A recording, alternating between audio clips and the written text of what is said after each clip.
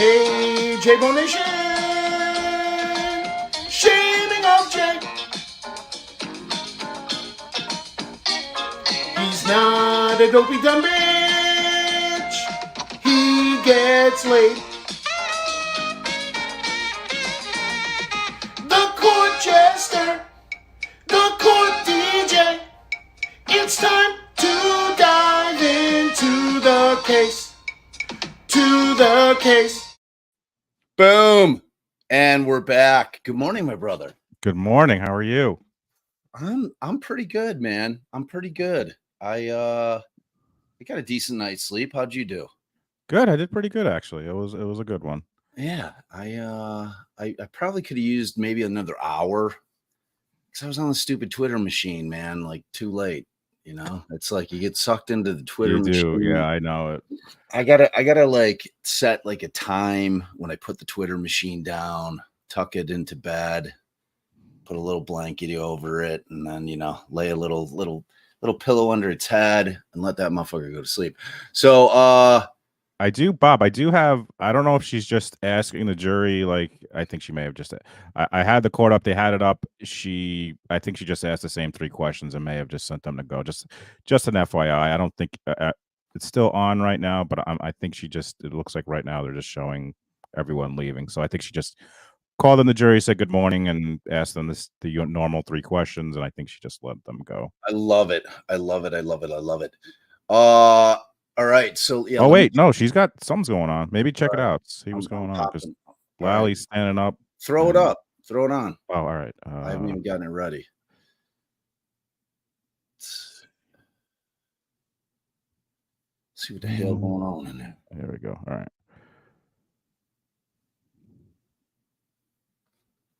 Be prepared to be back in your seats within 5 minutes. Okay. There's no until 10 o'clock. Maybe seated. All right. Same as yesterday. Please stay in the building until 10 o'clock. Be back here at 3:30. If you leave the building, let the court officers know where you're going to be and be prepared to be back in your seats within 5 minutes. Okay. Thank you. All right. So those are the rules. There we go. Stay till 10. No, I'm not going to get Jesse. Not going to get Jesse. Hey. It only took me 32 days to nail it. Nailed it. It'll happen again, though. I guarantee it. Like, especially now. Because, I mean, he could pop in whenever, bro. Anytime. Like, anytime. Sneak attacks. Like, we just don't know. Let's see. Oh, do we have a little special guest? Yeah, a special guest down there. She's such a special guest. Oh, what's up, girl? Morning. Uh-oh, she's not plugged in. Oh, my God. Here we go. You guys think I'm bad at tech. Allie's like next level. Can't figure that system out there. So Allie and I recorded a bunch of sound for Dan, who was on our Down the Hill panel the other night. He's got that new podcast coming out, Deviant, which it sounds like it's going to be great. So Allie and I were playing Feds last night, federal FBI agents doing the sound. Does he not realize, like, I'm not a... You're not on, your mic's not on. Well, you did that too then. Uh-oh, Bob. Oh, jeez. Did you take any tips from Brian Higgins or any of the other FBI agents as to... Jay, all my tips came from Brian Higgins. I also made sure to read Proctor's handbook on how not to be law enforcement. So I had that going for me. Which is nice. Yeah. I found it helpful. So hello, beautiful humans. Welcome back. We're excited. Jay and I are like, hey, what'd you do with this microphone? Oh my God, Jay, handle shit. I'm gonna go down there. All right. So as Bob goes down there, as Dizzy just put in the chat, we are in hour 8 of deliberation. I wonder if folks, what do you guys think? Do we think they're gonna come back today, man, or is it gonna be tomorrow? I can't imagine if they get to tomorrow. I don't know if Babe told me this, but like a lot of verdicts come in around 4 or 5 on a Friday. I can't imagine if they come back tomorrow that they're not like I don't see this going into the next week. Maybe. Thank you for the people who got that Caddyshack reference. I'm sorry. I'm glad some people got that reference, which is nice. Gunga Galunga, Gunga Galunga. So I got that going for me, which is nice. So anyway, I can't see them going through the weekend to next week. That would be shocking to me. Though I will admit, I thought they were coming back by like 11:30 tomorrow, and boy was I off. Boy was I off. So we shall see. If you hit that like, if you haven't hit it already, thanks for being here.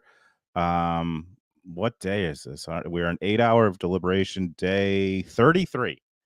We've been doing this 33 days together, and I know Bob and Allie, we all appreciate you guys so much for supporting us through this time. All our mods who are amazing, thanks for being here. And tonight, before I forget, 7 p.m. Eastern, if you want to learn about thrifting or you're into thrifting, me and Babe are going to be doing a show on thrifting on my thrift channel, The Deals of Jay, at 7. I assume they're not staying late past, and then at 8, always publicly buzzed.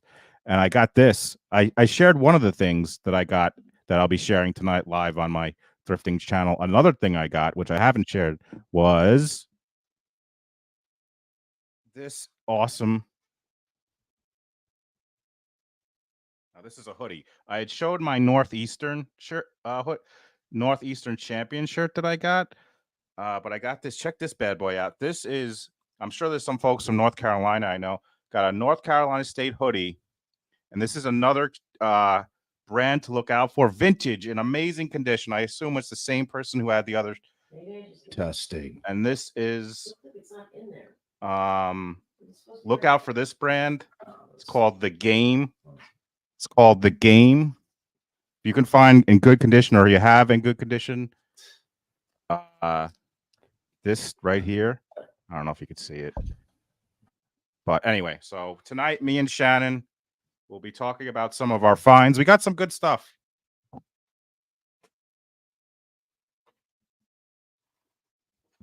And if you missed it last time, this was the amazing champion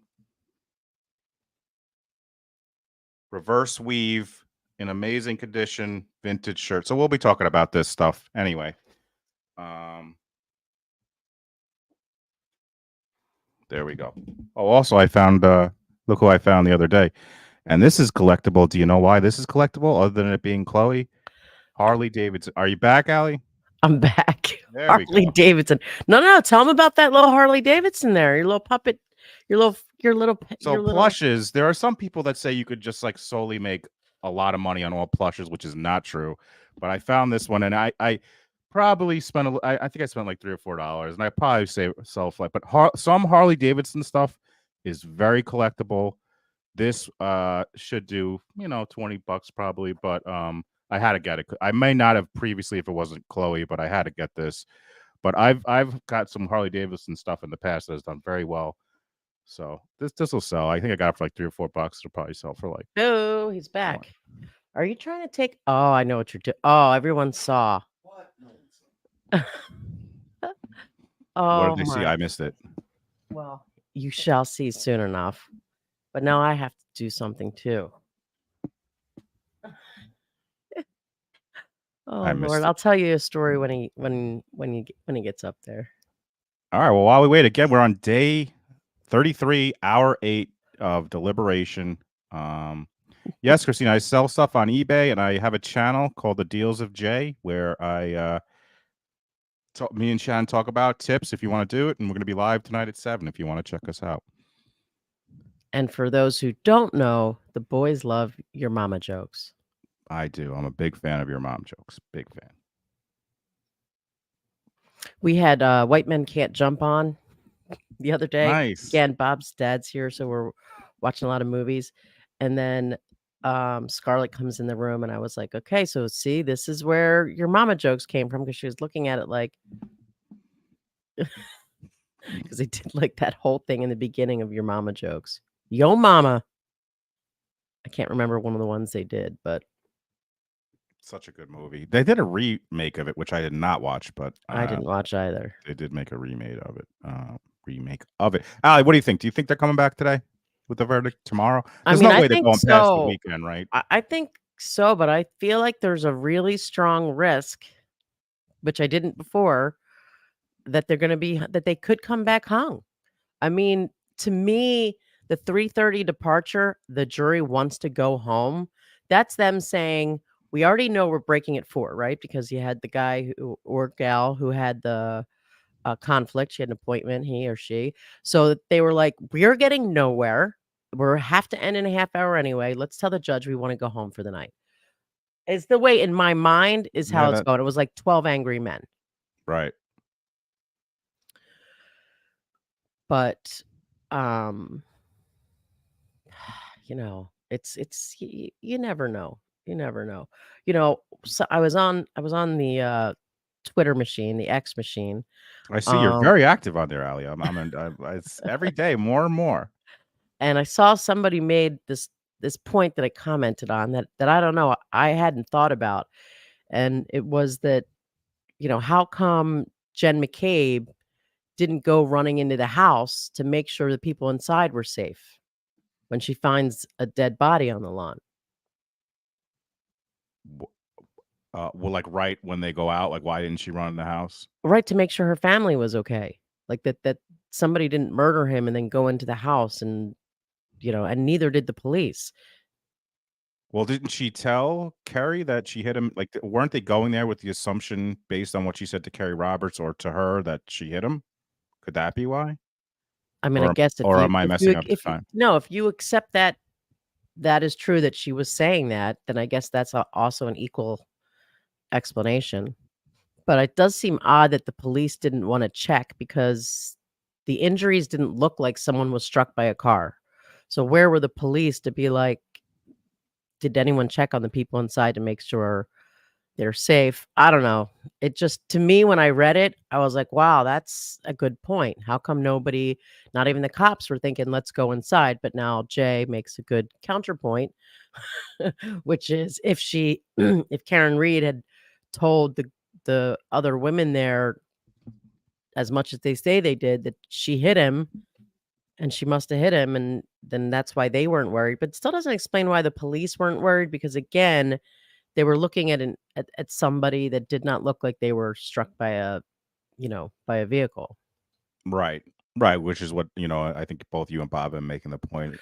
If this was anyone else's house, and there's someone, and it's not a cop's house, and someone shows up dead on your front lawn with like a glass, right? They're coming in, a missing shoe, right? Or they're trying to get it.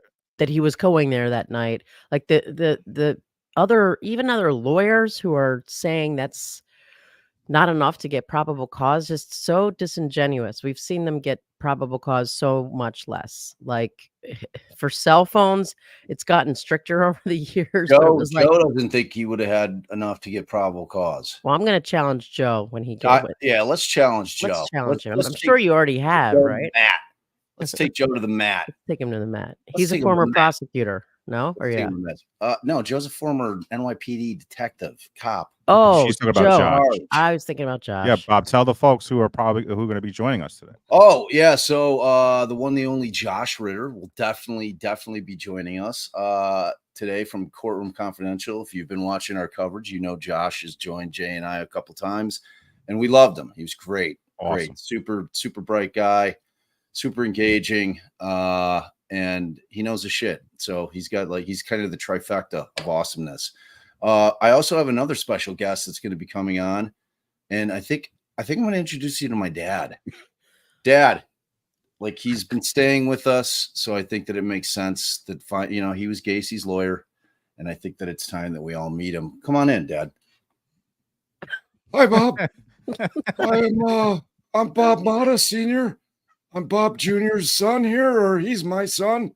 I'm a little nervous. I've never been on this machine. Is this Twitter? Nice to meet you. All right, we need to know. Sorry.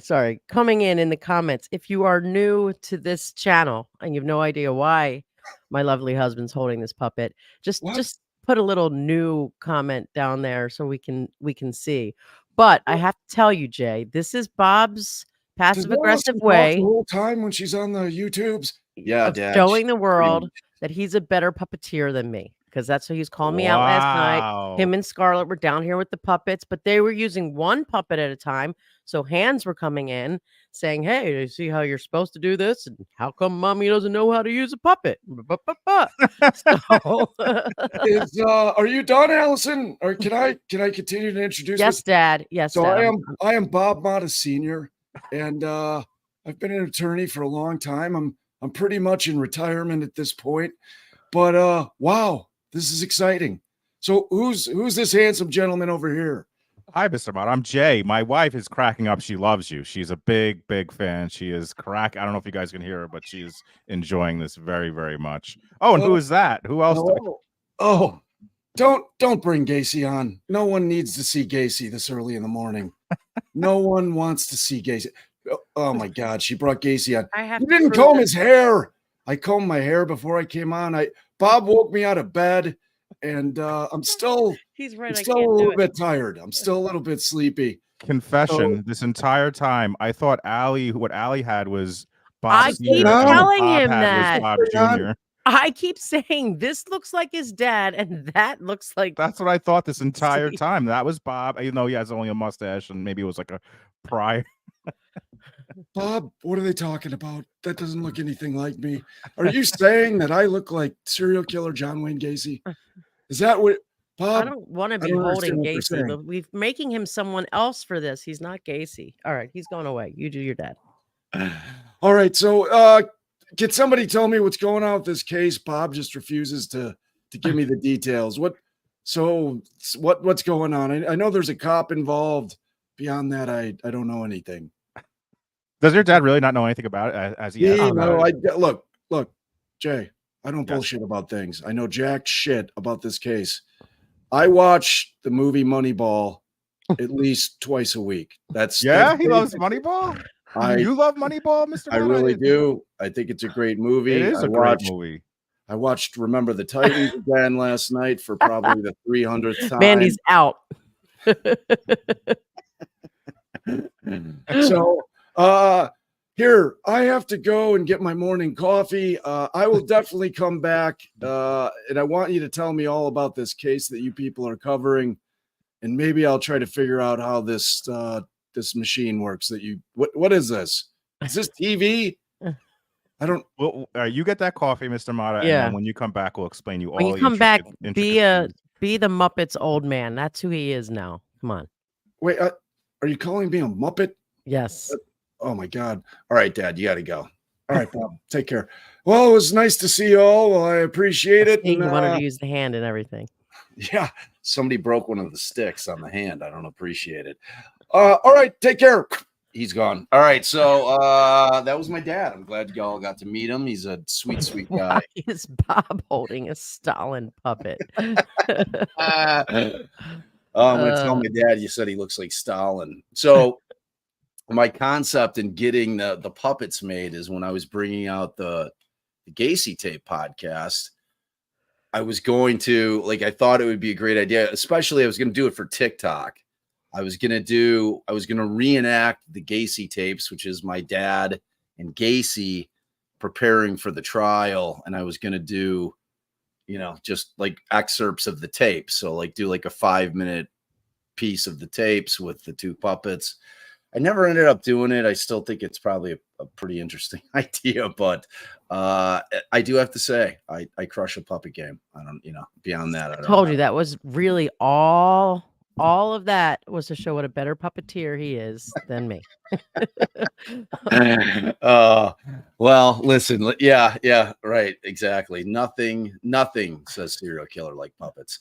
So some people, they get that vibe from puppets. You get the clown vibe. That Gacy basically destroyed clowns for everybody. A lot of people say that they're very, very terrified of puppets. I mean, in the history of the matinee, the movies, there's been some pretty creepy puppet movies. Usually a ventriloquist type puppet. Oh, Spitfire loved your puppeteering, babe. Oh, thank you. I have to admit, when I was watching, I don't know, I was going through the comments in one of our lives, Jay, where Allie did the puppets, and it was the cutest thing I ever saw. So it was just so cute with her in there. It's cute. So all right, I miss some chatting. I thought you were we're- going to make us coffee. What? I threw the I S made in the there. coffee yesterday. I know, but you told the people. You were like, "Oh, I'm gonna I go think make." my cup's down there by you right now. I think it is. Can you All right. check? We'll Is it on the table? Yes, Babe has a lot of puppets, and puppets are actually. I'll be talking about those on our live tonight. Puppets are some certain puppets, if you can find them, can go for a decent amount on the old eBay machine. The old So where are you guys? So I missed the convo. I'm gonna do a poll here real quick. Do we think they're coming back today? What do we think? So I put up a tweet yesterday. Of course, some of the contrarians came out and said that I was being I forget what the term they used, not salacious, but Oh, salacious. no, it was like, is it like, in my mind, there's a war going on back there.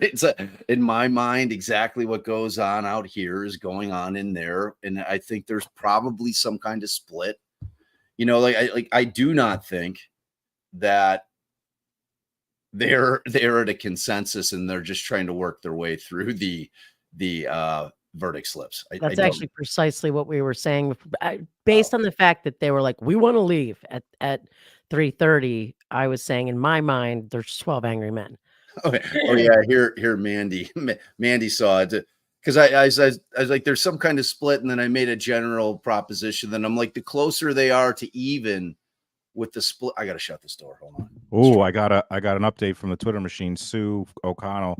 The boxes and bags of evidence are being removed from the judge's chambers on a hand truck. I don't know if that's a regular thing every day that they do. I doubt it if she's reporting this specifically today. No, Seems I think like we they might wanna be see getting a something. question. Yeah. And that question will be, can we see all the evidence? Can we see And the glass or so, or the pieces? and they're getting ready. So I've got I know you've probably looking at the fan. I've got the Zoom, the Norfolk Superior Court Zoom up. Oh, damn, Captain Obvious. Ooh. Yeah. TT. I'm gonna give her the business. Well, some people didn't think it was so obvious because there was quite a little Lashback. It was really like the same 5 people, the contrarians, I like to call them, The contrarians. which include Adam, like, who's been just Who's in that? What's Adam? Adam Malone, who just has been like I'm supposed to know who that is. Jay. Yeah, Jay knows who he is. Okay.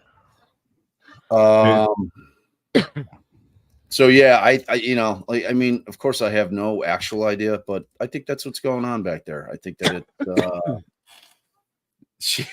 love you, but did think it was a bit traumatic.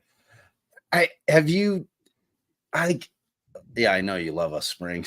We love you back. I don't think so. You know, it can get pretty heated back there. That's just facts, you know, especially when people know how much is at stake, you know, and if people are dug into a position, I think it could be an absolute war back there right now. So I disagree. I don't know that it was overly dramatic. I think it was spot on, but what do I know? All right. So, you know, I want to, so yeah, Josh's going to join us at some time. He's going to hit me up and let me know when he can jump on. He had a couple other things going on. And then I want to try to get, I'm trying to see if Kirk Nurmi will jump on with us. If you guys don't know who Kirk is, recovering defense attorney. His backstory is he was Jodi Arias's attorney. And like that whole thing came down where she was, you know, just obviously a horrible woman. And like Kurt basically gave up his law license in order to out her. You know, she was making up all kinds of shit, trying to deny the fact that she was guilty of these crimes and like putting him on blast. And then, oh my God, look What? at that comment. Do you see it? I do, Bob. So, like I was telling Allie, I was like, I'm gonna try to get Kirk on today, and Alice, I said Kirk and Ernie. She's like, Kirk and Ernie. I'm Not like, like that, in a joking way. Come on now. I don't think it was joking. I don't. Oh yeah, I thought his name was Kurt and Ernie. All right, Okay. Kurt Ernie is what you said exactly. No, I didn't. I Oh said my Kurt and God. Ernie. Oh my God. All right. 'Cause literally, you said I'm going to say that, and I said, but you're saying it like I thought it was like I was saying it for real when I wasn't. That was my response to you, sir. All right. All I'm with right, you. I'm with you. we're I'm gonna with you. go, Jay. We're gonna go. Oh, I could tell Mommy's gonna give Daddy the business today. Oh boy. Oh It's gonna be boy. one of those day. I gotta gonna go. be My one Morse of code. Help me. Help me. So yeah, I'm gonna try to get him on. And there was one other person I was gonna try to pull on. Like I had so many people that I was thinking of that I thought, I gotta hit let me think I'm trying to remember who it was. I'm actually gonna message Kirk now. So you While guys you yeah, think, while I'm doing that. while And you I'm not think, sleeping. I'm not sleeping. he's sleeping. He's sleeping. While you think, I want to tell you guys about this other tweet that was really great. Let me see if I can find it. Well, it's not as easy to go back and find things. But there was this writer. I think she said she was a journalist. Megan, wrote- right? I think I saw your yeah. Yeah, I wanted to read what she. Yeah, I was like, who tweeted. the hell is that? She has She a said- Twitter and a YouTube. Yeah, I know who you're talking about. She said that after my comment, she said both of her. Hey, Bert. God damn Should I it. do that if Kirk comes on? Hey, Bert. See if he likes it. So, all right. So I think the burning question that anyone who is old enough to have watched Sesame Street, were Bert and Ernie gay? Yes. Inquiring minds want to know. I mean, it Allie, seems we get very a likely big that yes. they lived together. You know, they did everything together. It would. It was a would very nice reason- way to start introducing to the world early the possibility. Look, man. It was I an mean, Sesame unconscious Street. reverse bias, unconscious reverse unbiased. No, I think they were Sesame Street was way ahead of the game. You know what I mean? Like they were. I watched the hell out of Sesame Street as a young lad. I'll just tell you that right now. I watched a lot of Sesame Street. So, you know, I loved Bert and Ernie.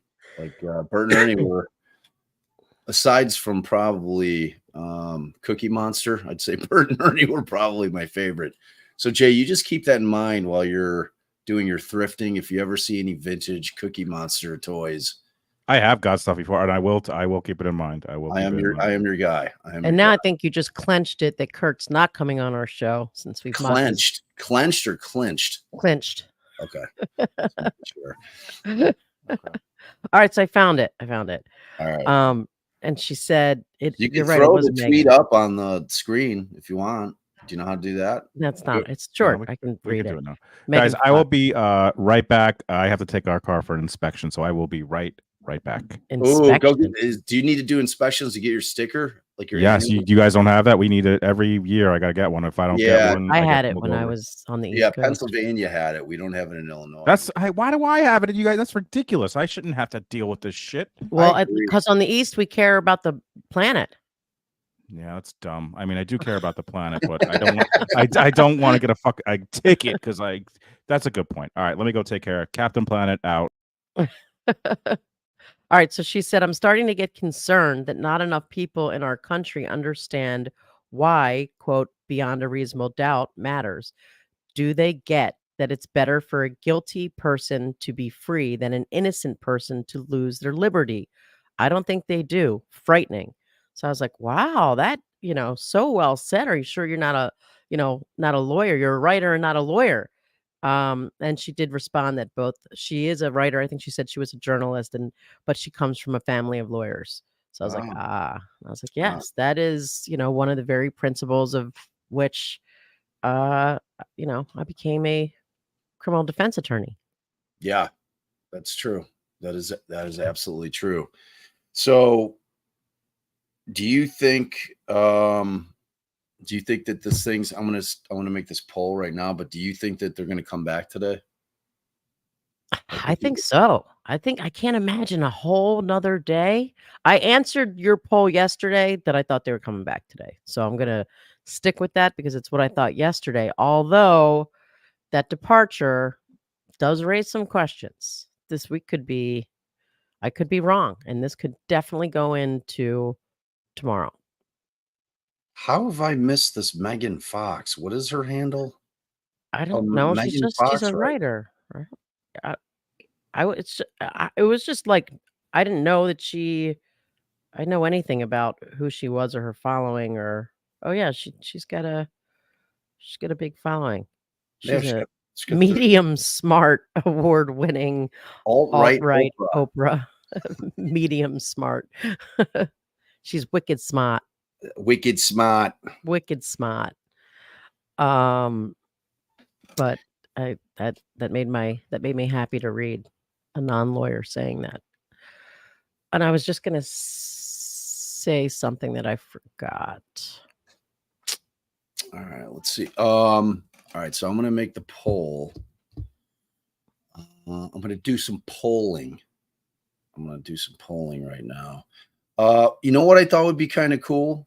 What might be an interesting thing, because some people were throwing up there. I think that we should look at some probably last 15, 20 years, some verdict times, like on different cases. All right. Sounds good. See where they've dropped in. Like, have you already figured this out? Or going to be like talking to us about how you're searching for it while you're searching for it? Probably the latter. That's probably what'll happen. All right. So let's see. All right. Start this poll. I find it is Gay Pride Month, and I am proud if Bert and Ernie was a subliminal message that for gay rights and to subliminally introduce the world. I think it was good. But I guess we'll keep our politics out of this. But yeah, no one, at least none of us are saying anything remotely anti-gay. We're very pro. I'm pro pro equality for every single human pro equality planet, period. End of conversation. That it's that simple. I'm like, it's the biggest thing for me is equality for everybody, every single thing, no matter what. Equality. All right, so I'm going to throw this thing up. Start a poll. All right. My son will tell you I actually used to say that I forgot to throw a your mama in there. That I was always be a your mama joke in the polls. That's Jesus. We talked about that already this morning as well. That's stealing Jay's material. So you were happy to hop on the all right, you guys quit the political debating in the chat. We don't do politics over here. Maybe somebody thought we were being I think somebody made a comment. Okay. And then people just gonna pop off up in here. Oh, look at that. I interrupted Allie for a change twice. I know. I actually decided I didn't want to tell the story, especially if everybody's getting all heated. So yeah, forget it, dude. Oh, Mikey's in here. What's up, Mike? Mike, you want to jump on today? I think you should jump on today. You can jump on now if you want. Just let me know. Does he play the steel guitar? Mike? What makes you say that? We have a guy named Steel Guitar. What? Oh, he's saying hello to Mike. I got it. Wow. Jesus. All right. So how the chat works? So the end user types things, and then they hit send, and it pops up on there, and you can say hi to people, respond to comments. It's pretty cool. It's pretty cool. Pretty cool feature. All right. Let's see. All right. So while that's popping up, yeah, I want to check. I want to see. I'm going to check some different verdict times and see what we can pull up because I think it can be instructive. All right.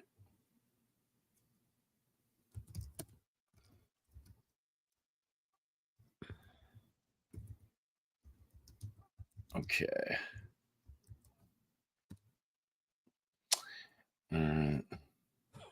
Oh, I think my search term might have sucked. I gotta gel my hair, he says. But yeah, that's a running joke with Mike Oh. and I. He was on a live one day talking about his gel. So what? Okay, I've let got me see. honeydew. I didn't actually realize that it's honeydew apple. Okay. You have what? My vape flavor. Oh my god. Somebody asked. I told you not to vape. I was hiding behind the. People think you're hitting a crack pipe. You know that, right? Jesus Christ.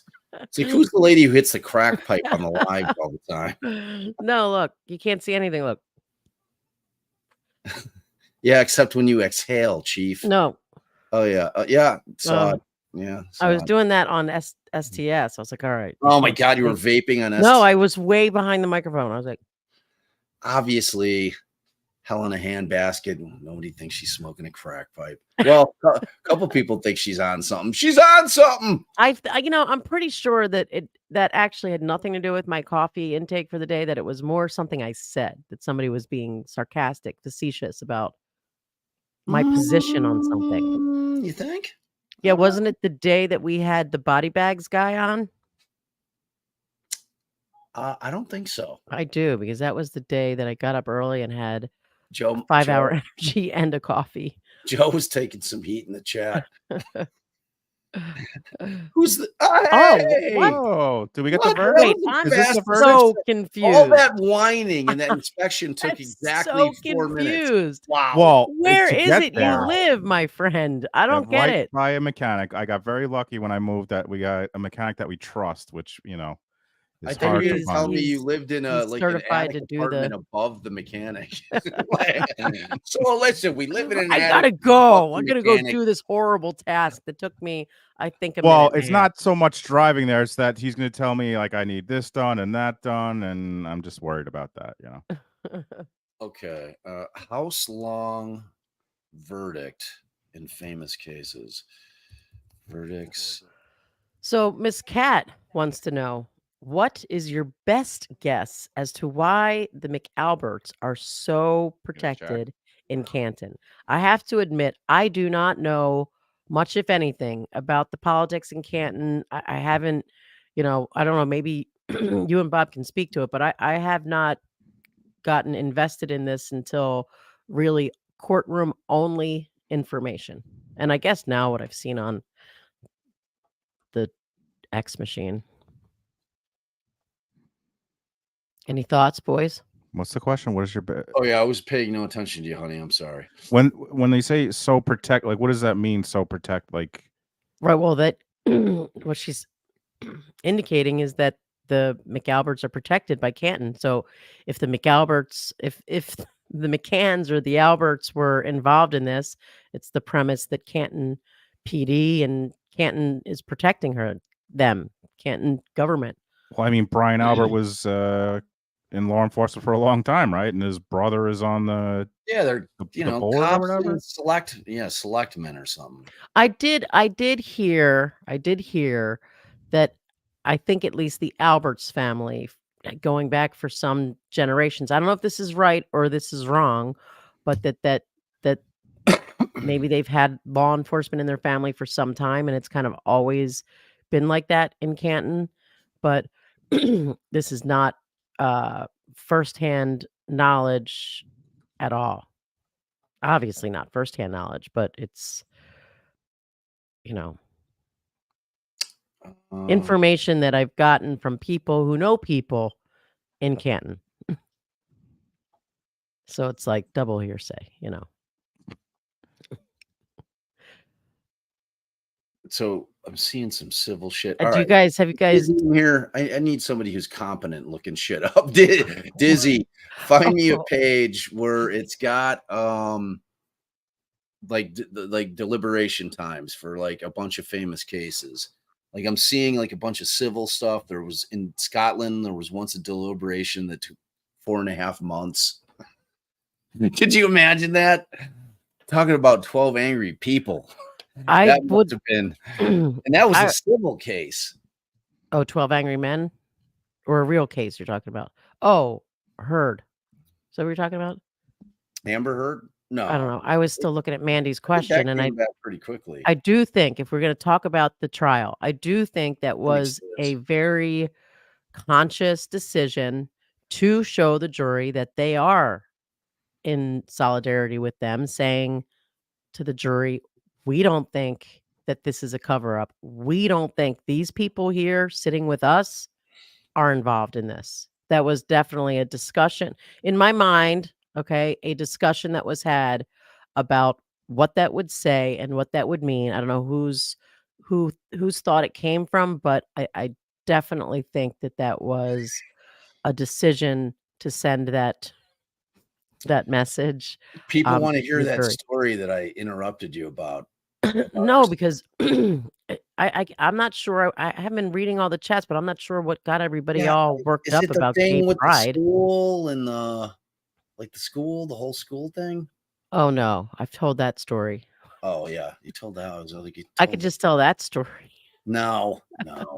That's even worse. I didn't know. It's not worse. It's one of those things. So what was going on STS? I've seen a couple comments that it was a tough watch. What was it last night? A former guest that was on there was on Twitter tweeting at Joel. Joe was tweeting at him, or I don't know if he was tweeting at him, but he was bringing him up. You probably, someone who was on there, and like they had it was him and like Wendy Murphy, and they went and so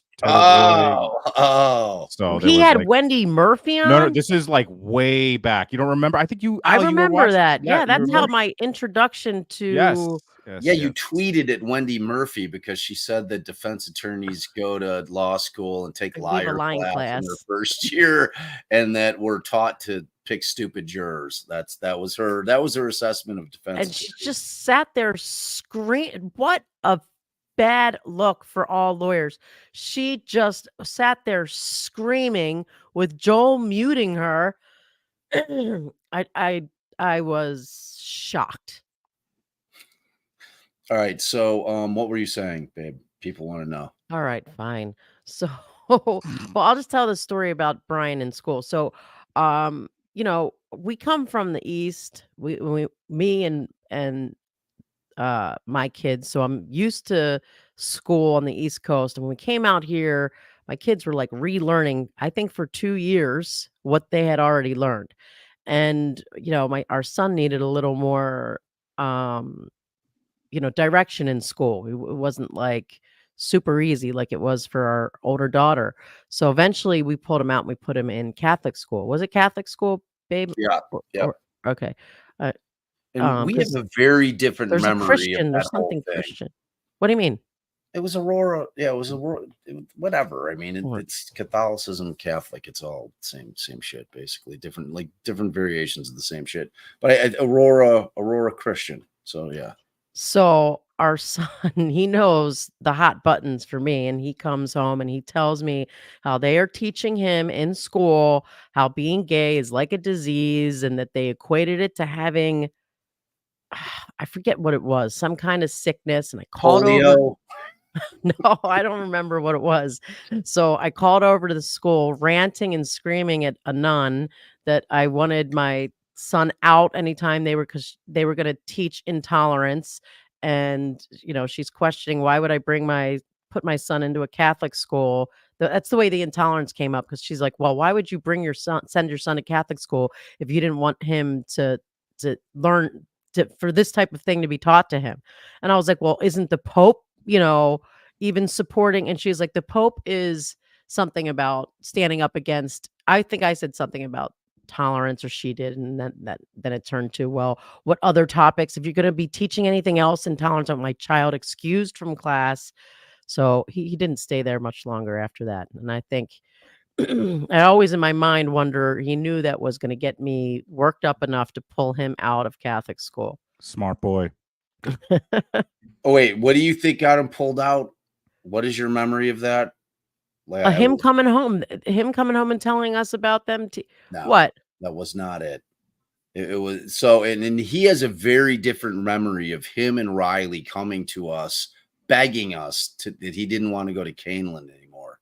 Like he has completely wiped that from his mind, and that like he was like saying that we were insisting that he go there, and that was not what was happening.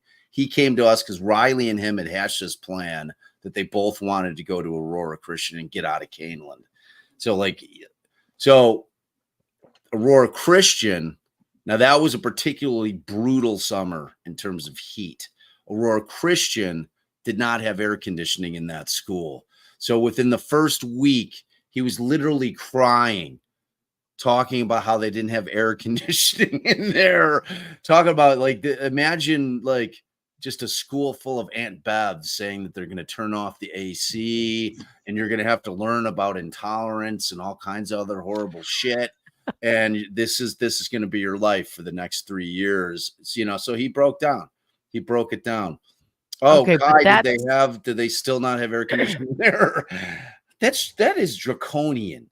Oh, she put it in stream. Oh, does he come through? Well, that complaint didn't get as far with me as coming home complaining that they were teaching, and that was her.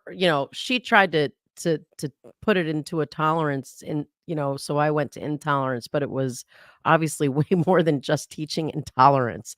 But I hopped on what she said. But no, I know. I'm just saying. I'm like a rogue. My dad was a hippie, so like I was never indoctrinated into any kind of organized religion. Both my parents were, and both my my dad was Jewish and my dad is Jewish. My mom was Catholic, and they got a lot of shit from both their families for even being together. So like they were certainly not going to raise me. Like I celebrated Hanukkah and I celebrated Christmas, but I never went to. I wasn't baptized, which was a huge deal for my mom's dad. Ended up being okay, but like wasn't baptized, didn't have a bar mitzvah, didn't do any of the things. So very similar, Bob. That's what we do. I'm religiously agnostic, but we celebrate. I'm culturally Jewish, and we celebrate. You know what they say that we're never supposed to talk about politics and religion at the dinner. Yeah, I got shit last time. I should shut up. I'll stop. All right, me too. There's no quicker way to lose people than people that don't agree with our position. That's why I don't talk about that shit ever. Good call. All right, so strike from the record, please. Yes, please strike that. These are not the droids you're looking for. These are not the droids you're looking for. So, Diz, do these have like actual jury? Like, I want to see. I got one. Someone. All right. Jay's good. Thank you for this. I think it's someone in our chat because they messaged to me and someone also tagged me. Let me. I sent Mikey an invite in case he wants to pop on with us. So this is from Joe Flipperhead. I like it. Who has the Allen Iverson? Gotta love an Allen Iverson profile picture. So this, according to this, I don't know where this is from, but if it's correct, I saw this yesterday. This is what Casey Anthony 11 hours, Rittenhouse 27 hours, not guilty. Wow. OJ 4, Johnny Depp 12, George Zimmerman 16, Robert. Just Blake. For the record, Johnny Depp was civil. You're not. You're going too fast here. We have to talk about them afterwards. All right, I'm sorry. This guy's like whipping through. All right, we're done. I'm out of here. This is outrageous. Yeah, go get your car. Hey, there you go. Hey, Mike, welcome. Mike? What's up, folks? First time, long time. Wow. Long time. What do they say on Stern? Long first time, long time. First time caller. Yeah. See, It would be the thing that he just said. Yeah. Oh yeah. Exactly. Thanks, Mike. Well, these New York guys, they know your face will be much better situated as soon as we pull this. We're just going over some jury times. Yeah, that's okay. It's cutting off Mike's well-gelled hair. You know what I mean? We all need to see Mike's hair. Mike I got jumped good it there. last night because I had a news interview. Then I watched it this morning, and then I see Bob inviting me. So oh, let me put it back on. I love it. I love it. So, dude, for those who have not Well, let's yet, get give the, it a let's little, take this off and we'll put it back on while you Yeah, introduce them so we we'll can throw it see back them. up. Let's intro. There we go. For anybody who has Mikey, tell us a bit about yourself, brother. So I'm a retired NYPD detective. I did 30 years. My last assignment was a hostage negotiator. I worked in the detective squad. I was also an undercover for like 5 years. I currently teach at John Jay, just like Joe. Wow. And I work with Joe. Joe was my sergeant a million years ago. So. Oh, so how was and obviously y'all are retired now. Y'all are obviously buddies. How was Joe for a boss? We definitely Joe was an amazing boss. Probably one of my favorite bosses. I did work with him in the training unit. I hate to kiss his ass on your show, but I aspired to be like Joe. And I know a lot of your fans watch him and they love how he just talks about everything. The guy knows everything about everything. He's Except funny. probable he's witty. cause. Except probable cause. But, yeah. And Well, Joe what do you worked. think, Mike? What do you think about that? What we're talking about is, do you think there was probable cause, or they could have got probable cause to go into the Albert's house that And day? we'll give you some facts to work with. Give me. You assume that you already know the person was coming to a party at that house, that they are outside missing a shoe, that they're holding a glass drinking cup, or which a at drinking that cup point was they found didn't know near where it them, was from. right? And not wearing a jacket. Yeah, I think that would be enough, right? Because I would assume the glass came from the house, not knowing it came from the bar. I'm pretty sure Joe's going to say that there's no PC because there was probably no blood evidence leading up to the house, right? I'm just guessing what Joe's thinking, but I said this on Joe's podcast. I think it was definitely a disservice if they had nothing to do with it. If they had nothing to do with the death, it was a disservice not to investigate the house. Because, like you said, Bob, if I go to a crime scene and there's a dead body in your lawn, I'm going into the house. I'm interviewing everybody. We were also Yeah. wondering, why didn't the cops think, well, let's go make sure everyone inside the house is safe? 100%, Ali, 100%. I'm going to guess they extended professional courtesy. They probably did talk to them. They're saying they didn't talk to them, but they probably did talk to them.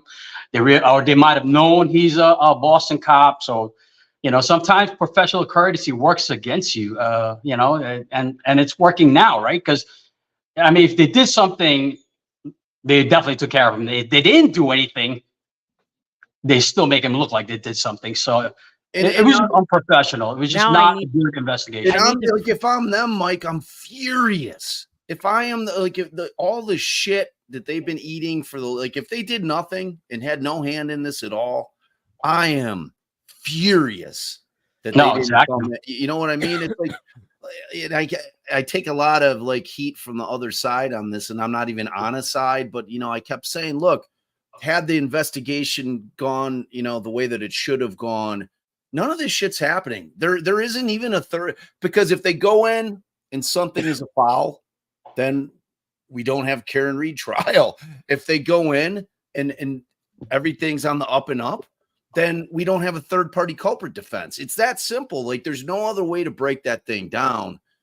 And to me, man, because especially if they're homies, if they could go in there and be like, look, man, you don't have to run in front of a judge, especially in that situation. You can say, hey, man, you mind if I take a look around the house just to check it out, right? I mean, that's a conversation with friends who, Proctor would be considered, maybe not the two foot soldiers that were in there early, because who went in there early? Do you remember, Jay?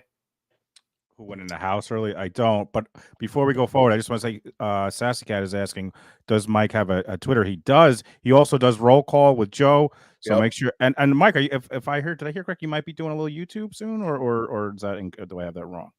Yeah, I'm not as good as you guys. I'm lazy. I don't want to set up any kind of payment thing. All right. Well, I'm so just where should lazy. people follow you then? If you don't want to Yeah. promote that, what's your Twitter, your Instagram? I know you're on Just, Instagram. just the Twitter. Just the Twitter. Hey, It's just my name, Michael J. Alcazar. That's it. Make sure you And guys know give me a this, follow. man. You've got a home here with us anytime you want to I've got a face for YouTube. for sure. Like And Thank you. Thank I you, just Adam. want to I just want to say that it was trial by fire. That was that tweet I was talking about where the person put that out there about why didn't they run to the body when they got there.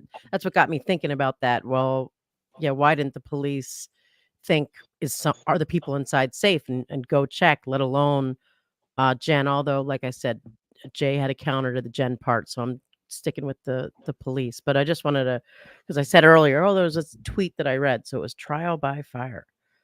Hey, look, Samantha's lazy too, Mike. See, I'm sure there's a ton of lazy viewers in our chat. You know, it's like I like to consider myself very lazy as well. You know, You've been really fighting take that. great because pride you've in been my working laziness. pretty hard lately. I'll tell you that much. So we are on hour 9, folks. We are on hour 9. Mike, you think they're coming back today? What do you think? What do you think, Yeah. Mike? Yeah, I think they're coming back today. I All think right, maybe after lunch. What's your call on it? What is your call? What do you think? What do you After think? lunch? I think it's going to be. I think it's going to be hung jury. Damn. Are you basing any of that on the 3:30 departure yesterday, or that was your Or the opinion question, before maybe? that? Yeah, I agree with both you and Bob that it's just like 12 angry people. They can't figure it out. You know, they're on two different camps. I'm sure, just like society, just like Boston. So it's yeah, I think so. I mean, like you have to assume that what's going on out here is the exact same shit that's going on in there. Like, I mean, Yeah, there's got to be like strong personalities in there, and then there's people that just follow along, right? There's somebody dictating or two or more people are dictating the pace of this case, and that's who's butting heads right now. And then there's the people that just want to go home, so they just can't figure it out. right. Well, because that was my thing. Like I was kind of like Jay put a poll up yesterday, and it was, you think we'll get a verdict today, Thursday, Friday. I was kind of leaning into the Friday thing, because that's one thing that Alice and we always rued, like and it seemed like it happened all the time where our trials would end on a Friday, and like we dreaded that thing going back like at late afternoon Friday, because we're like, it was one of the things we'd ask on Vordier. We're like, look, we need to know from you that if this thing goes, 2-3 weeks and it goes to jury and it happens to be right at the beginning of a weekend, is that going to force your hand one way or another? Are you going to be more inclined to just come up with a verdict because you don't want to do this anymore and you're not going to ruin another weekend and you don't want to come back on Monday? And it's a real thing. I mean, people don't get it. And these folks aren't sequestered, but I mean, in a way, if they're following the rules, they're off social media. They're not watching TV, which Jay and I just think is utter bullshit. I think there's zero chance that that's happening. And that's why, and we've let our listeners, I guess, viewers, I got to get used to we're not talking on a podcast, our viewers, that we always drove that home during jury selection. Like, are you going to be able to stand strong if it's late or it's a weekend or it's been going too long and you're, or do you think that you would just say, all right, let's meet in the middle, even if you're not convinced of guilt, just to put that in their minds, like that is a no, don't do it. And you told us you weren't going to do it in jury selection. So I got a question for Mike. If it's Mike, I'm curious. I'm sure you've testified in trials, right, a few times or a bunch of times. How would you feel if a prosecutor kind of led you out to slaughter the way Lally does? Like if you were called and like he clearly is not prepared and he doesn't front things that he knows are. I'm curious how you would feel if that was you up there and a prosecutor. Did that ever happen to you, or how would you feel if that happened to you? No, I've been pressured by prosecutors to say things. I talked about this on the show, and the followers that watch True Crime with Sarge know I butted heads with prosecutors because I'm not going to say what you want me to say. I'm pretty solid in my cases, so I can't really blame Lally too much because a lot of these police officers that testified, they just didn't do their homework or they weren't qualified. And if you're not qualified and you're not certified and you're not sure of what you're going to testify on, you have no business being there. And we're talking about like Paul, and we're talking about Proctor. See, I'm going to curse, but I don't want to say. But Proctor's just a giant moron. I mean, you're going to put stuff on social media, on text messaging. That's beyond unprofessional. That's just dumb. He's just a dummy, and he's given up. He basically gave up all his supervisors. Everybody's linked to him, so everyone's going to suffer, right? I think they just re-upped the chief, which I think is a mistake. She should have been gone in Canton, right? They just re-upped the chief. So I've testified 10 million times. I've done pretty good. I can't, but I'm always solid. I'm not going to go up there and just make up stuff, and not talk about the investigation. I own it, and I know I don't need the lawyer to help me. That's just my thing. So I love that, man. Yeah. And that you would have been the kind of cop I loved on the stand, No, because he's basically telling you he can hold his own, and he's not gonna let a defense attorney get him either. He's not gonna let either attorney dictate what he's saying on the stand is what he's saying. He knows his shit. He knows if he's coming in with a good case, his case is solid. He knows his facts. Cause that's the thing. Like when you would prep for like anytime we had a criminal case and anytime the state was in their case in chief, we'd always see the cops lined up out on the bench waiting to get called in there when we'd walk in. How much prep, like in a just kind of like a standard case, like a B&E, or just like not necessarily a murder, but like how much prep would you do? Would you just review your reports? Like I love getting like the inside dope in terms of like that side of it. Like how much prep would you do going in to testify, especially if like you're the lead on it, Yeah, I mean, like I said, I was always prepared. I mean, I might review it, the day off and have a conversation, of course, with the prosecutor just to, work on details or what the defense might ask me. But I can't really remember really prepping, even for a homicide, because homicides stick to my head. And I don't even remember. I don't even think I ever really buckled down. Like, oh my God, I got to remember this. I got to remember that, because it was pretty fresh in my mind. So yeah. And when you're telling the truth, it's probably you don't need as much prep. I'm wondering, and I'm not asking if this specifically happened to you, but have you seen, once trials started, the witnesses aren't supposed to be talking, like when they get off the stand, and Bob and I are always like, oh, that cop's out there talking with all those other cops. They know exactly what was said in this courtroom. Is that something that you often saw or that you have seen happen, where the cops, where somebody who has gotten off the stand or somebody who knows what's going on in the courtroom gives a testifying officer sort of a heads up as to what was said and what they need countered? No, I've never seen it, because after I testified, I just wanted to get the hell out of there. I'm not hanging around talking to anybody else. I'm done. I'm cut loose by the judge. I'm done. I'm not sticking around talking. But it's New York too, right? It's a dense courtroom, and there's so many people. I wanted cases. Yeah. I mean, I testified as an undercover, so I was out of there. I mean, bad enough I'm testifying now as an undercover, and now people might see me. I just jetted. I was out of there. No one was going to see me as little as possible. So. All right, man. I love old cop stories. So I want to hear, just tell us, what is your most interesting hostage negotiation story, man? Like, how did talk us through that, man? Well, most of the hostage negotiation jobs, and most hostage negotiators will tell you this, they're pretty much done by the time I get there, because first responding officers are the patrol officers, and then emergency services, which is like our version of SWAT, shows up, and they just pretty much boom the door or throw the guy sandwich, and he's out of there. So most of the time, by the time I get there, it's done. And I've been on the door like maybe a few times, and it's pretty simple. You just talk to them. They just want you to talk to them, right? You want to introduce yourself and make them comfortable. And I don't know if you guys know this, but emergency services hates that because, you know, they just want to boom the door. And here we are. They see HNT show up.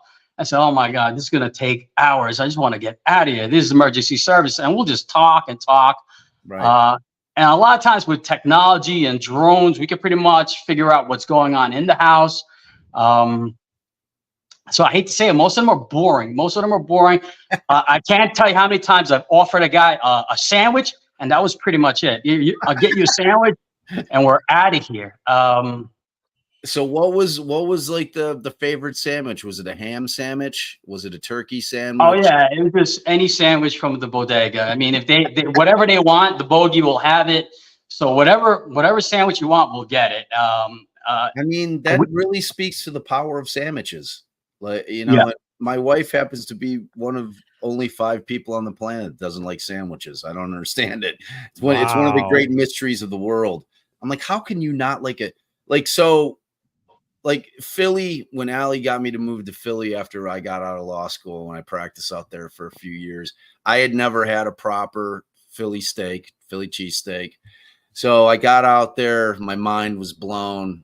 It's the best regional sandwich I had ever had. But here in Illinois, like in Chicago, we have Italian beefs, which is like, you know, same. You got the French bread, you got the roast beef that's been just soaking in this. It's the juice. You like the juice? The juice is good, eh? You like the juice? The juice is good. They like it, and you either have hot or sweet pepper. So you either have like, so when I first moved to Philly and I went in and I was getting a cheesesteak, I'm like, hey man, can you guys throw some giardiniera on there? This guy looked at me like I was from outer space. He's like, what? He's like, what's that? I'm like, you know, giardiniera. He's like, what? I'm like, he said, what do you mean, man?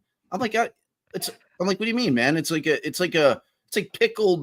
pickled like cauliflower and peppers and, you know, some carrots and shit, and like in the hot oil. It's still, he's like, I never heard of that shit, dude. I'm like, what are you talking? Like, I did not realize that giardiniera was regional, like that is only something that they had in Chicago. No, granted, this was back in early 2000. So I think giardiniera has pretty much become more of a common condiment. Have you guys ever had giardiniera? I've never even heard of it.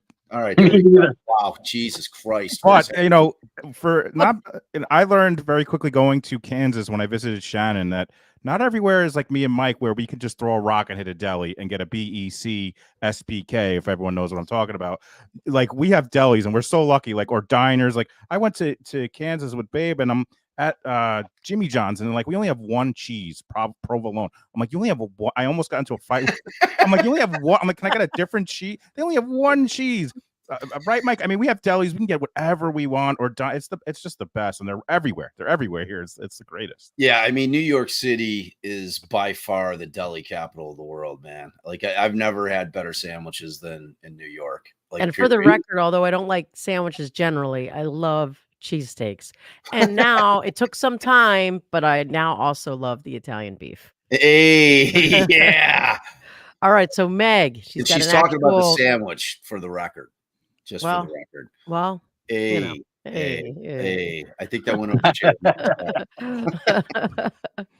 I know, because usually he'd be like blushing, hand in his, you know, face in his hand. He's like, wait, what did I miss? What did I miss? I missed something. I completely missed something. I was looking at the chat. You missed Bob's beef. What happens if the jury comes back not guilty on the major charges and are hung on the lesser charges? Technically, well, I mean, I guess technically they could retry him. They could retry her on the lessers. So they come back NG and are hung. Yeah, I mean, that's an interesting question. That's an interesting question. Legally, yeah, they could retry her on the. Yeah, I mean, if they come back with the not guilty and they fill out the slips as to the major charges as NGs, I mean, we're double jeopardy's attached. They're not going to be able to, like, they've rendered a verdict on those. Yeah, in theory, they could come back in theory, they can come back on the lesser Sure, included. they would have to actually specify that they were were unable to reach a decision on those, not just give back, because obviously if they just check off not guilty, that's now that it's been clarified, it's not guilty on all of them. So they can't even check that box technically right now. Yeah, Um, yeah, and to be honest, if that happened, there's no way in hell that the Commonwealth's like trying this case again. If they lose on the big charges, there's no way they're spending the time, the resources to go and try this thing again. Which is that's why interesting because go ahead. That's why Andrea and Kara, Winnicky and Burkhart, were saying that with the verdict sheet the way it is, I think even now saying, you know, well now they wouldn't check either of them, any of them, but the verdict sheet the way it was, that the jury wouldn't know if they were hung on those lesser included. So now that it says not guilty on, and that's just on that second count, by the way, all the others have no lesser, so it's just guilty, not guilty. Now they just wouldn't check off anything, but it does also leave open the question, then how does the Commonwealth know if they decided she was not guilty on the count one and the reason they're hung, I mean on count two on the offense charge, and the reason they're hung is because some of them think she's guilty on the lessers. So I see their point there, that they still see that as an issue, but maybe they would poll the jury at that point. Which were you hung on? You know, is there anything that you had agreed to be not guilty on?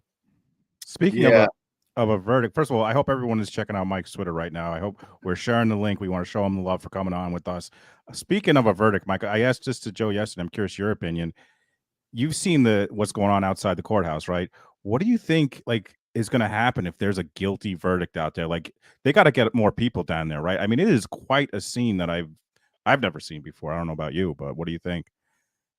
I've seen worse, but Canton's such a shit show. I hope they have police officers over there just to maintain safety for everybody, and hopefully the state police.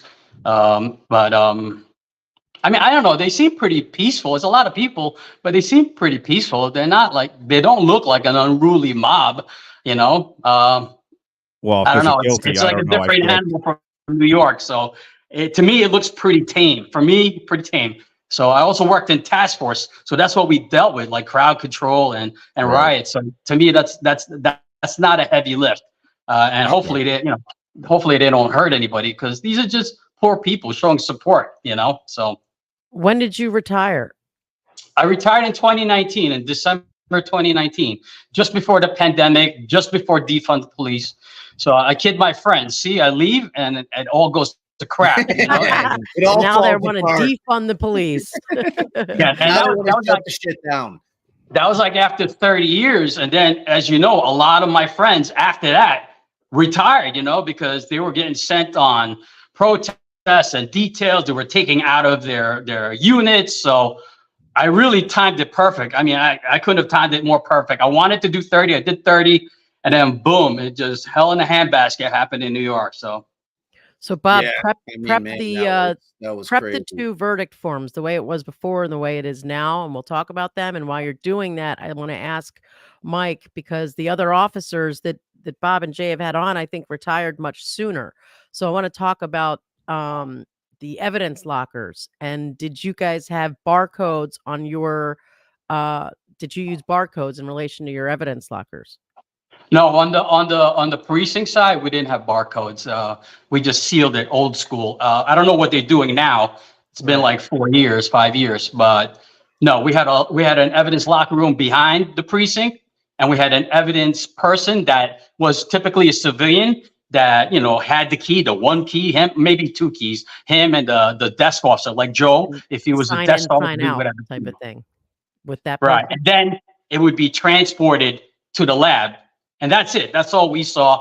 We never really we don't have access to it. So I would hope nothing happened. I hope there was no tampering, but Never in my career. So All right. I'm curious, Mike, since you've been on the old, I asked Joe this yesterday, since you've been doing the YouTube, you've been hanging out with Joe, any surprises about doing the YouTube? Like, has it been what you expected? You guys are great, by the way. If you guys don't know, Joe and Mike do a show, Roll Call in the Morning, where they go over like new cases. They do a great job. It's a great First time show. I saw Mike on Roll Call, man, I loved him immediately. Like, Yes, immediately. he's just one of our people. Like you could just tell Yeah. he's like would fit in I with mean, all the the people. dude, like when you look at Mike, you get what you see, and you see what you get. You know what I mean? And I love that. Like that's how I am as well. So I just appreciate.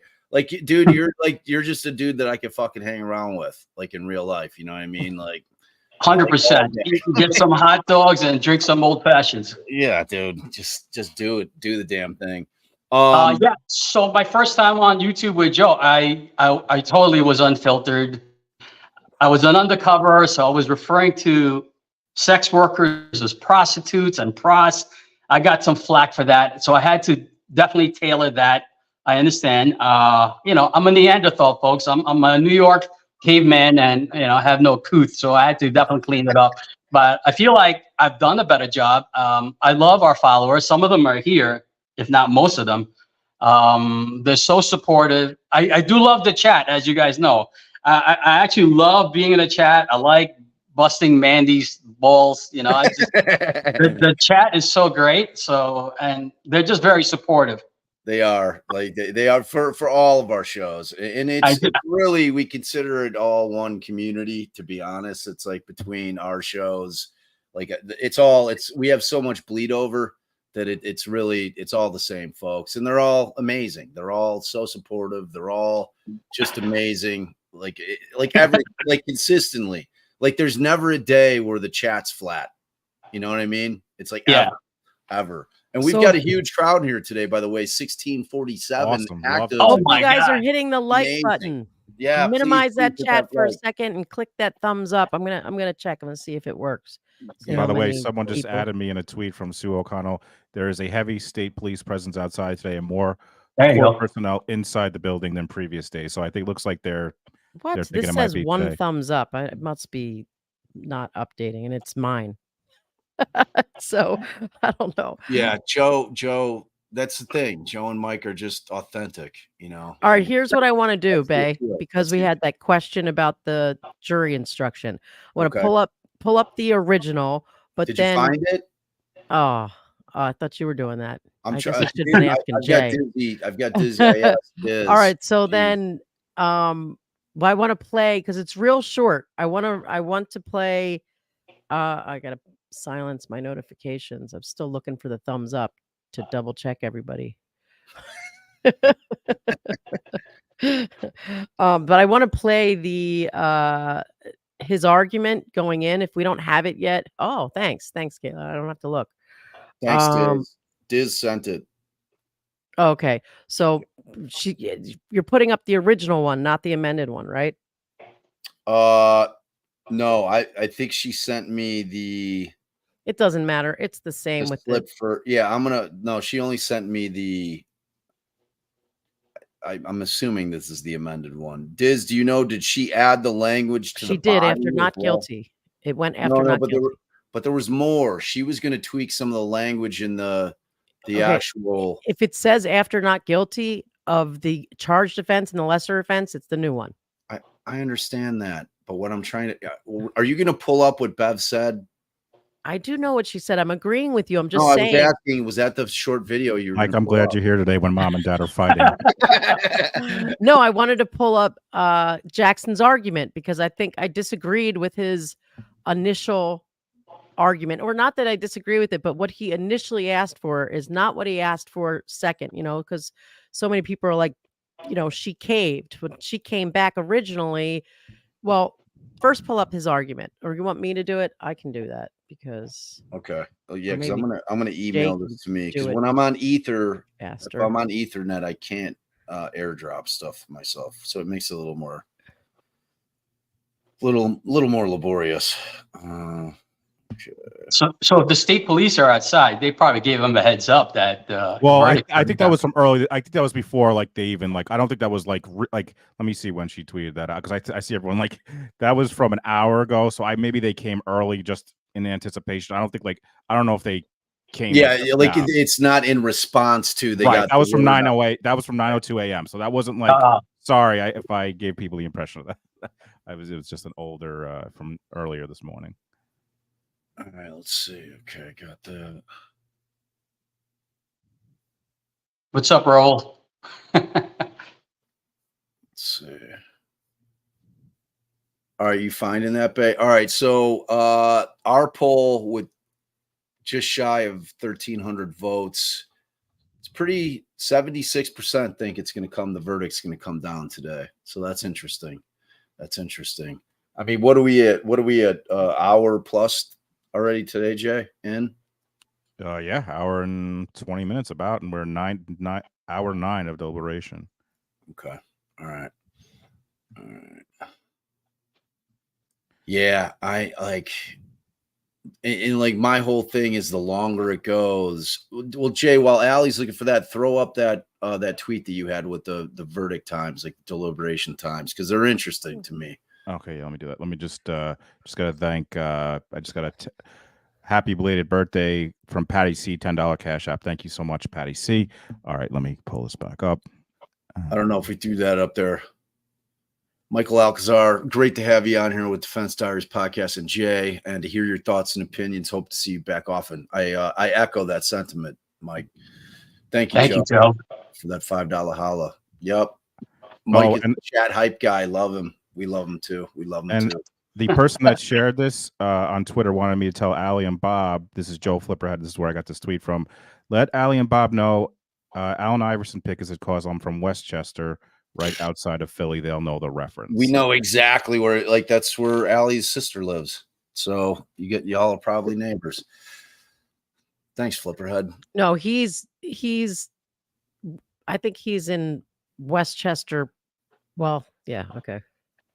What you think? Not like I don't know if he's saying like Westchester, or Westchester, where my sister is. He said Westchester, it's not Chester, together. It's separate. So I don't know. It's West then Chester. So I don't know if that's right. Westchester, right outside of Philly. I don't know. Jay doesn't know. He doesn't know anything. I don't know. I'm not from there. He's never been to Philly. Doesn't understand it. He's seen Rocky though. He's seen. I have been to Philly, but I don't know. I don't think you have, Jay. I think that was like in your mind. Philly. I don't. I went to what was the old? I saw Philly versus Mets at the old. Was it Veterans Stadium? What was there? Oh, what a hellhole that was! Yeah, stadium, man. Yeah, my parents took me there as a kid. All right, I was messing with you guys, by the way. I want to clarify. I seen every Tarantino flick. yeah, no shit. I saw your meme was awesome. I shared that meme that you made. It was great. Did you see Mike's little, like, he did a little yes. video? It was hilarious. I was gonna put my should I share my screen with this thing? Yeah, go ahead, throw it up. I'll go back to that verdict shit. Oh, okay. Here we go.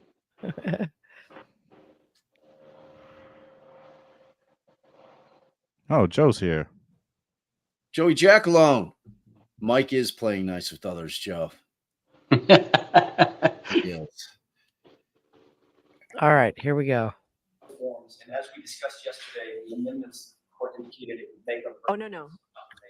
Okay, I did not say I'd make it. I said I'd think about it. I said I was tired and I needed to think about it. You said before you were tired and you needed to think about it was you agreed that there needs to be not guilty options for subordinate charges under count 2.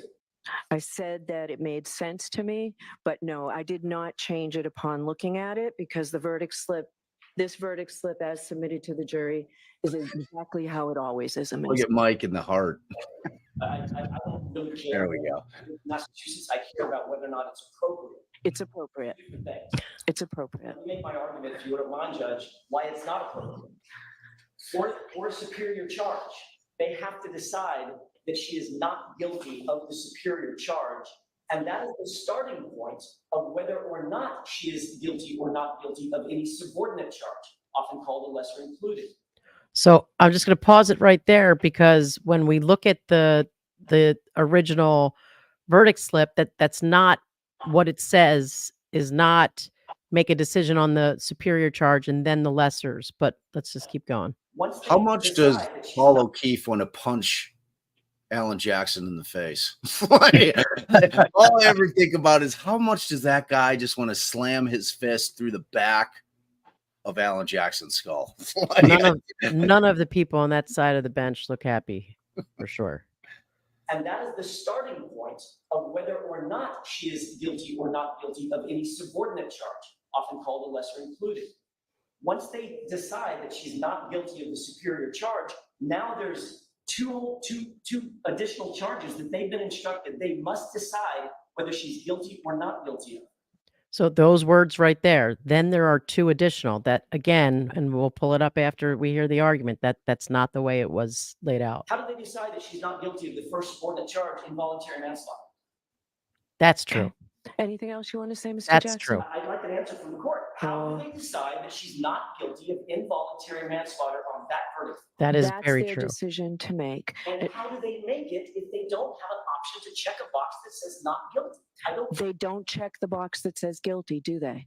And then when they go to the next block, they don't check the block that says guilty, and on the top you're left with not guilty. Okay? So it's the absence of the check mark that the court determines is the not guilty finding by the jury. Yes, that's what the verdict slip reads. It reads not guilty. If they don't check block 2, 3, or 4, the verdict slip reads not guilty. Okay? That's how it is, Mr. Jackson. Well, apparently that's how it's going to be because of the court's order. That is not how it should be, and it's over our strong objection. They need to see that there is a not guilty option for the subordinate charges. If they come back guilty on, for instance, involuntary manslaughter, that's immediately appealable. They didn't have an option on the verdict form to find her not guilty. It's almost like the court is directing a verdict of the subordinate charges. Okay. I disagree with you. Ms. Giannetti, you've seen verdict slips exactly like this. Okay? I actually haven't really. Have you had no lesser included? No, we've always had lesser included, but I have not seen a verdict slip there where not guilty is not an option for the Okay. I disagree with you. All right. I don't see the Excuse me. This is funny, Ms. Reed. Okay. So somebody pull up the thing so I can explain what I'm saying. Like that part's true, that part's not true. That's why I kind of wanted to look at it first. But What thing? oh, I thought Bob got the jury slip. You may. I don't know where. Oh Lord. Robert Michael. All right, I'll stick us back like this. No, I'll stick us back like this. I think I got sent to us yesterday, so I Dizzy can says they probably are in do your this. text, Allie. Yeah.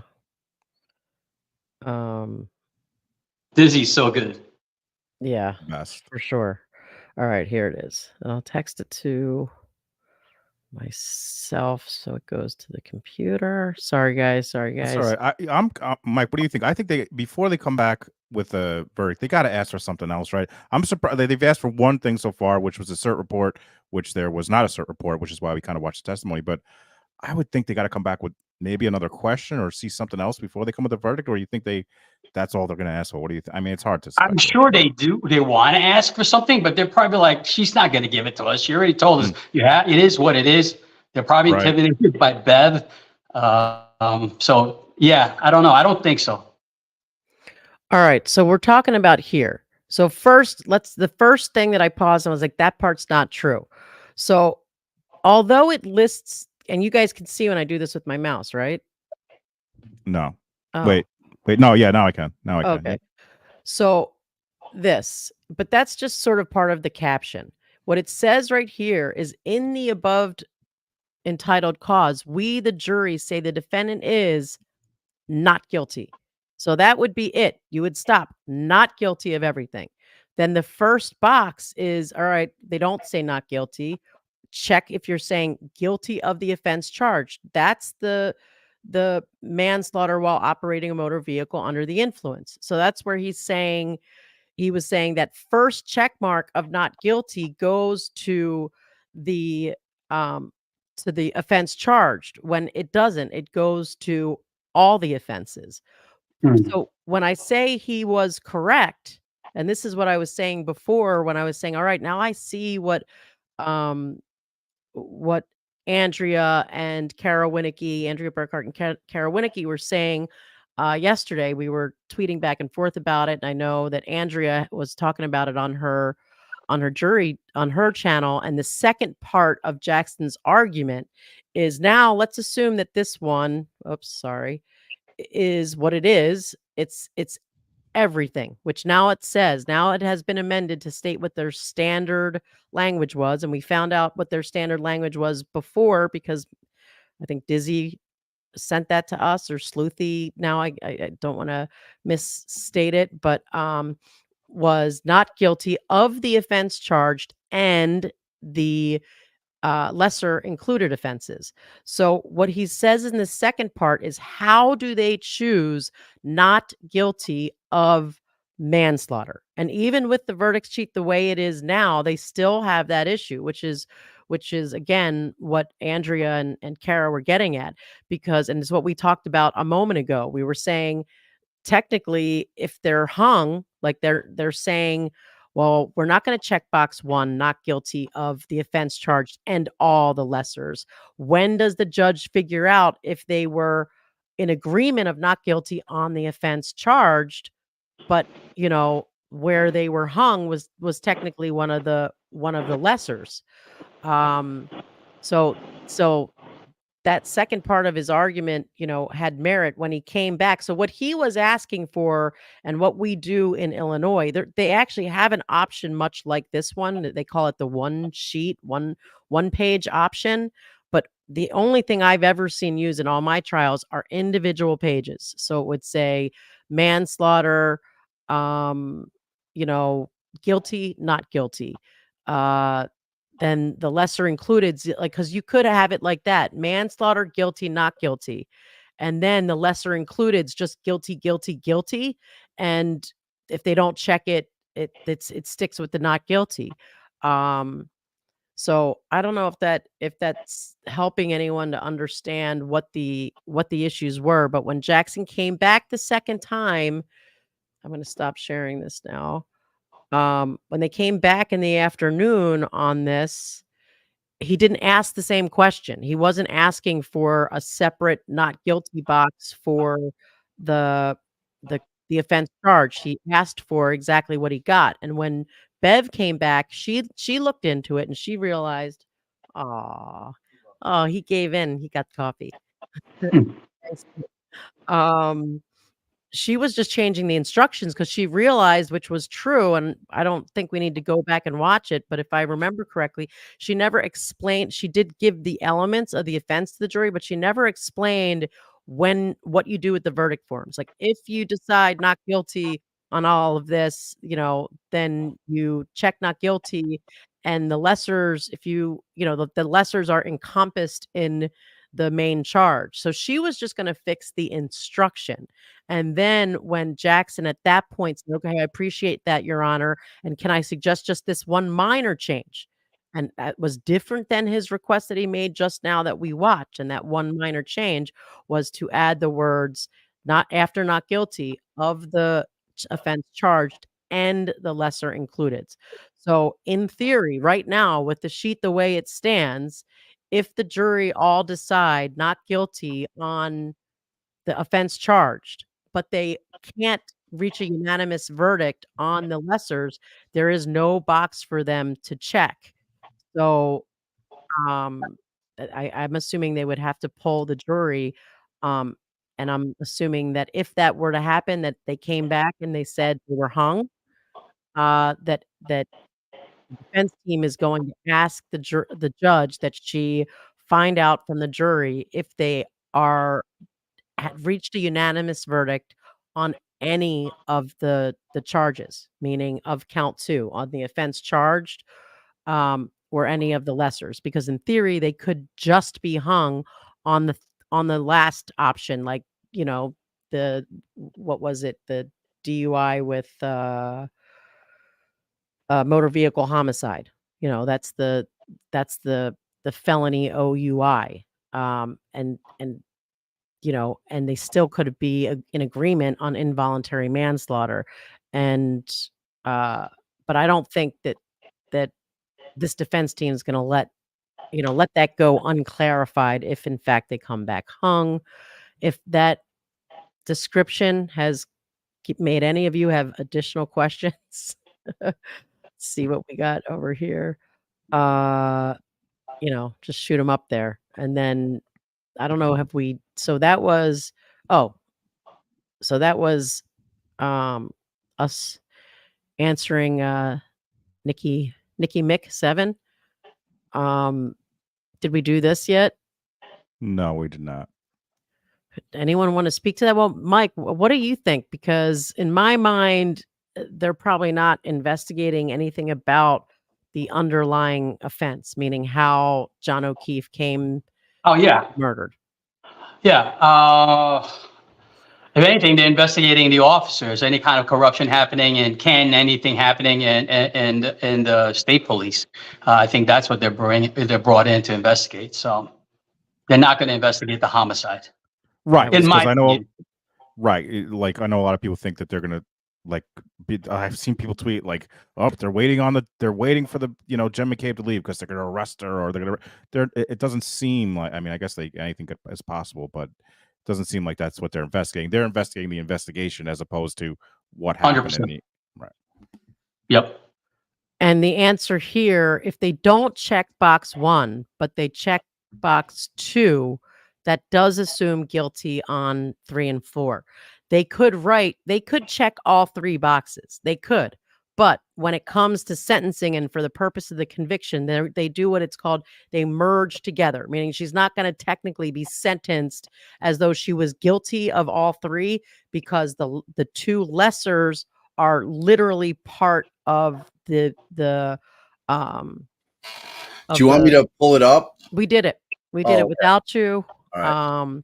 So where the problem comes, Nikki, is if they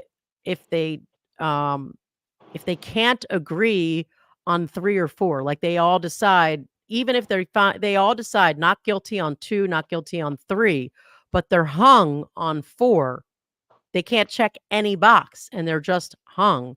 And the defense, and that's where I'm saying I think that the defense at that point will absolutely make the judge clarify that we need to know if they found not guilty on any of them, on 2, 3, or 4, before we just accept the hung. And that's where that issue lies. And again, they can check all 3. Because by checking 2, it does assume guilt on 3 and 4. So they may, I wouldn't say it's outside the realm that they would possibly check more than 1 box, not more than 1 box, including not guilty, but more of the guilty boxes.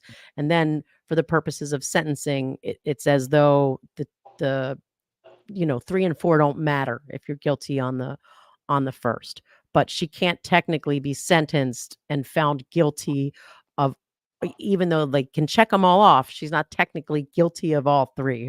The conviction will be on the higher count, and that's the count she'll be sentenced on.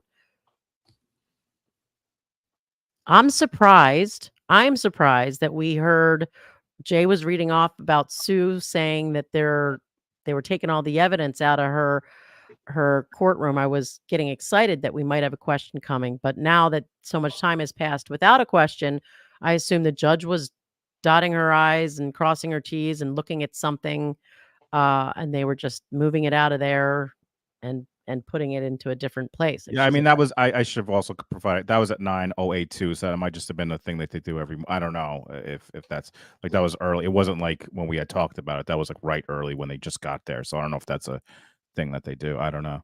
All right, so listen, enough of this boring law shit. Mike, what do you put on your hot dogs?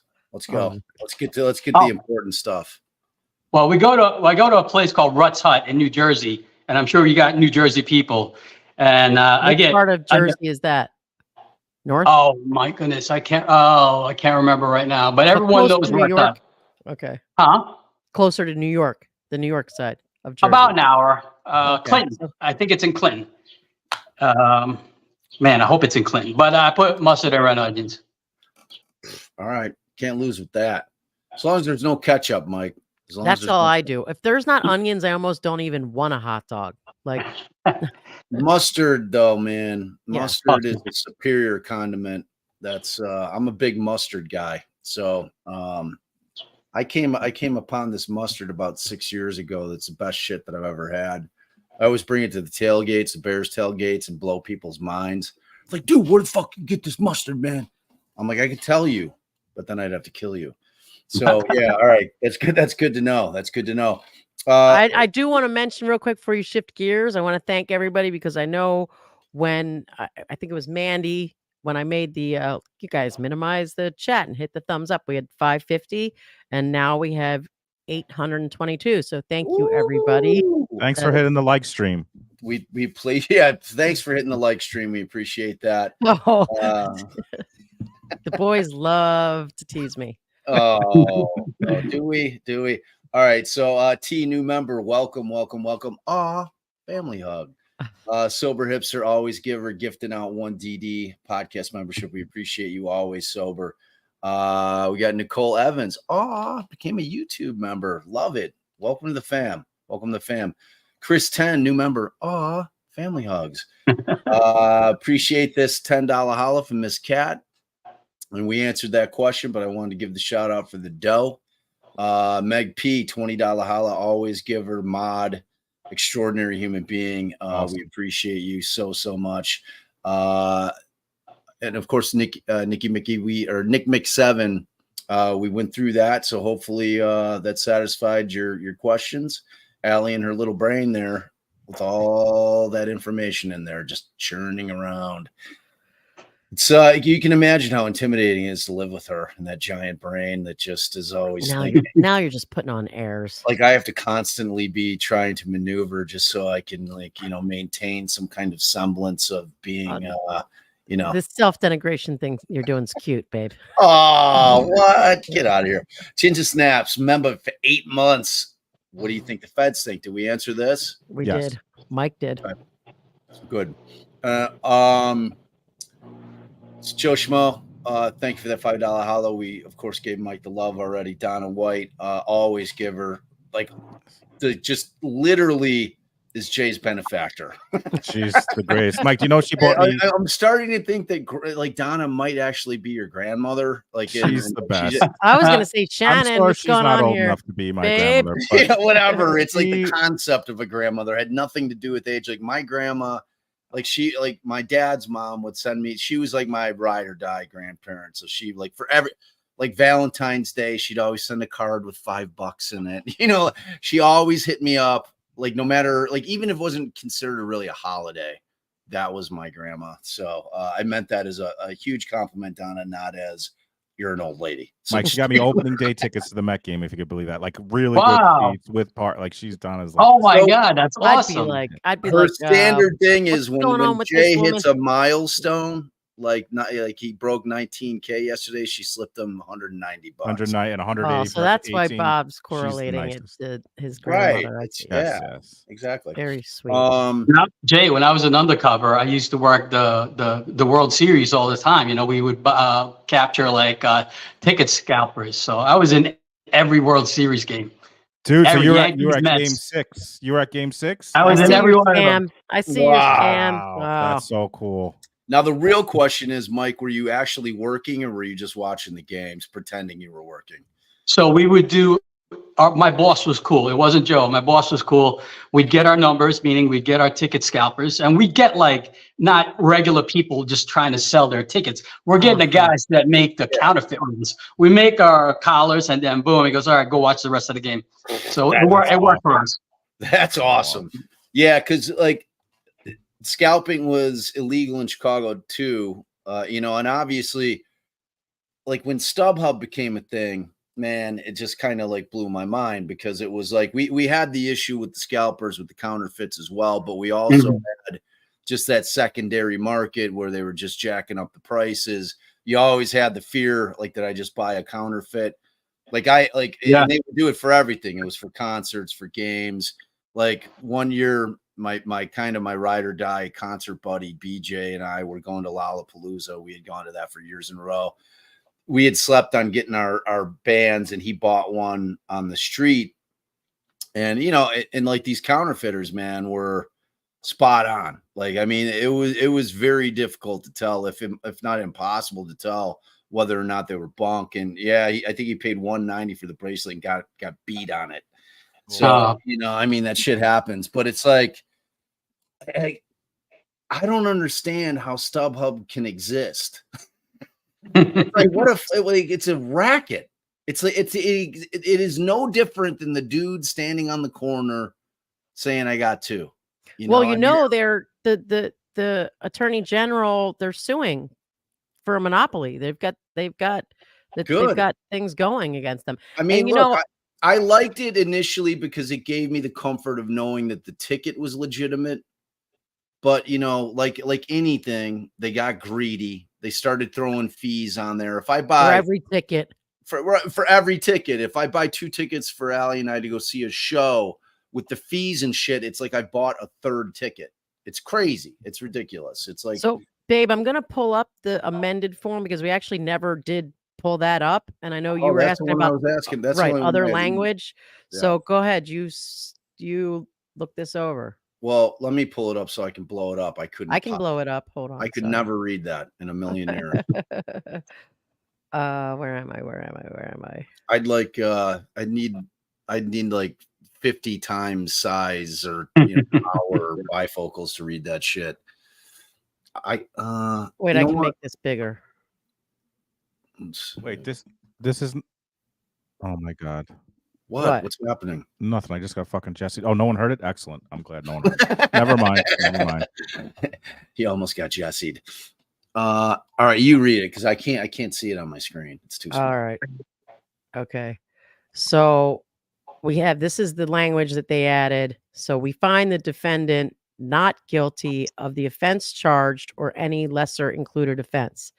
But then, Bob, you were talking about they did change the layout because you didn't like how the colons were. And so I don't know if you want me to actually read it or.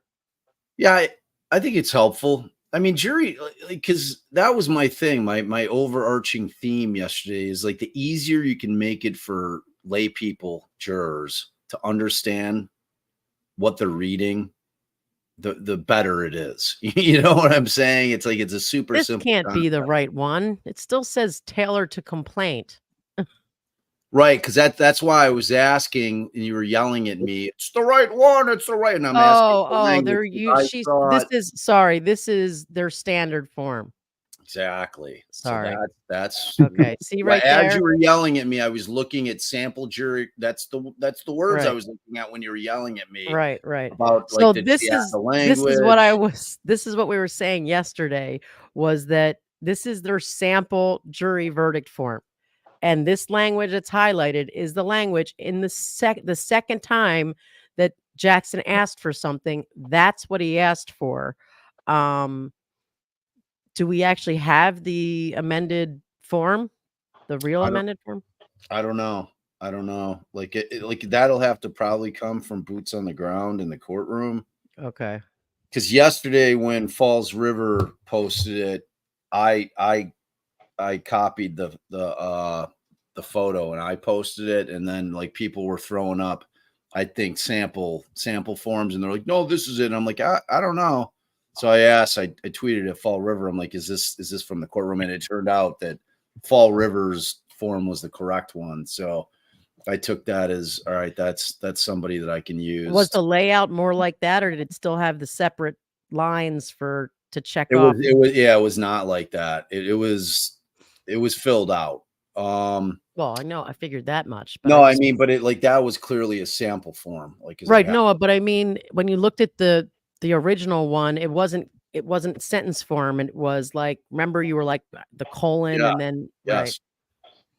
By the way, we're coming on 11, so like you got to figure. Like when the jury's talking to each other, right? You would think each hour, or they would probably start counting hours, right? Like, guys, we've been here so now we're going into the 10th hour deliberation, right? There's got to be a conversation where they're like, at what point do we like say we can't do this, or like you would think, right? I mean, and the first time they do it, they're going to be 11. Told that's not an option. Get back in there. That's going to at least happen once. That they're told they've got to go. They've got to go back. Oh, I got a $10 cash app from T Perry 86. Thank you very much. I appreciate that. Yes, Mandy. I'm so glad I have Mike here. We're in the back seat of the mom and dad are fighting on our way to Disneyland. We're in the back seat just trying to not getting in trouble. It You would want me be to pull this car over? I So think it'd be Nola more Mama like 5. dad's Gabriella groping Holla. mom's mom, and the kids are like, "Stop kissing." Gross. Nola Mama $5 holla. I love y'all, but Nola Mama, I would never ever sleep on anything New Orleans. It's No, Allie and I's that favorite is- town on the planet. We love That it. is the one town I can always find something to eat. And I Always am a find picky something. eater. It's my favorite food city in the world. It's my favorite music city in the world. We love New Orleans. Love y'all, but don't sleep on the Po' Boys and the Muffalettas. This is my first time seeing Mike. I love his takes on everything. Love from Nola. Right back at you, Nola Mama. Thank you so much for that lovely. Hopefully, comment. Nola Mama gets some. I wonder what she's doing on Jazz Fest. Is she out at seeing some late night funk shows, or Oh, you want to she- get her what she does during? I mean, like in does terms she of have a party Jazz Fest town, cocktail? Or like they're like festival season in New Orleans is unparalleled in terms of everything. And I just love that town. I love second lines. Like if you've never been a part of the second line, then you just haven't lived life fully. You know, like that whole second line concept. Jay, you know what a second line is? No. Of course you don't. So a second line is like they are born out of funerals, okay? And typically you'll have various. It's usually horn players, so you'll have trumpet. Oh, when they like go down the street and have like their yeah, thing. and they I've start seen like a spontaneous parade.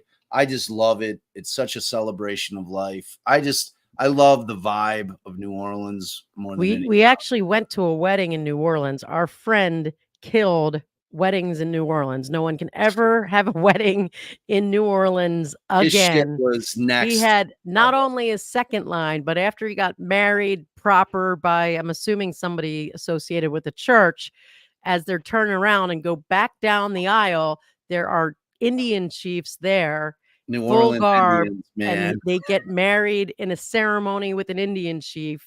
And Yeah. then once Big Chief. Yeah. Like, did you watch the show Treme, Jay? Mike? Oh, You watch that? So that like Jay needs to watch that so he can understand New Orleans culture and especially what a second line is. yeah, and that was a great show because it was post Katrina and like it was funny. I had just taken like Allie and I had taken my dad and Linda to New Orleans like the July, I think it was July, right? It was just preceding like Katrina. My dad had never been. I'm like, oh, this town is the best town. And so like I remember when Katrina hit and I was just sitting in my room like crying. Like I literally thought that the town was gonna if you know anything about New Orleans, it's literally below sea level. That's why all of their cemeteries, they don't bury bodies in the ground in New Orleans because they're below sea level. So all it's all like tombs and everything is above ground in terms of their cemeteries. And I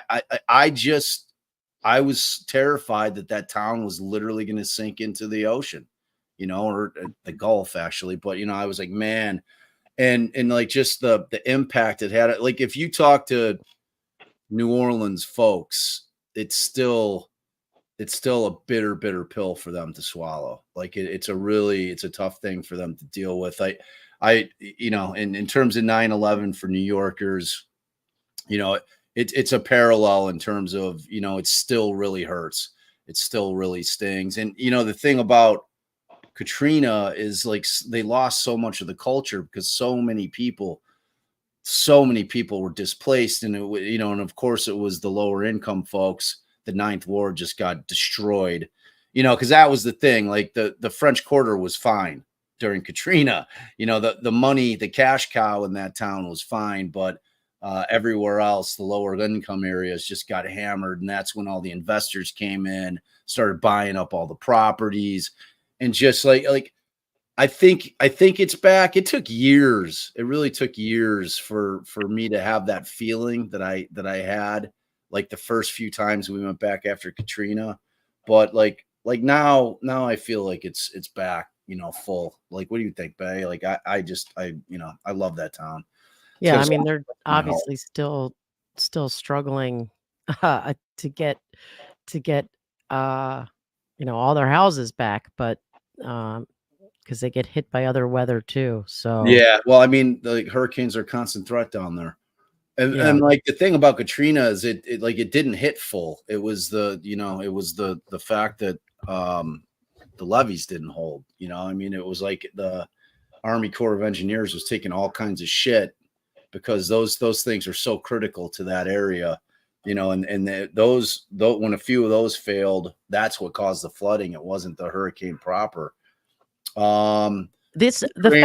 Wait, somebody put up. Oh yeah, and the fact that they're not asking any questions yet is still driving me crazy. It is uncommon to get a hung jury because the judge will give an instruction like, no, you have to come to a unanimous verdict. Go back. And again, that's another reason why we always try to to tell the jury during voir dire, are you going to be able to stand up for your position if everyone else is saying, because we know the judge is going to tell them, no, go back and keep going. So they're going to remember that they were told, are you going to stand by your position if everyone else is on the other side and you're still not convinced of either guilt, that they have or haven't met their burden? Because it's very hard when the judge tells you, no, go back and keep doing it. People think that they have to come to a unanimous verdict. And that's another good thing that's kind of come from the popularity of watching trials and trials being in the public eye, because jurors do know that they can be hung. It's like you can't one thing you cannot do in voir dire is, or your closing argument or anything, is imply that they can nullify. Obviously, this is not a case of nullification, meaning that like when a jury nullification is where the facts of the case do amount to a crime, but you're deciding that, no, we're going to say this isn't a crime. For example, and I'll just use a real silly example. Can I just ask Mike a quick question real quick before you go to your example? I'm curious if he's ever been on a jury, or if he always gets the boot because he's law enforcement. I never get picked for a criminal. They put me in there, but I never get picked for a criminal. But I did get picked for a couple of civil cases. What were they, like car accidents? Yeah, car accidents. Oh, you're talking to my game. What are we talking about? What happened in the? Were we trying to figure out injuries? Yeah. Well, yeah. Yeah. A woman was just being greedy. She already won a lawsuit. So what happened was she was pulling out onto the highway on a ramp, and somebody slammed into her. So we don't really know. That wasn't the case. The case was behind that second car, a poor motorcycle guy, because this accident happened, rear ends the second car, goes flying over and hits the first car. And she's trying to sue the cyclist for landing on her car. Wow. Yeah, we didn't give it to her. And let me tell you, the people in the jury pool with me were morons. And I feel for people that are in jury. I felt like, and I wasn't the oldest guy. There were a lot of old people there, but I felt like I had to explain everything to them, I guess because of law enforcement and responding to vehicle accidents. They just didn't get it. They didn't understand it. I had to explain. I had to draw charts for them. They also made me the foreman, I guess, because I was so vocal. But they made him the foreman. Yeah. Basically steered them the way to go because they were so dumb. I'm like, wow, these people are dumb. Was this New York? What venue was this? This is in New York. This is in Queens. Queens. All right. Queens. I'm super pro plaintiff on the civil side. So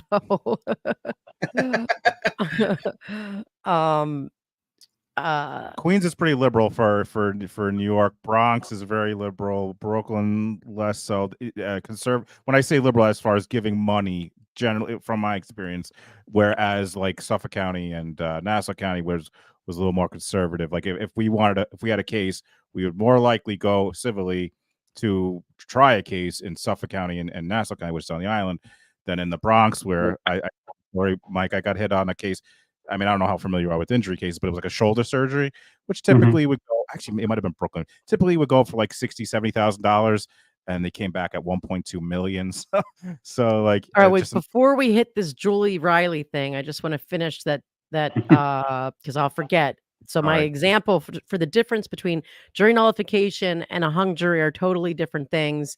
So for example, a a mother with a really sick child goes and steals Tylenol, and the jury decides not guilty because even though they have evidence like it's Right, black even and though white they've proven the elements of the of the crime, offense. Right. that the jury's like, we can't convict her on it because of principle Right. And alone. we had one case where we were kind of hoping the jury to lean that way. I can't remember what it was right now, but I did form some questions in voir dire that I thought hinted towards it. And I asked the jury, it's up for you to decide just because the Commonwealth has charged a crime. Do you believe that means this conduct is criminal? Can you make your own decision despite police telling you that something's criminal? So sort of the same way that we did with, can you make up your own mind and can you stand firm in your position if you're But not we can't convinced? argue for jury No, nullification. ever. absolutely not. Right. Absolutely not. Right. All right. So I have no idea does anyone know what video Julie Riley is talking about? And thank you, You Julie. seen the YouTube proof Karen Reed did not go reverse? I think I did. Was I it like a think I have. cartoonish? Not I- cartoonish, but No, you know what it was? It was the key cycles. Like somebody did a pretty good video where they broke down moving backwards. Because like when you're looking Yep. at the numbers, like 1634, I think was the end.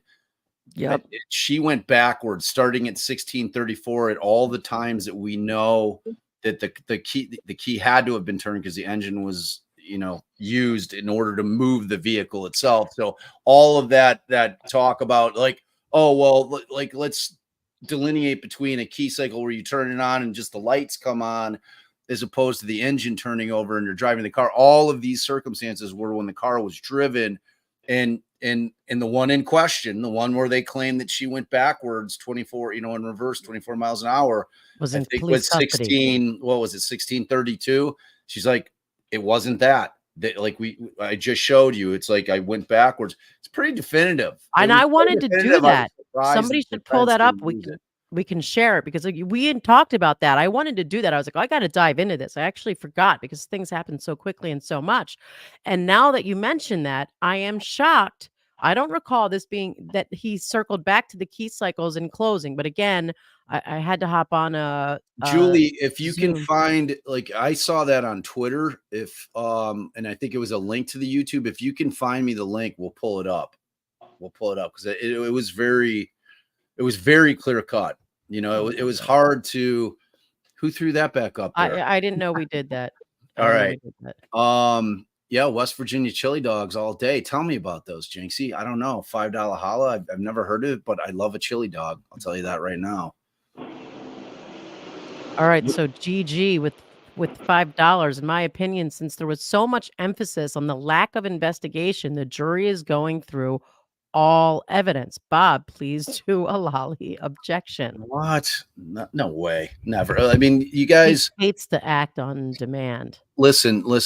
Here's the deal. You've heard your last lally objection. It's like I like to leave the people wanting. You know what I mean? It's like you got to go out on top. She's paid for it. I'm sorry, sir. Overruled. All right. Well, Go ahead. Monkey. Overruled. Go ahead. Do it.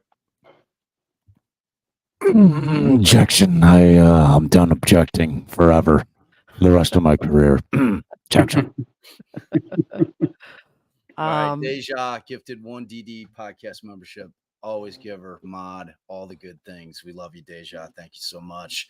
All right, wait. Lisa asking gifted DD podcast membership. Aw, family hug.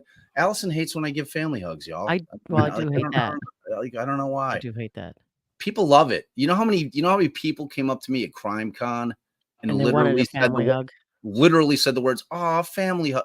People love it because it's genuine, and I love to hug people. There was at least a couple people who said, and I agree with Allie on the family hug.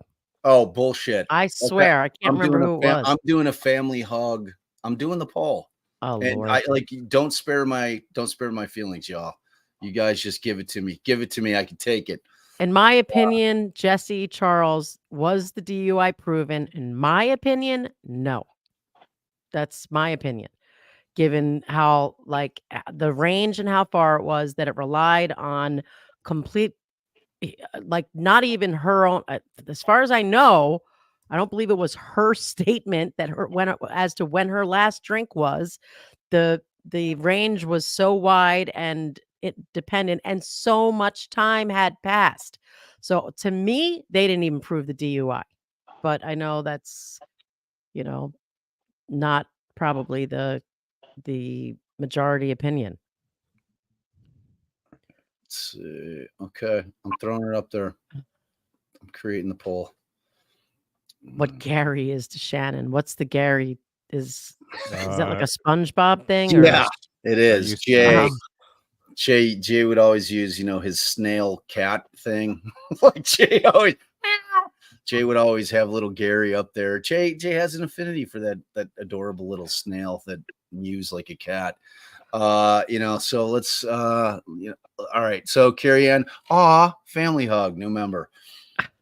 I'm getting it in case the poll doesn't go my way. All right, Jamie Carroll, what happens with a hung jury? Wait, Mistrial? what was your answer on Jesse's question?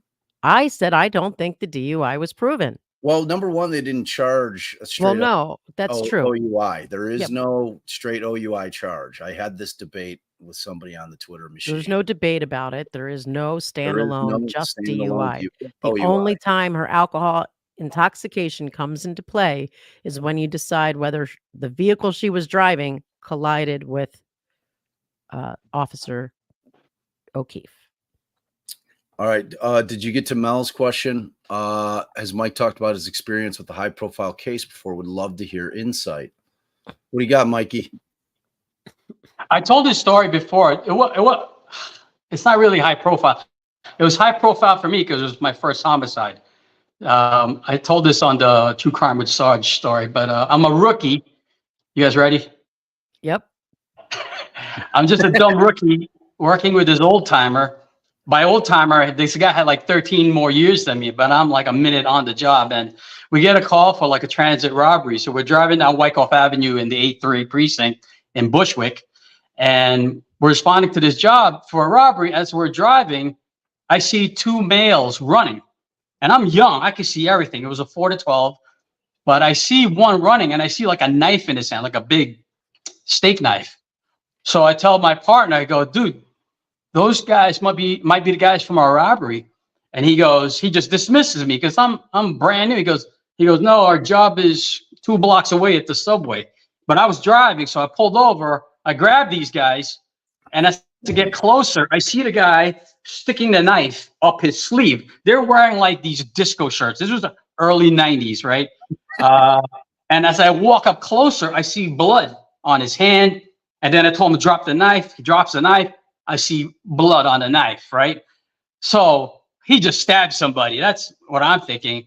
And my partner, he's probably passed on now, but he kept saying, no, they're allowed to carry knives. I'm like, what are you talking about? Like, dude, do you think if they just robbed a fucking place that they're going to not be running down the street, bro? That's good police work there. That guy. Woo. Yeah, he was, I think he was pretty much fried. He was burnt. I'm brand new. I get it. Like I'm a kid, like in a brand new video game. I'm all into it. So he calls the sergeant over because, I want to lock these guys up. At the very least, I'm going to lock them up for having the knife, right? Criminal possession of a weapon. And the sergeant doesn't even acknowledge me. He's talking to the old timer. What do you got? Oh, the kid stopped this guy. They had a knife. We got nothing. And basically the sergeant says, do whatever you want. And they were going to cut these guys loose. And as they're about to cut them loose, a call comes over the radio that there was a male stabbed in a bodega. I'm like, dude, that's it. That is it. And he's still fighting me on it. I cuff these guys. I load them in the RMP in the police car. I drive over to the bodega. As soon as I get to the bodega, there's like 1 million people out there. They were like Karen Reed fans. They were just everywhere. And they were saying in Spanish, that's him, blah, blah, blah. Yeah, and I'm brand new, so you didn't realize you shouldn't do a show up without another suspect there. 100%. And it's bad because they were already in cuffs, Allie. So they're in cuffs. They're in the back of the police car. It was totally bad, right? But But listen, still, I was working by myself here. The sergeant didn't have my back. My partner didn't have my back. I was just so happy that the civilian said, "That's him. That's him." So I go check. I check on the. Yeah, I check on the victim. He's about to go out in the picture. I want to bring the guy with the knife in to do a dying for the victim to do a dying declaration. I'm fresh out of the academy. I know everything. But anyway, the guy died before I can even do that, But luckily the witnesses were good, and that was it. Crime solved. and That's they got. great. Luckily, they had seen him so much that the suggestive show up didn't taint the whole thing. Yeah, in the blood probably helped a little On bit the knife. Yeah, yeah. The best part is we go back to the precinct, and everybody's like, "Wow, good collar," and they're all asking the senior guy what He's taking all the happened. cred. Yeah, he's taking all the credit, but they all know he's a bonehead. So they pull me aside and they go, "Kid, what happened? What really happened?" And I tell them, and they go, "Yeah, that makes sense." That checks. All right, before we jump to the next question, so cop movie, what do you think is? What is your favorite cop movie? I got two. My favorite one is End of Watch. I show that to my students because it's so good. I mean, it's a little far-fetched now if you've seen the movie. You guys seen the movie? I've seen it. It's a great Yeah. movie. So everything that happens doesn't really happen in like a 2-day span, but it does happen. So I love that. Plus, my partner was Irish, so I kind of relate to it. And the camaraderie they had in the vehicle, I just love that movie. And The Other Guys. The Other Guys is my favorite cop movie. It's I hilarious. don't even know that movie. What's the other Yeah, guy? you've seen Oh, it. Allie, you got to see that. You've seen it. It's All right.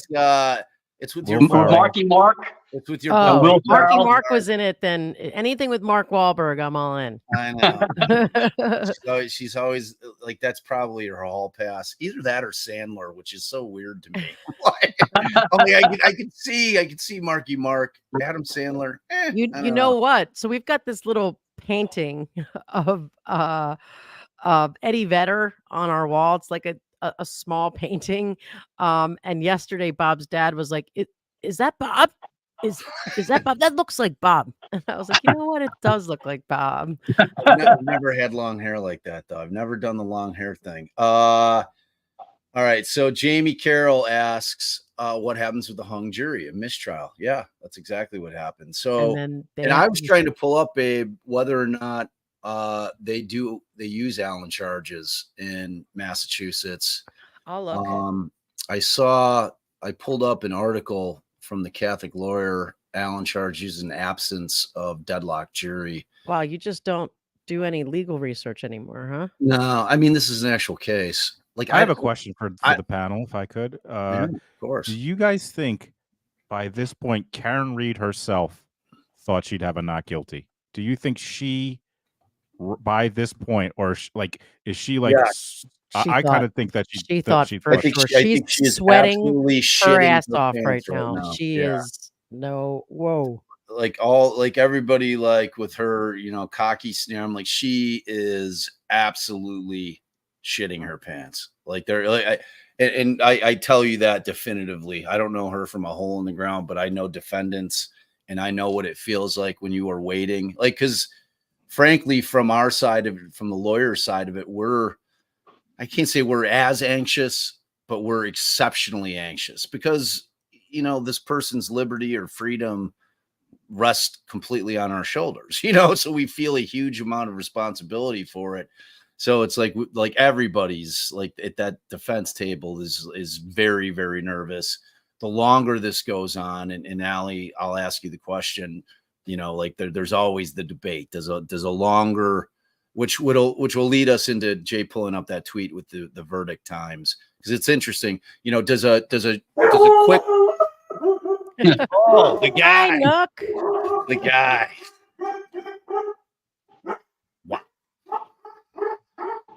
Wow. There's something outside. Squirrel.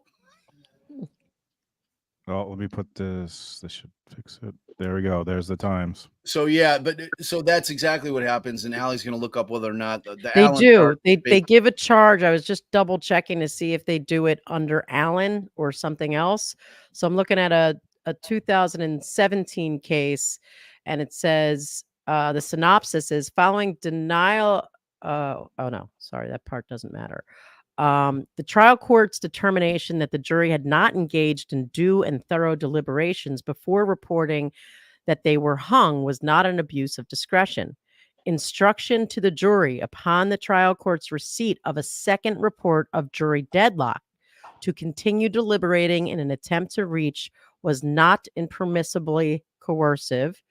And then I did put the word Allen in here. So let me see where Allen comes up, because Was Rob Durst 7 hours after he basically admitted what happened? Is that right? Didn't he get caught saying, or am I thinking of a different case?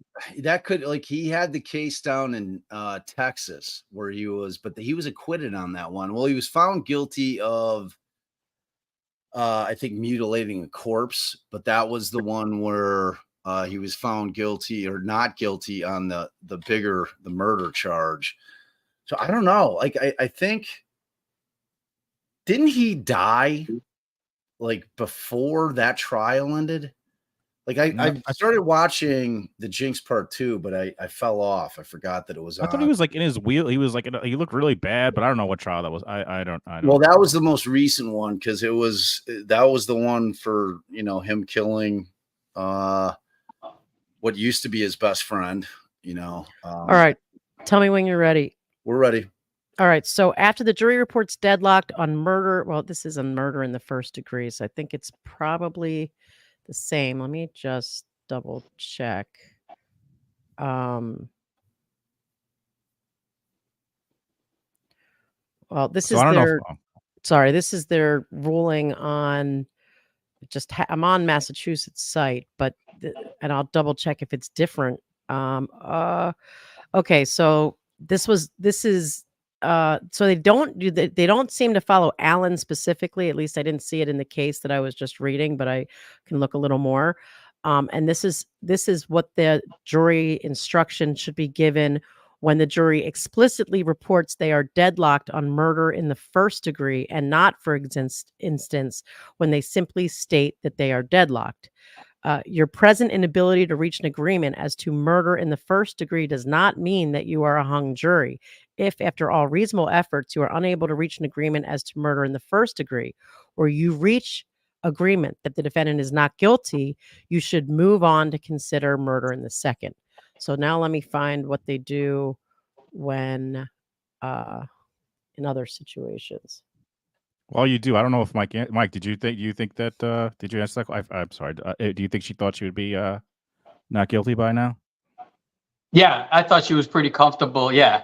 Like Bob said, not so much now, but yeah, I thought she was going to be found not guilty. Oh, and one She thing I love thought. about Mike is he's a big fan of Bev, right? You like Judge Cannone, Mike?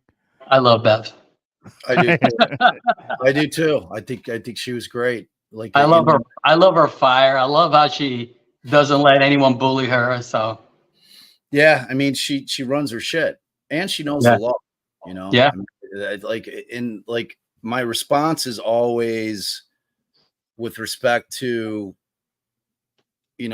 that she's biased is that, look, I mean, what did the defense not get in that they wanted to get in ultimately? I mean, nothing. I mean, they got every aspect of their defense that they wanted to get in, and I didn't find that she was overbearing at all with respect to her, her rulings on objections. I didn't think she was overly state-sided. I thought she was very even-handed. I thought it was a very well-run trial. That was my honest opinion of her. And I happen to be fond of her. So I like she grew on me big time, like as this thing went on. Wait, pull that up again, Jay. Let me know when I've got what their charge is. I can circle back. All right. So, okay. Do you want to go, Allie? or were you pulling up a document? Is that what you were going to do? No, I was just going to read. So they don't have an Allen charge. They have what's called a TUI charge, which was, I just got off of it, which has been modified by Commonwealth v. Rodriguez. So what this says is that the requirement that the jury be unanimous in its verdict carries with it a chance that the verdict will not be reached. All right. If after some time of deliberations, so this could just be that they keep deliberating and that they haven't reported back, So this is, according to what I'm reading right now, it's like the judge can just be like, well, this has been a long time. So anyway, it says if after some time of deliberations, the amount determined within the judge's discretion, the jury has not reached a verdict and seems deadlocked, the jury may instruct the judge may instruct the jury with the dynamite or Dynamite charge. right, Yeah. dynamite or TUI charge.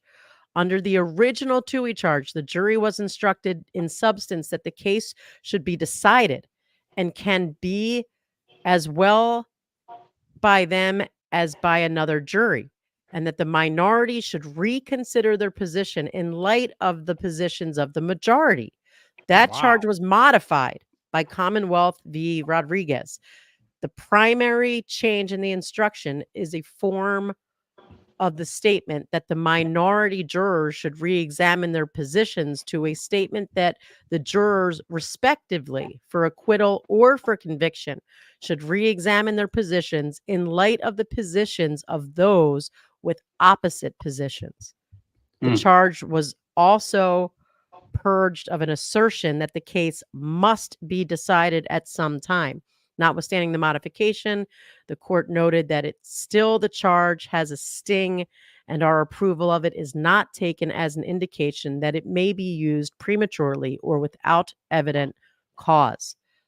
Stronger language clearly courts a reversal. And I'll do a little bit more research into it. That's from a law review article. So I'll keep looking. Yeah. Would that be sua sponte? Sua sponte. That's on I mean, it sounds like the judge could, which is unusual, I think. So good use. So Jay, that Thank means you. Ali has taught me. I'm using that from now on. Sua sponte. Yeah, that's on the court's own motion. That's how one of the parties not having to bring it up. The court does it on their own. So I mean, the problem with Allen charges is that, especially if you've got a deadlocked jury, from the perspective of justice, it's like I mean, sometimes you just can't reach a decision. Sometimes you just don't know, which to me is reasonable doubt. If you're at, and when you give that charge, you're basically forcing the jurors to capitulate one way or another, and like I hate them. I don't like them unless, because like what was the most recent? There was a recent case where we didn't know what the count was like. And that's an interesting thing too, because obviously say you come in and the jury says they're deadlocked and the judge will decide, okay, well, I'm not going to tell the lawyers what the count is, because that makes a big difference, right? Like if the judge comes out on the bench and says, okay, it's 10-2 to acquit, then I'm saying, oh, hell yeah, give him the Allen charge, like force him to do it, because I can smell victory, right? And same for the state, I mean, like either side that has that swing, if it's not deadlocked even, like I think a judge is going to always be more inclined to give the charge if it's a bigger gap. Like the closer to the middle it is, I think the judge is going to realize, look, this thing is hopelessly deadlocked. They're never going to get the movement. And like from an appellate side, if it was 6-6 and they give the Allen charge, that 6 people just caved and that they didn't want to. They were forced to do it. You know what I'm saying? So like that, yeah, that whole Allen charge, there's all kinds of articles on it because it's kind of a big deal. And I'm curious as to what Judge Beville will do. And it's like the question of when, how long do you let them go? How many times do you have to have them write a letter or a note to the judge saying we're deadlocked? we can't move on this before she gives the charge. So, I mean, that's something that we'll have to look for. That'll obviously be interesting if it happens. Because what's the clock at, Jay? Where are we at on this thing? How long are we live? We're 2 hours, so 10 hours. 10 hours. I mean, and by the way, as you can see, guys, I have the fan up, so don't worry if anything happens. We will definitely pivot to it. I also am periodically checking the journalists on Twitter just to see, but this has been 10 hours. This is I mean, yeah, pull up. So like, I know I keep asking you to pull that thing up, but let's kind of go through them real quick. First of all, that's what she said. Second of all, hey. All right, so Casey Anthony, 11 hours. And you can imagine that was, you had beautiful little Kaylee Anthony who had lost her life. Everyone hated Casey throughout that trial, in 11 hours. We're talking one more hour than this on that case, and to come back with a not guilty in that case. I mean, that's, Kyle Rittenhouse was obviously, that was up in Wisconsin. And that was a highly political trial because you guys remember Kyle Rittenhouse. He was the kid who went out there with the gun and was shooting the looters, and and he was acquitted 27 hours on that. So, like, they really went a long time. The judge, and I can't remember if they gave an Allen charge. I watched that trial. And that's a hell of a long time, 27 hours to come back with an NG. OJ, not guilty, 4 hours. And like what we learned after the fact on that and some of the documentaries where they've had jurors, a lot of that was payback. A lot of that was payback because obviously the Rodney King verdicts had come down. All the cops were acquitted on that. You had a lot of black jurors on there, and they're like, flat out, the one juror's like, yeah, that was absolutely payback. There was no way that we were going to find him guilty. And that's like, I recently rewatched, like, I think it was OJ in America. It's a great documentary. And they really kind of dove into that concept of, how that defense team leaned into OJ's blackness. And, like that when they were doing the field trip of OJ's house, that they had gone in ahead of time and they scoured the entire house and all of his archived pictures to try to find any pictures with OJ hanging around with other black people so that they could put him on the wall to make him seem that he was more black. And, like, just all that kind of shit was going on behind the scenes in that case. And that case was still my favorite trial of all time. And it was a shit show, man, an absolute shit show. And I think OJ did it, by the way. George Zimmerman, 16 hours. That was the stand your ground trial. That was the first time that stand your ground law, because that was down in Florida. Like that one, I didn't agree with the verdict, but the law being what it was down there, like I don't know. I had long thoughts on that Zimmerman verdict. Johnny Depp, which was civil, it's not a not guilty or guilty. He's either liable or not liable. That wasn't a criminal trial. So it's always a pet peeve of mine when people like put guilty or not guilty talking about a civil trial. Jay, you know that. I do. You do. Robert Blake, 35 hours, not guilty. The old actor. I vaguely remember that trial. And then Michael Jackson, 32 hours on that, and whether or not he was a pedophile. That was Jodi Arias, 15 hours, came back with the guilty. I'm still waiting to hear back from Kirk to see if he wants to jump on today. Alex Murdoch, that 4 hours. That was a quickie. Durst, 7 hours. We're not sure which case that is. I think it's probably the more recent one. Derek Chauvin, George Floyd. That was a 10-hour. Come back on that one. Daryl Brooks, who represented himself, pro se defendant. Absolute shit show. Like, that's my judge crush, though. Whatever that judge's name is, that's my Darrow. Whew.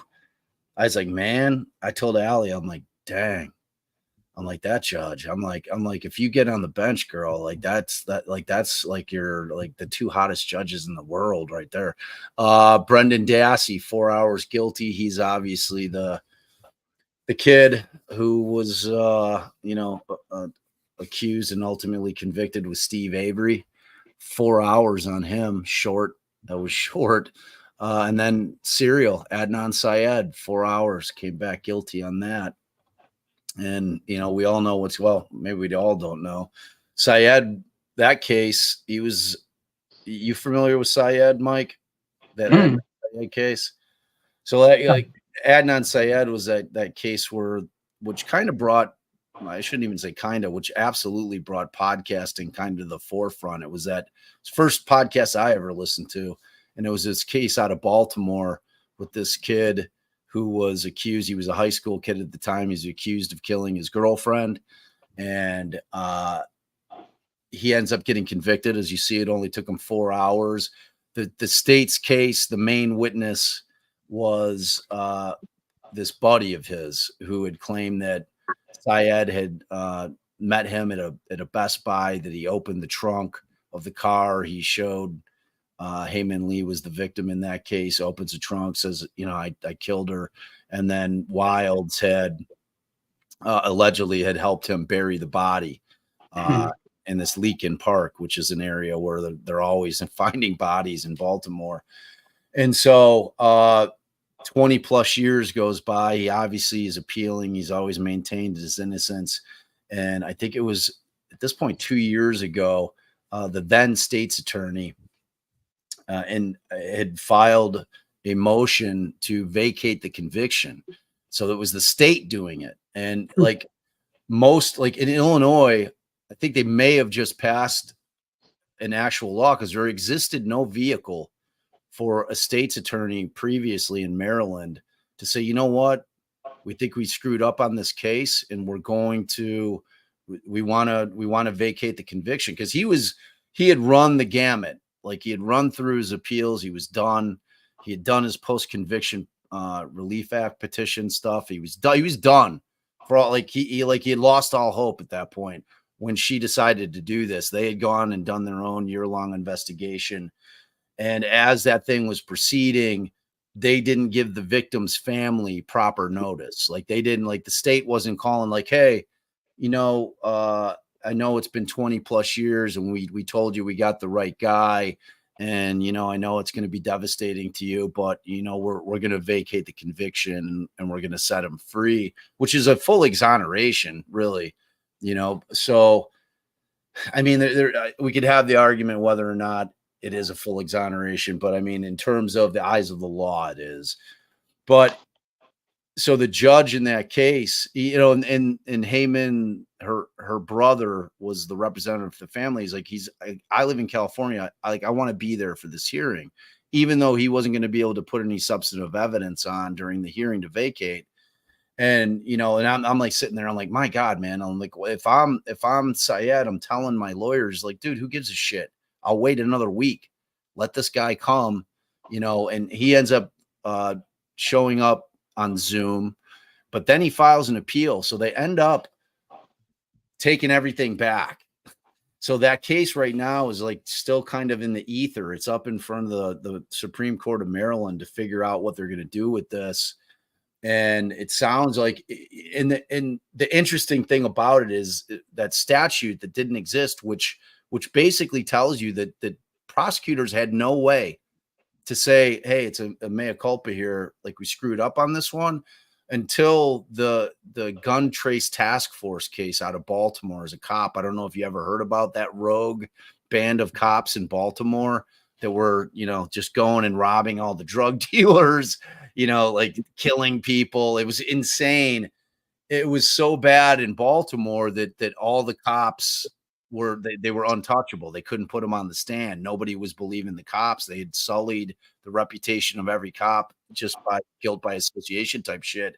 And it was so bad that they actually created this statute. And that's why that statute was born out of it. So yeah, that Syed thing's pretty fascinating. Like I've been keeping an eye on it, man. It's been up in front of the Supreme Court for a long time. Been waiting on a ruling for that. So that's going to be coming down any day.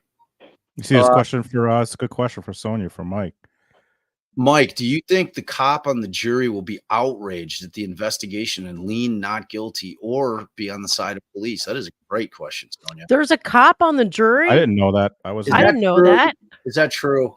I can't believe that. Like, so, but Allie, if that's us and we know we're going in with this theory, I'm using a strike. They might not have been able to. They might have used too many. Well, but no, but I think it begs the question. That's why I love this question so much. You know, like, and I can't wait to hear Mike's answer because I think it could go either way. Right. Yeah, I'm actually shocked that there is a police officer in the jury. I don't know what this guy's background is. You know, just because you're a police officer doesn't mean you're an investigator. You could be an admin person. I don't even want to get into that. But as me and Joe watched this trial unfold, we were like disgusted by these police officers, by their testimony, by their unprofessionalism, them being not prepared. That being said, I would still think I would be unbiased and just listen to the evidence. I don't envy that police officer because I'm sure he's explaining and defending police officers to the jury, right? Because again, like you said, Bob, we're painted with all the same brush. So I don't envy him. I hope he can make a decision just based on what the evidence is. And I don't believe he will just side on the cop side just because he's a police officer. I don't think I would. I don't think Joe would. So it's going to be, I think we're going to he would make the decision on what he hears in the case and maybe what he hears from his other jurors. So, yeah, I mean, like, it reminds me, I had a DUI case that I ended up bringing to, like, typically DUIs didn't go to jury trials, but my client was adamant about it. And I had to come up with a pretty creative defense. And I think that I had used, I can't remember what defense. Do you remember what defense I used for that DUI? Where we used necessity. So it was, or you used, right? I watched. Yeah. So no, I didn't. I cross-examine the cop. I think I had one day. I think you had. Yeah, I think I had you dip in at some point during that thing. But like the concept was that, this guy had been drinking. Him and his wife were arguing, and they had been going through a rough patch. They were, to where their daughter, who's like 14 at the time, was like, I can't I can't stand this shit anymore. Like, I can't stand listening to you argue, the both of you argue anymore. She picks up a knife in the kitchen. She's like, if you keep arguing, I'm going to kill myself. So my client ends up, he's like, well, and he felt like she was being serious, and he's like, so he ends up, and there's a hotel that's about 2 miles from his house, and it's a pretty rural area. He's not shit-faced. But he could not have walked to someplace. He could not have, right? There was Didn't no know any of his neighbors. None of the neighbors are home. They had just bought the house like 6 weeks earlier. It's late night. Like they're in the middle of nowhere. So he gets in his car to drive to a motel to just sleep at the hotel. And, he's going to come back. He didn't want to, whether his daughter was serious or not, in his mind, she was. So like when we're picking the jury, which will go into to Taylor's question here, one of our prospective jurors was a prosecutor, which like dovetails into what this whole thing with, having a cop on the jury. And, I'm talking to Allie. You were there with me. Like, I don't remember that part at all. I don't remember jury selection. Yeah. She was, did you keep her? Well, I guess I'll let you tell your story. Yeah. So I'm talking to my client. I'm like, look, man, I'm like, this is a unique defense. Like the only reason I was contemplating keeping her was because she was no longer a prosecutor. She had left the prosecutor's office. So she was in private practice. And I think she was handling divorce work. And like the novelty of the defense, I was like, man, like she might really help us back there. She might be able to explain the law, or she could completely fuck us. This is the worst necessity argument I've ever heard. This is bullshit. This isn't how. Just stood on the corner of the street. That's what he should have done. Right. So slept on a bench. Right. Exactly. Put a tent up, slept in the yard, whatever. Like, you don't drink and drive. So I ended up keeping her. And of You course, she did. becomes the foreperson. And of they course, still were out 3 hours. more. On that case, they were out for 4 I or thought it 5 was hours. It I was mean, that we were so impressed with ourselves that they were out that long when it was clear right. he I had mean, been by the drinking and driving. law, right? By the law, it was like he was driving while intoxicated. So now I think that she totally screwed you. She did because For she them to became- have been going that long, she had to convince them. and she became the foreperson. So Ugh, yeah, it man. really bit me in the I would have ass. never kept her. I know I I wasn't think you there. were sitting right the fuck next. No way in hell. You're so full of shit. I'm All right, serious. Taylor. So Taylor asks this: can you all explain how you pick jurors? I find it fascinating, the theory behind it. It is fascinating, and frankly, it's the most critical part of a trial. Any trial is picking those jurors because they are everything. Like lawyers can yap all day, but at the end of the day, the only people that matter in that courtroom are the 12 people in that box. And trying to pick jurors is an art, because you're sitting there in Illinois, like if you guys have seen Runaway Jury or read the book by Grisham, where they're getting data sheets on the jurors and they're doing, they have whole war rooms where they're looking people's shit up. That's not how it works. At least in Illinois, we get like a jury information sheet like the morning of. Do you know in New York, did you guys get the jury information ahead of time? Mike's in the chat. He's not listening to a guy. I'm looking at the chat. I am listening. No, we didn't get the jury information. No, it is what it is. It was what it was. What the jury was with jury. I had no idea. I had no say in that at all. But you don't, do you know whether or not the attorneys found out before sitting in the courtroom with them coming in who their pool was? Oh, I'm sure they did. They didn't share it with us, Right. Because we didn't find out till the morning of. So like we'd get into the courthouse, and the way that they run it in Illinois is they'll typically have like a jury week. So you'll get in there, there'll be tons and tons of jurors for all the different courtrooms that have trials that are going on. The jurors have no idea what case they're there for, and we'll get the sheets that morning. So, obviously, like now, like Allie and I can have our phones. So we get the sheets and they're basic information. It's, name, date of birth, education level, married, children, occupation. Do you have any family that are lawyers, cops, judges? Do you know any of the witnesses? So very bare bone shit. So you're not getting any kind of background. So I'm always jumping on Facebook, trying to find these folks. And depending on what type of case it is, I'm like, do I want a conservative juror? Or do I want a liberal type juror? Like, I'm like, what do they watch? Do they watch Fox News? Do they watch CNN? So you're trying to get into the mind of these jurors based on what we think the perfect juror would be for a particular case, because it's different. I mean, if you've got a child victim, I typically run screaming from having women on the jury. I don't want mama bears, because they're going to be hyper protective of the children. So it's like you're always trying to figure out what your perfect juror would be.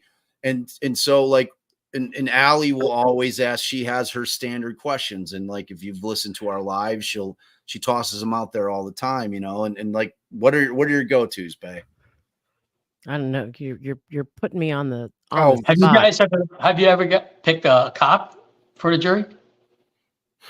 I've never, but I can see now that Bob kind of brought me around. In this case, you might actually want a cop because he's going to say, this was ridiculous. There's no chain of evidence. I mean, he's going to be, I haven't seen a cop who hasn't been all over this, but I don't see I would want Joe or Mike on this jury.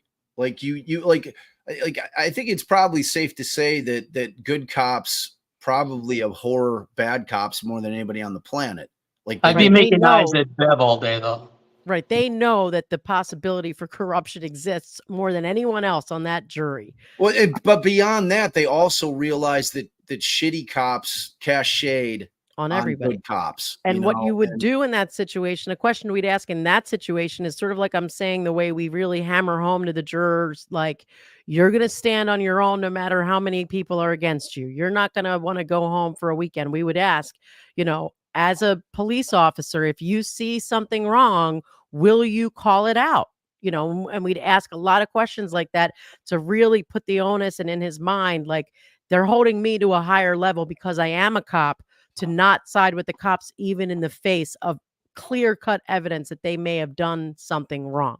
Yeah, and like to Allie's point, it was very, very important for us to try to get into the minds of the jurors to figure out whether they were timid or whether they could stand their ground in the face of, like, if you've got an 11-1 count and this person's adamant into their position, are they going to just cave with a little bit of heat, or are they the type of person that's gonna say, you know what, like, this is my opinion, you're not changing my mind, you know? So you're trying to get that thing, and like, I'm always telling the jurors, I'm like, there is no wrong answer here. The most important thing is that you're honest with us in giving your answers. If you're a little bit biased, tell us that.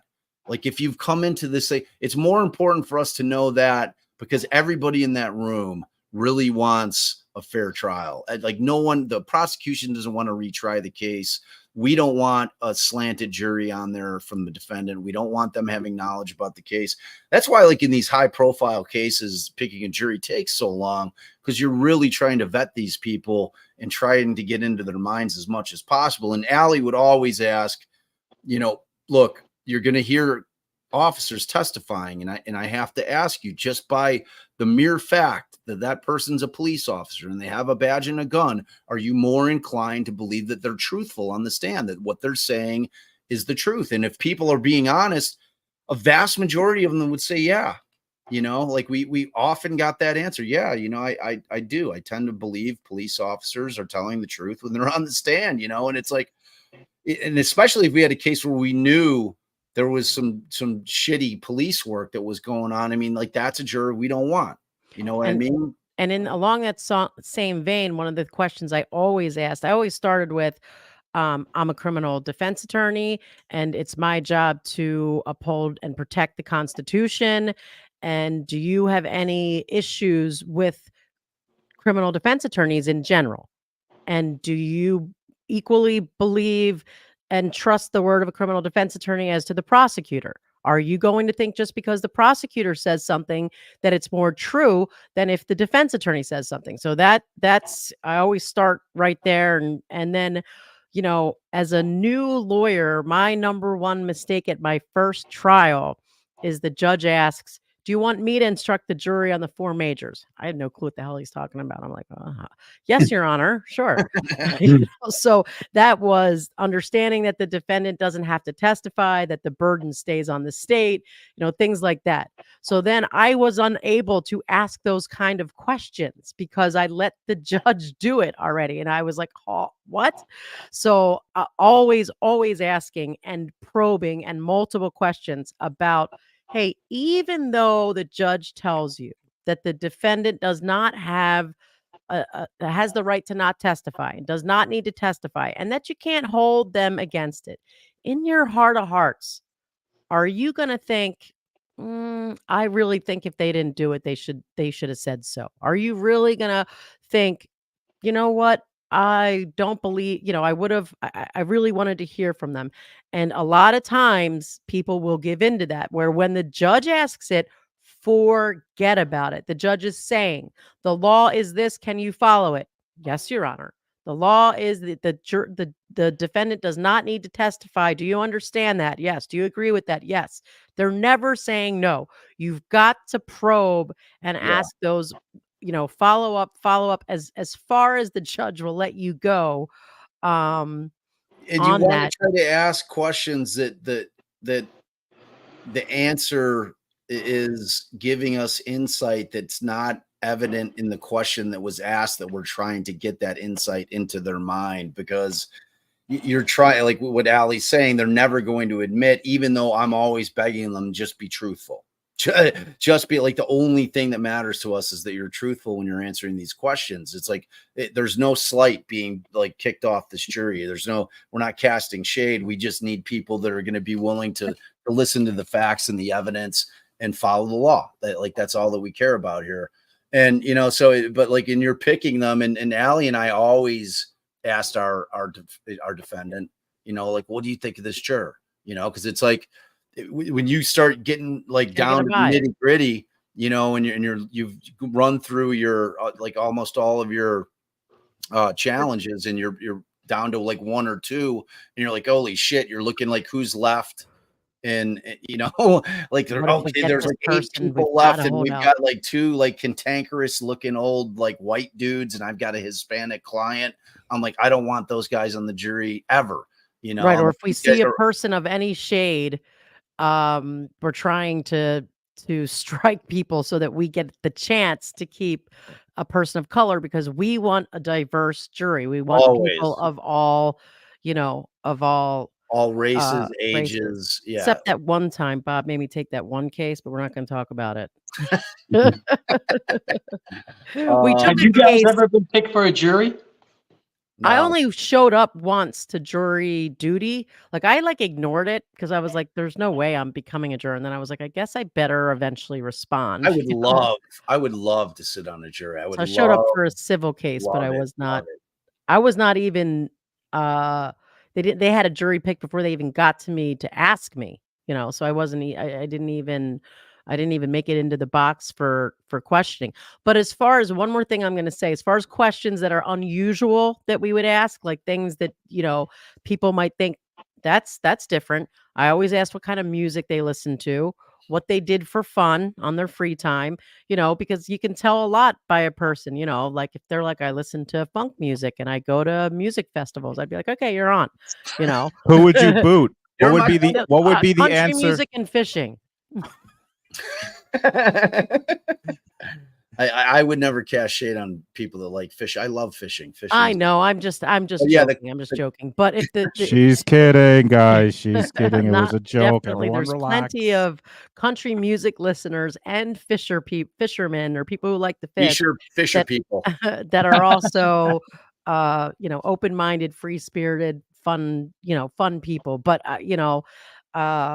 Because I mean, once you pick them and they're in there, like the entire trial, you're trying to figure out like who's if thinking they what. like you, if things are resonating with them, and you're looking at everything that they do. Oh my God, like every time you're up there, they smile. This one juror smiles. This one juror seems to hate you. You're always trying to get into their minds. And it's a fascinating process. It really is. So is it bad so is it bad for Proctor that the FBI investigation is still open? Have you heard the Massachusetts governor's thoughts? Do you think they are going to do damage control in the Massachusetts State Police? And that's to you, Mike. I'd be worried if I was Proctor. I mean, I think especially if the feds are investigating the case. I know a lot of people want Proctor fired. I don't know if it's fireable what he did, his misconduct. He's definitely gets some kind of administrative punishment from his job. But don't you think it's Giglio material moving forward? Meaning, like it's bias material that they can use to muddy up the cop anytime he takes the stand. Yeah, that's tricky, right? Because cops before phones and social media, cops just it's a boys club. We're guilty of like talking shit all the time, right? I've been guilty of it, I've like fuck this mutt, but I wasn't dumb enough to put it on a phone. So it's definitely it's just a culture. There's just a police subculture over there. I'm not on the camp that he shouldn't be punished, Proctor.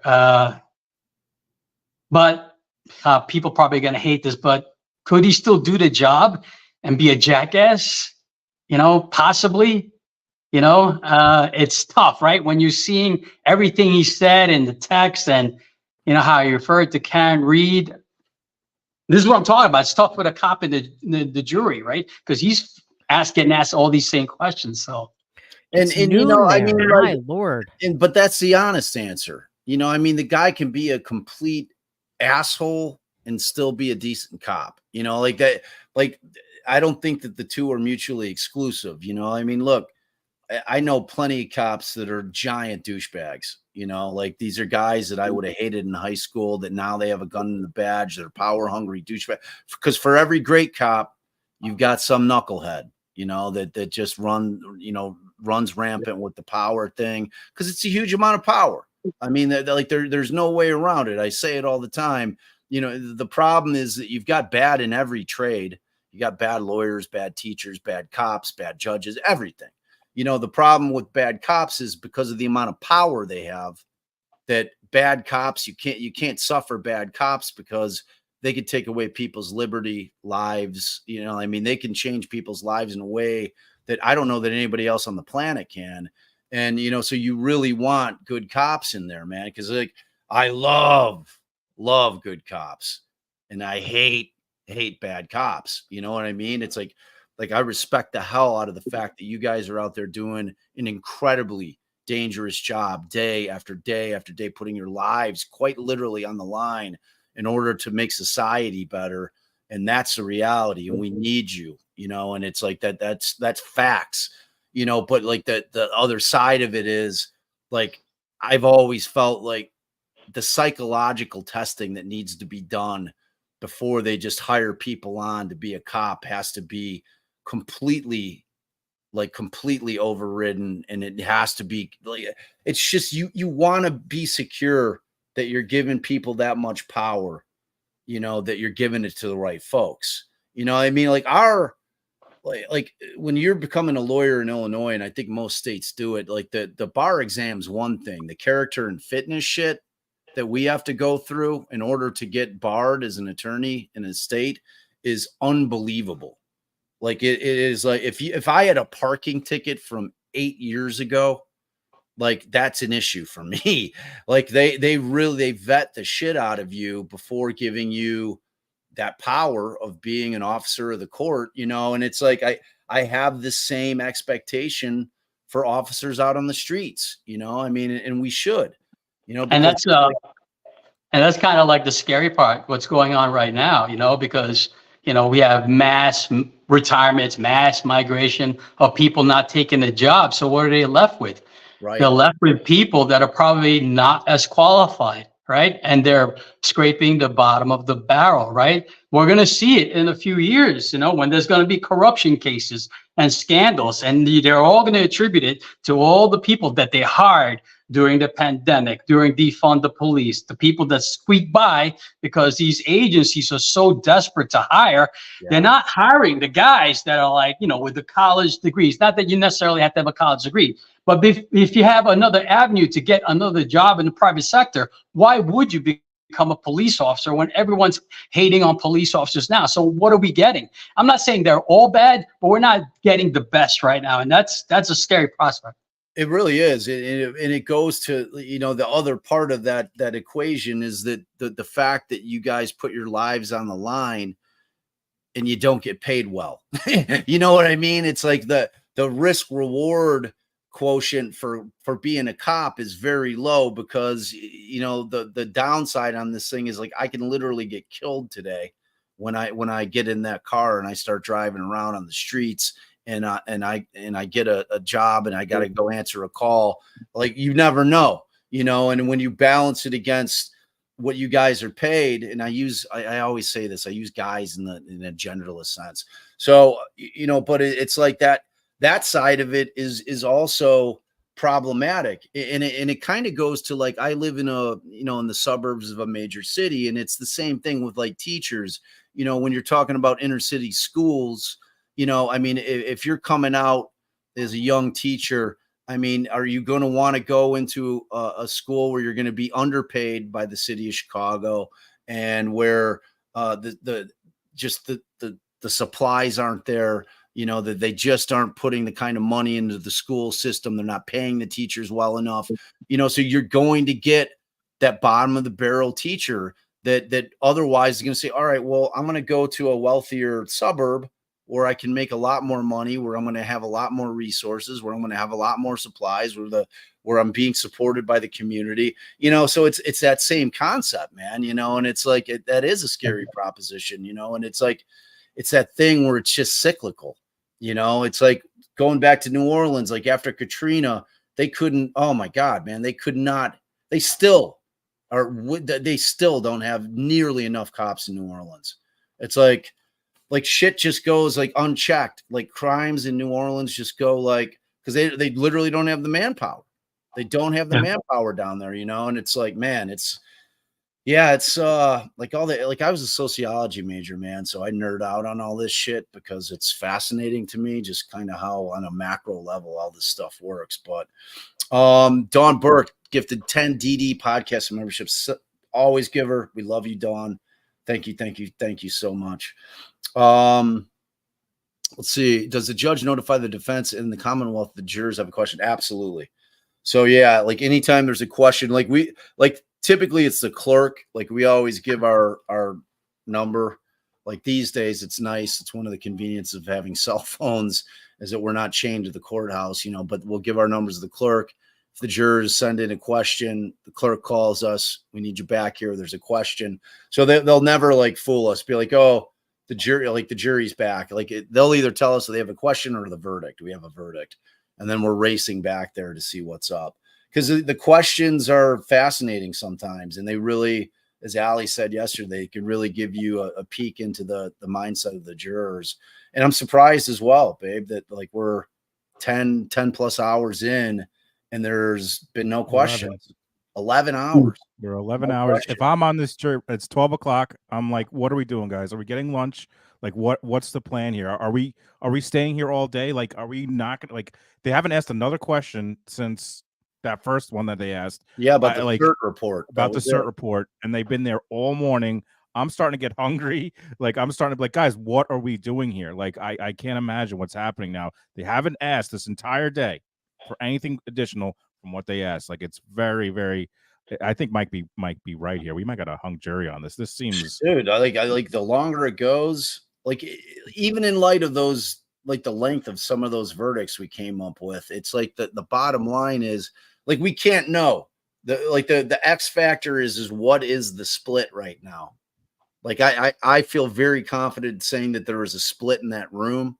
I think that the split in the room probably is equitable to what is going on out here.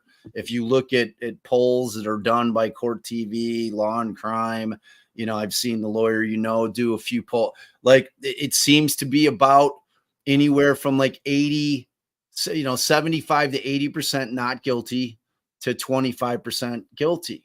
And, you know, like I can't probe into that question if like, are you talking about that they just didn't meet their burden? Or you think that Karen Reed didn't do it? Because they're two different things. They really are. It's like I can sit here and think that, you know, this should come back not guilty. And it could be just because I don't think that the state met their burden and still think that Karen may have done it. You know what I mean? Like they are two very different things. So that girl, Ange, question. So whoever unalive JOK will just walk free. I mean, depends on who you ask. Like it depends on who you ask. You know, if Karen's acquitted and you think that she did it, you know, you're going to be thinking that the killer walked free. If you're of the mindset that, go ahead, Jay.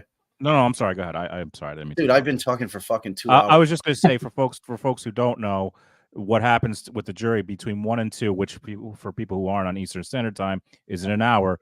From 1 to 2, there's no questions. Like the jury gets to have their lunch. The lawyers get to do what they want. So in about an hour, it gets to the point where that's like it's a break for an hour where we won't see any questions.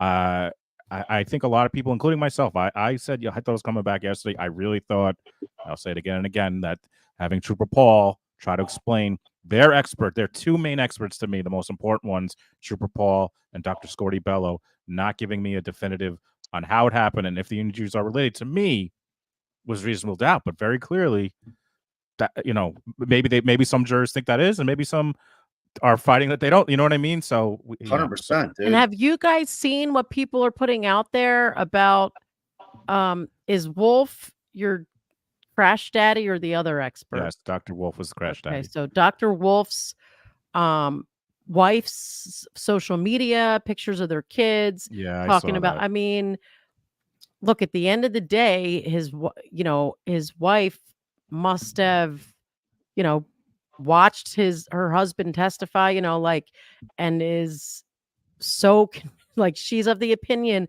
the car could not have hit John O'Keefe. Oh, I thought I heard like courtroom sounds. I was like, No, looked over. I got Like, it. oh my up, God, nothing. something's happening. But worse than that, it was just like, why are you posting her? And it's I'm not even sure it's her. Like, why is it the Some person of in them aren't another real though, country? Ali. Some of them are not real. Because it wasn't in English. Some are fake accounts that people are trying to like stir this shit up as they've been this entire time. So some of those accounts I've seen appears are not real. Some are real. Some it's they're not even posting in the English. kids. Do we have any reason to think he lives in another country? Who? Dr. Wolf. Oh. Oh, Dr. Which, by the way, Wolf. we are not going to share any of that shit. We don't believe in that. Like, I made a funny. I don't even know what the hell you guys are talking about. We're talking That's about people are posting clips, or not clips, screenshots of his Facebook, and they're like, "This His is wife's. him," and or it's his wife's, and it's like his kids are on there, and they're it like, shows "Oh, that he's she's a member he's of Free married," and Carrying then Read. allegedly they're in a Free we would Carrying Read never. site. There's like a lot of so we are not going to share that. Never. But yeah, it's just the stuff that's out. I don't there. even know that hold on a anyone sec, babe. vetted it. Hold on a second here. No, We I are didn't. 1877 strong in this chat. I'm checking their And if thumbs y'all, up. Wow. welcome. If you are new, if you have not met my brother from another mother, this guy over here in the lower right-hand corner, this is the Shaming of Jay, my homie. He's my brother in all things. He is my trial partner on this. We have been streaming this on both of our channels. If you have not subscribed to the Shaming of Jay's channel, we will be dumping that consistently in the chats. Please go over there. He has amazing content. He's an amazing guy. He's hilarious. I love him in every single way. If you love the content over here, you're going to definitely love Jay's content. And he's not as funny as Yo Mama. But Good form, Ali. Good form. And Jay is knee deep into the Adelson case. Like he's just dying for Donna's trial to start. And he's Rex Huerman, even more dying for Wendy to get arrested and for her to get her day in court. Yeah, a lot of people have asked. We are going to cover that. We are covering that Adelson. Dan Markel, for folks who don't know, Dan Markel was July 18th, 2014, 10 years ago. It's coming up on 10 years. You can believe that. Donna Adelson, a literal grandma, is going on trial this September, and we will for sure be covering that. No doubt. And Jay is knee deep in Huerman. He was boots on the ground. Boots on the ground. Like walking around like the hotels where, it wasn't Allie the and I most bullied him. impressive boots on the ground, but he's getting better at it. Wow. He was afraid to talk to the people. We had to get Shannon to do it. That's why I have my wonderful wife, who's my partner, who does that stuff. I'm not. Jay, go talk to the people. Interview them. Speaking of which, I'm kind of sad that we haven't had a Shan appearance. Yeah, where's a pop-in? Yeah, what's up with the no pop-in? Well, she's going to be on live with me tonight on our thrifting channel, but I'm sure we could probably get her to pop on. Yeah, I think we should definitely have her. So please, at least y'all, hear screaming in the background something out. She was laughing hysterically at you guys when you had the puppets, but I guess you didn't hear it. So if you love our content, please sub over at Jay's. And I'm gonna we'll be there tomorrow if we don't get a verdict. Everybody's done really good on thumbs upping because we got 1.1 thumbs ups. Nice. Yes. That's awesome. So I'm gonna say it one more time. Go over, sub to Jay's channel right now. You guys, you can open tabs. Tabs are real easy to open. Go. And then our other amazing guest here, Michael Alcazar. He is former NYPD, longtime guy, retired, living the dream now. He is always on with our boy Joe Giacalone, the Sarge. They do roll call together. They're both amazing human being. Mike has a great Twitter account. We're building his shit up. People need to hear Mike's voice. Mike's hilarious. We adore him. He's got great stories, and he's a genuine dude. So you're my favorite kind of people. So make sure you're following him. We'll be throwing all of the links in the chats. Sorry. Look at that. See, I'm going with Mama Carter. I'm taking that as gospel. I'm trying to promote our boys. Who gives a shit about? By the way, is roll call tomorrow, Mike? Are you on tomorrow morning? Yeah, we'll do a roll call tomorrow. What time is that? 8 a.m. Eastern? 8 a.m. Eastern, yeah. So and the roll calls are great. And talking about two other dudes that are boots on the ground with Huerman, Mike and Joe, they're bringing you the straight dope. Like those dudes, they know what's up, man. Like that is their hood. They know the ins and the outs. They know the people involved. Like that's the spot. That's the spot to be for Huerman. You guys will have to powwow the die three on of that you. hill. Yeah, no, they're the best. And I love Joe. Joe will probably pop on someday. He's been creeping around in the chat. He's playing Mike's role today. He's doing Mike and Mike's doing Joe today. That didn't sound right, but That's what he said. on that note, folks, I gotta go. My phone is dying. But thanks for having me on. It was Thank fun. you, Mike. Love Thanks you, for Love man. hanging out with you guys. We love you, Mike. Nice getting Thanks to for know you. hanging, man. We Thanks, appreciate Mike. you. All right. Be good. I am running with Mama Carter because that's what I was wondering. We're talking now again about the post people have been making on social media, even people who are, supposed to be respected by the public and hold themselves to a higher standard, putting up this post of Dr. Wolf, aka Crash Daddy, his family, and saying that his wife had joined Free Karen Reed, and like literally telling the public, look, here's the proof that he was a bias expert. Oh my God, the world should end.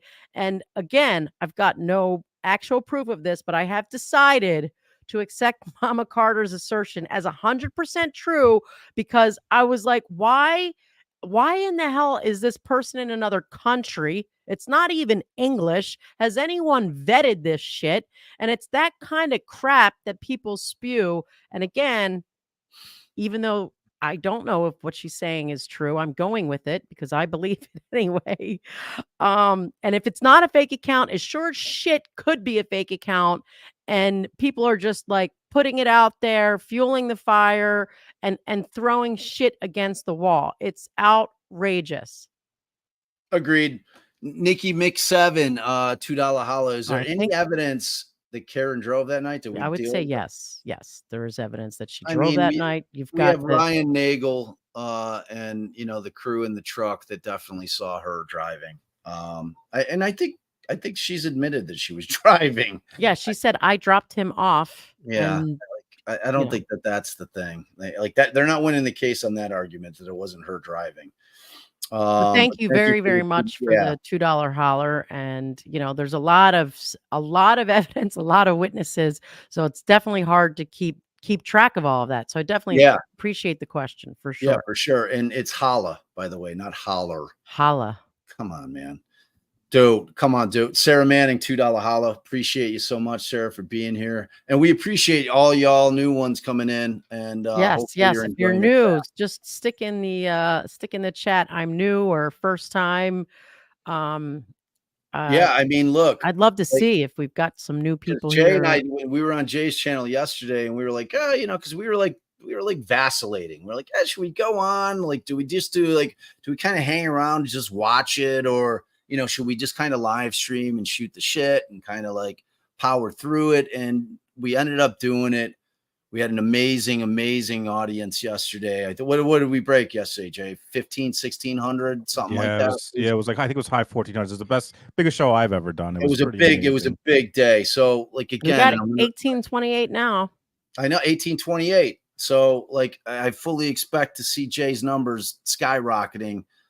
So make sure you're just going over there and subs. And I know I'm kind of beating you over the heads over it because he deserves it. That's why. Thanks. He does. Where's this right. little? Oh, it's because I put a comment up. Never mind. Okay. All right. So not squirrel, y'all. Imagine how jurors will feel once they can get on social media and watch the videos debunking the CW case. Because key cycles, snowplow, and dash cam 608 shoe found where Carrie, an officer, and Sarah parked, etc. Mind blowing. I mean, look, we haven't really had this discussion with Allie. I mean, like no part of Jay and I think that the jury has like avoided social media. It's like impossible. It's impossible in this day and age. I don't know. I'm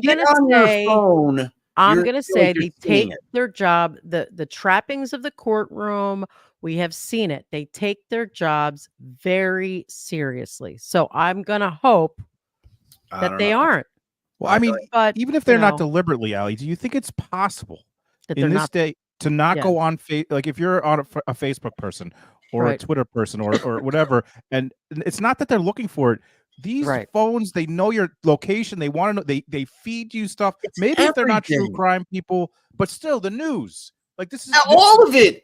You're walking by like, do they still have paper machines, Jay? You're walking by and you see the Do they? Boston Globe with like Jen McCabe, like in one of the moments in time where she's got crazy face on there, and it's like Jen McCabe lie. It's like trying to avoid it is almost impossible.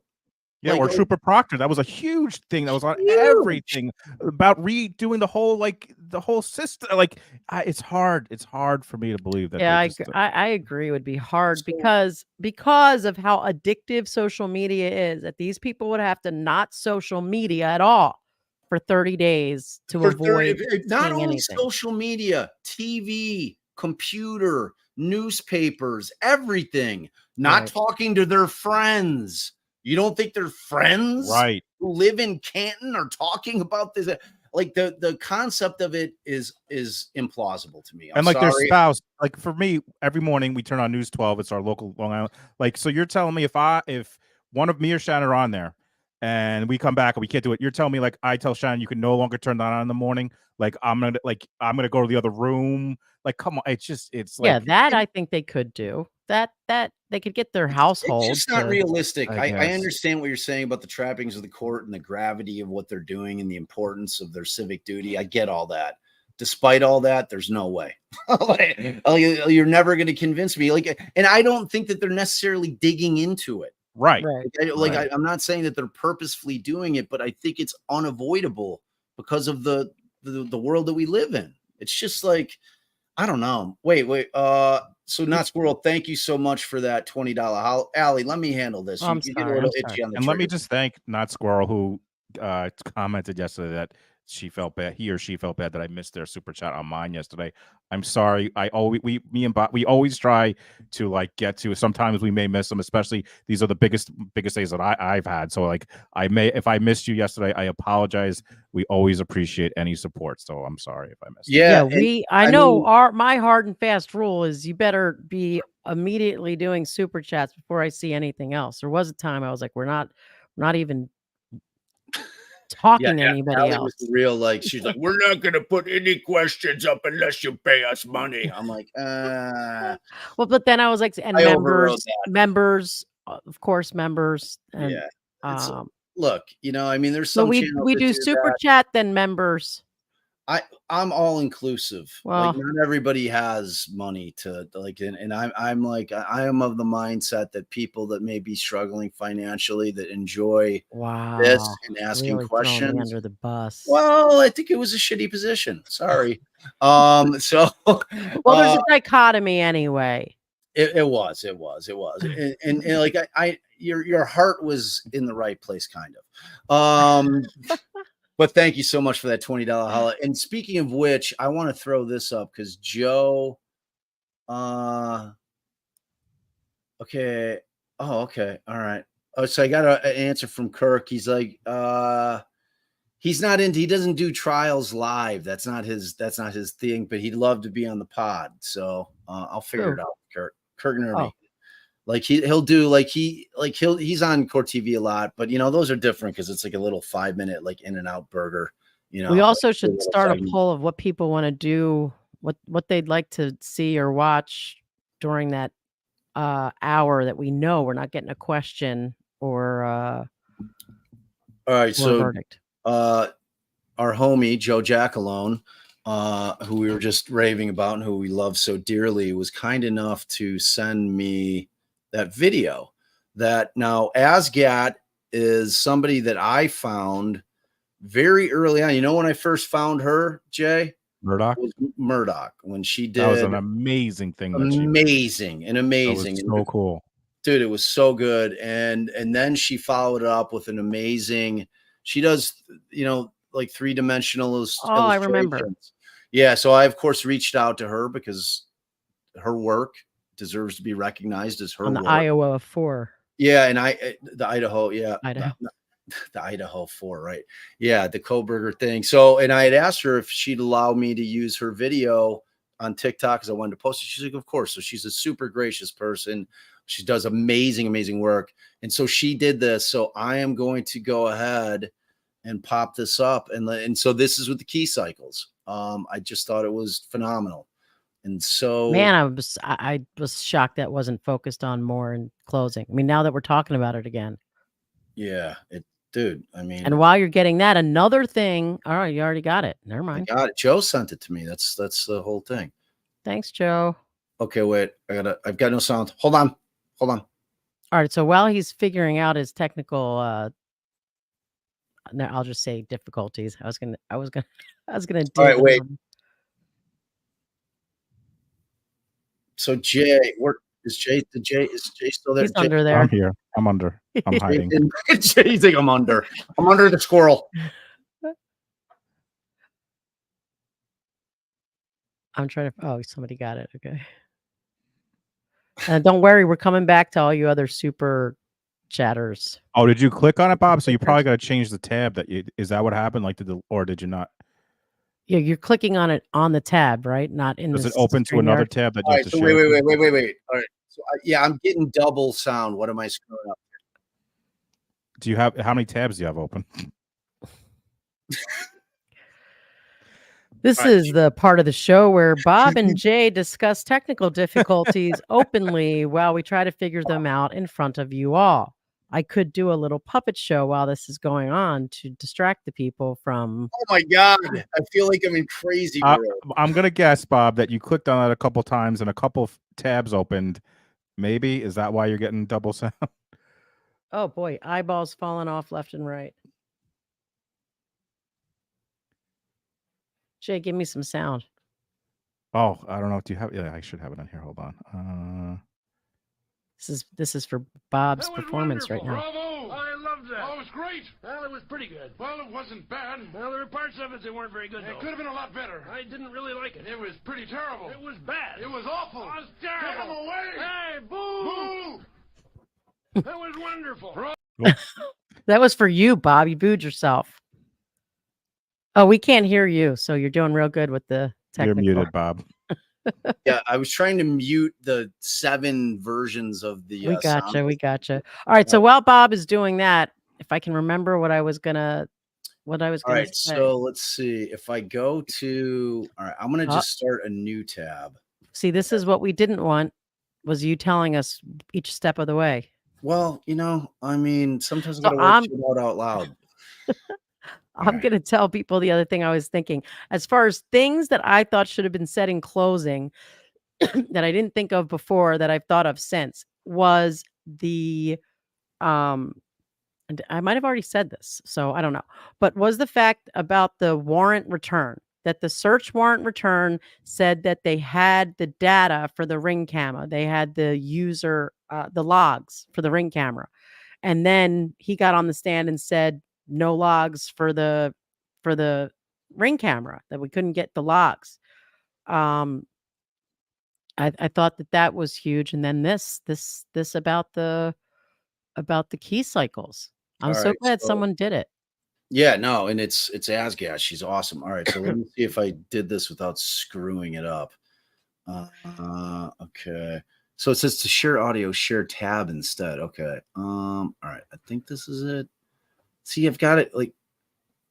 All right, let me just see if this works. Tell me if the audio is working here. Otherwise, send it to Jay. Yeah, right, exactly. Okay, see if you tell me if you guys can hear it. No. Wait, no, is the volume's definitely What about on the little clicky thing over here? Is the volume turned off? And that's why we don't hear it? No, it's because like when I'm sharing it on StreamYard, it's telling me to do the tab on Chrome instead. So hold on, I'll figure this shit out. Oh, put it in its own tab. Ah, while you're waiting, Jen just came in with a $50 holla. Woo! What? All right, so okay. I think this one will work. All right, let's try it again. Okay, you guys tell me. Thank you, Jen. We'll come back to her. Everything that creates. There it is. And if he's wrong about the key cycle. All right, so I'm going to start at the beginning. This is a 3D illustration on the subject of key cycles, which is a very important piece of evidence that is widely overlooked. The data in this key cycle is referring to everything that creates the scene by Trooper Paul. And if he's wrong about the key cycle, it destroys his complete case. So let's start with the basics. This is a simple ignition switch. When you turn the key fully, you'll hear the engine start. After hearing it start, you'll release the key and it falls back to its on position. Then, of course, if you turn it back fully, it turns the car off. Now you can stick the key in and turn it simply to the on position. This is a key cycle. Then when you start the vehicle, this is an ignition cycle. All these cycles are recorded in logs. Every single time since the birth of the vehicle, every key cycle is recorded and logged. Even when you fully start the vehicle, creating an ignition cycle, there will always be a key cycle logged. So when Allan Jackson asked Trooper Paul if every ignition cycle has a key cycle, the answer should have been yes, but that would have hurt his case. So he was either deliberate in his deception, or at the very least, he lacks the expertise in the field to know better. Let's view that interaction. She's great. Every ignition cycle includes a key cycle, correct?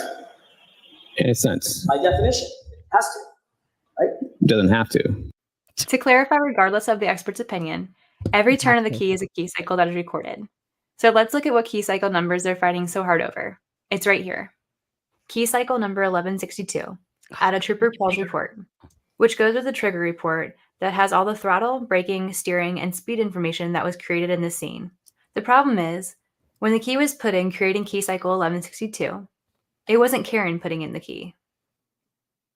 Let me show you how we know this. Hi guys, Trooper Paul started the car, creating key cycle 1164 during his testing. Moving backwards in time, we know the next key cycle was when the SUV was drove off the tow truck and pulled into the police department's garage. This would be cycle 1163. When the police department took possession of Karen's car at her parents' home, they started the vehicle and drove it on the tow truck, creating cycle 1162. Continuing, earlier in the day, Karen and her dad started the vehicle and drove it from John's home to his home, creating cycle 1161. And going back one more time, when Karen left John's home at 5:07 to drive to Jennifer McCabe's home, this would have been key cycle 1160.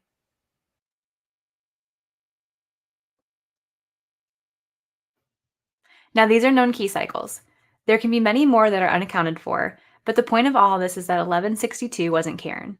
It simply doesn't match, no matter how they try to justify or equate things to be different than they really are. It's just nonsense. Key cycles are recorded for a reason, or the system in Alexis wouldn't work correctly when collecting data. It's that simple. Thank you for watching. I mean, Bravo. I'm giving her an applause. that shit was pretty. I mean, like, am I crazy or is that pretty definitive? It is so definitive. I mean, we talked about this before, and like I said, I really was like, I'm going to do this. I'm going to go back because when Jackson was putting it together, it was very clear to me that it was impossible to be the key cycle. I just wish he would have done some version of what she just did in his closing. I mean, they didn't address the key cycles at all. I don't remember them doing it. Not at all. Like that. Wow, that was amazing. Which That is a was amazing. problem which you guys have talked about, going in on this other defense where, you know, that's time that could have been used for that if they didn't push so hard on that they had an hour. That Yeah, was they his just choice. focused on the state's case, and if they could have said something like, "We're going to trust your guys' memory on this, and that. We're going to focus on the state's case, which is all that matter." You know, like driven it home. So, babe, let's go back to the and. All right. So, but I want to give proper love to Asgard Industries. Can you guys, Diz? Can you guys throw her channel? I want to link to her YouTube channel. She's got everything she does is like that. Like Very professional, very professional. I thought just she did from an editing was standpoint. That was really, yeah. really It was very professional. There was no hype. There was no extra animation. It was very factual. It was just very facts. good. Straight up, just facts. So, all right, let me see. Some question about that, by the way. Does that work the same for? Don't pretty much all newer cars have the button? Is it the same thing as the key? Like, wouldn't her car have had the push button instead of the actual turning a key? Is that different or is that the same thing? I think that in theory it's the same, because when you turn it on, when you press all the way, you're still going to get on and then engine. you're always going to have incorporated, no matter the car. That's why he used the key as an example so that people could conceptualize it in their minds. When you press the button, you're going to have a on into an ignition. So, and you can tell, like, the other thing Jackson did during that is he's like, all right, let's try it this way. Clearly, this on cycle you're talking about, the car was being driven. So we know it was an ignition. It was part of an ignition cycle because the car is driving. Right. I mean, what I'm saying, Jay? Yeah. Yeah. All right. Let's see here. What are you looking for? Me or Jay? You, because we were over here. I'm taking care of something for Jay right now. Okay. So we were thanking Not Squirrel for her $20. And I think that we, definitely answered all of that. And it definitely is all mind blowing. Y'all imagine how the jurors will feel. Yeah, we read that one. All right. Sarah Manning with $5. Retire. Canine officer from, she's a retired canine officer from Pensacola, Florida. She loves us. Allie, I want to be there when I want to be you when I grow up. Give the guys hell. Thank you, Sarah. Thank you. Give them hell. She follows it up with another $5 holla. Wow, you got a big fan here. You got a fan. Allie, you're awesome role model for women pursuing careers in law. Oh, that's sweet. Sending love from Pensacola, Florida. Love you all. That is gospel. Like, I love, like, I'm so thrilled that I've gotten to share the magical creature that is my wife to the world, man. And she is a role model. Like, I mean, she's going to be the first one to be like, but it's facts.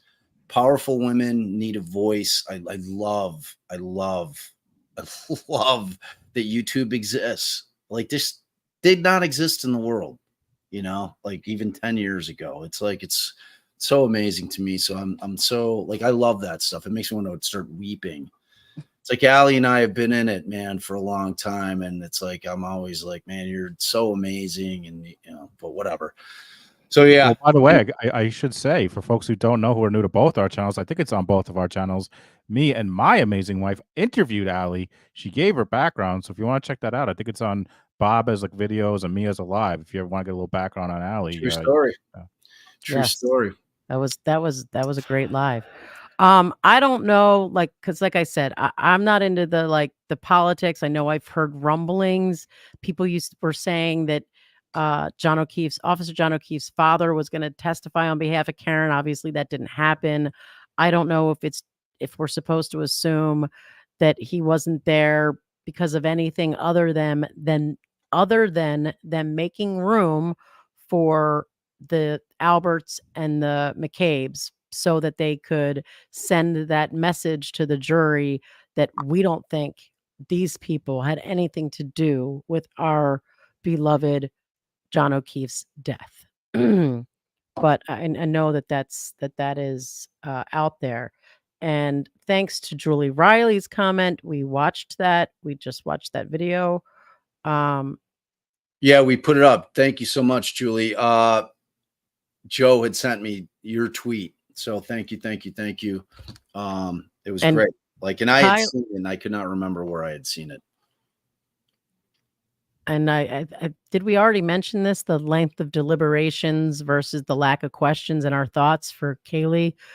I mean, we've been kind of addressing it through the whole thing. I mean, it's like we got to be close to 12 hours, right? It's crazy. And I will say, though, when I was thinking about it afterwards, because I had said, I can't believe there's no questions. And it could be just more of a very strong desire to hear from them.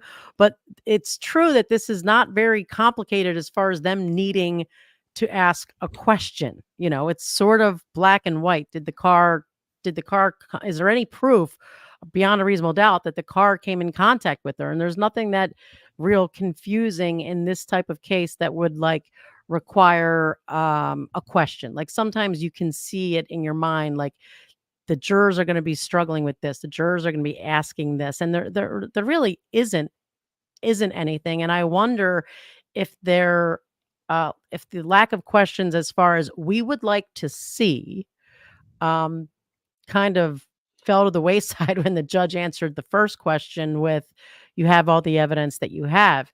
And I know that everyone's been saying that there's not a report, including Sleuthy. And I thought there was some kind of report. And so I'm not going to go one way or another to say whether there was a cert report. But I will say that if there was a cert report, it would not be admissible because it's hearsay. So that's why the jurors would not get it. And I thought there was something about them reporting the distance or reporting the number of items, or I thought there was some kind of report, but that may have all been on the map, which also I don't think that may have just been admitted as demonstrative. I'm not sure. It may have went in as evidence, but police reports, even if they exist, are not are not evidence, and they never go into the jury because they're hearsay, among other issues. But I am surprised, to be perfectly honest, with the length of deliberations. Wait, babe, we're at Dana. I'm going. Wait, did you just skip the always giver Shiraz and Armad, who like gifted 10 DD podcast memberships to like I was trying to answer questions. 19, almost 2,000 people. Yeah, we are creeping up on 2K. Pretty amazing. All right. Amazing. I haven't gotten to her. She's after. Babe, before you answer another question, like I just wanted, because I'm going to throw. So first of all, family hugs, they're here to stay. 83-17. It's a landslide. Sorry, babe. Shit out of luck. And the 17 of you, percent of you that don't like it, just, I'm not giving you the hugs. That's all. They're not for you. All right. But Jay asked a great question. There is currently a hearing in the Idaho 4 case going on. Jay will continue to monitor here. Do you guys, I'm going to put a poll up. Do you guys think we should pivot and go watch that? I do. I think it would be pretty interesting. Fascinating. But definitely ask the people, because there's 2,000 of them. Ask the people, and we don't want keep the people happy. off. If you guys want to sit here and just listen to us yap. Dizzy just said it's only a scheduling conference. Oh, is that true? Lord. Well, then what? No, because Andrea said she was covering a hearing today. Is that true? Yeah, she did. She did say that. All right, so we're gonna put some some weight into what Dizzy says, and Bob's got to double check it. So while he's doing that, Don Burke, thank you very much for your generosity. And now Dana's question. And Don gifted 10 Defense Diary podcast memberships. Very, very thoughtful. Always give her. Okay, I am confused about the glass thing. Did John and Karen take glasses from the bar? Yes. 2 different occasions, 2 different glasses, and 2 different bars. Is that why there are 2 types of glass when tested? No, I do not believe. Sorry. So I do not believe there's any evidence that Karen took a glass with her when she left. What's it called? The bar that they. Waterfall. The Waterfall. I think it was just that she brought a glass from. What's the other bar? CF McCarthy's. CF McCarthy's into the Waterfall. But there has been no evidence or testimony or anything I have heard anywhere that she took that glass from the Waterfall. So only one glass left the Waterfall, and that is John's glass. The only explanation for glass not there that didn't come from his glass, in my mind, is somebody put different glass there, not thinking that they're going to be able to compare the actual glass. So, and Allie, kind of to that point, I'm going to let the polls up. I'm going to let it build. We've got only 141 votes. We've got a lot of people in here. I don't want to lose people because we're going to pivot to that. So, right. We want to know what I want you to discuss is, do you think it's an issue? Do you think that Lally made some points in pointing out, and we discussed this when we were in bed the other night, that both Wolf did not have what the Commonwealth considered to be inculpatory evidence, which is the hair, the DNA on the housing, that he didn't have that information, and neither did Dr. Russell, informing their opinions. Do you think that was effective? So with the first expert, which I think is Dr. Wolf, I think he said he might not have had some of that. Dr. Russell said they had all of it. They were informed of all of those findings, and it did not change their opinion. So I don't think that that's quite what was established. I think what was established is we were provided that information, and it didn't change our opinion. And whether it was effective at all, I can't say. But in my mind, I don't find it even remotely of issue, because those experts found it didn't matter, because I couldn't get past. There's no getting me past the fact that that car did not come into contact with that body. So all of that other evidence, whether it says that the whether it's circumstantial, that there were glass shards, there was this, there was that, it doesn't change the fact that the reconstruction established that car did not come into contact with that body from a scientific and damage to the body, damage to the car perspective. So I don't care if there was a sign on the body that said I was hit by a car. Their reconstruction said he wasn't hit by a car. So they didn't need to even to get all that stuff. But even though they were informed of it, it was clear they said that did not change their opinion. And Dr. Yeah, surprise. And the dog bite expert said she did have the DNA. She said during voir dire, she did not, because she hadn't opened it. So then she went back and she did open it, and she did actually have it. So the medical expert did have all that. The second medical expert, so not the FBI's experts, but the second expert, their pathologist, he was missing some stuff that might have hurt them there. But again, it wasn't all that much, because he was very adamant that the injuries were inconsistent. He said, to the exclusion of everything else, that the injuries were inconsistent with him being hit by a car. So again, it wouldn't really matter that there was that other evidence, especially when you're talking about a defense that stuff was placed there to create circumstantial evidence.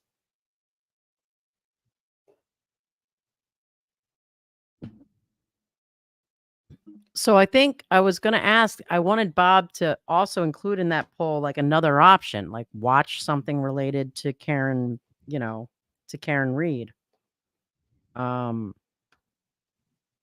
So again, I'll remind people we're about 15 minutes from when they will go out for an hour for lunch, where there will be no questions, which is at 1 Eastern. We are at 12:45 Eastern.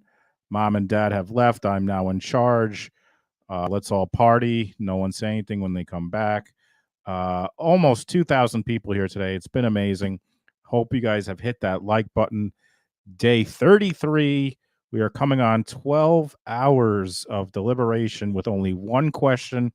Not only like no question other than that question, not asking to see anything other than the cert report. That's the only thing that they asked to see so far was the cert report.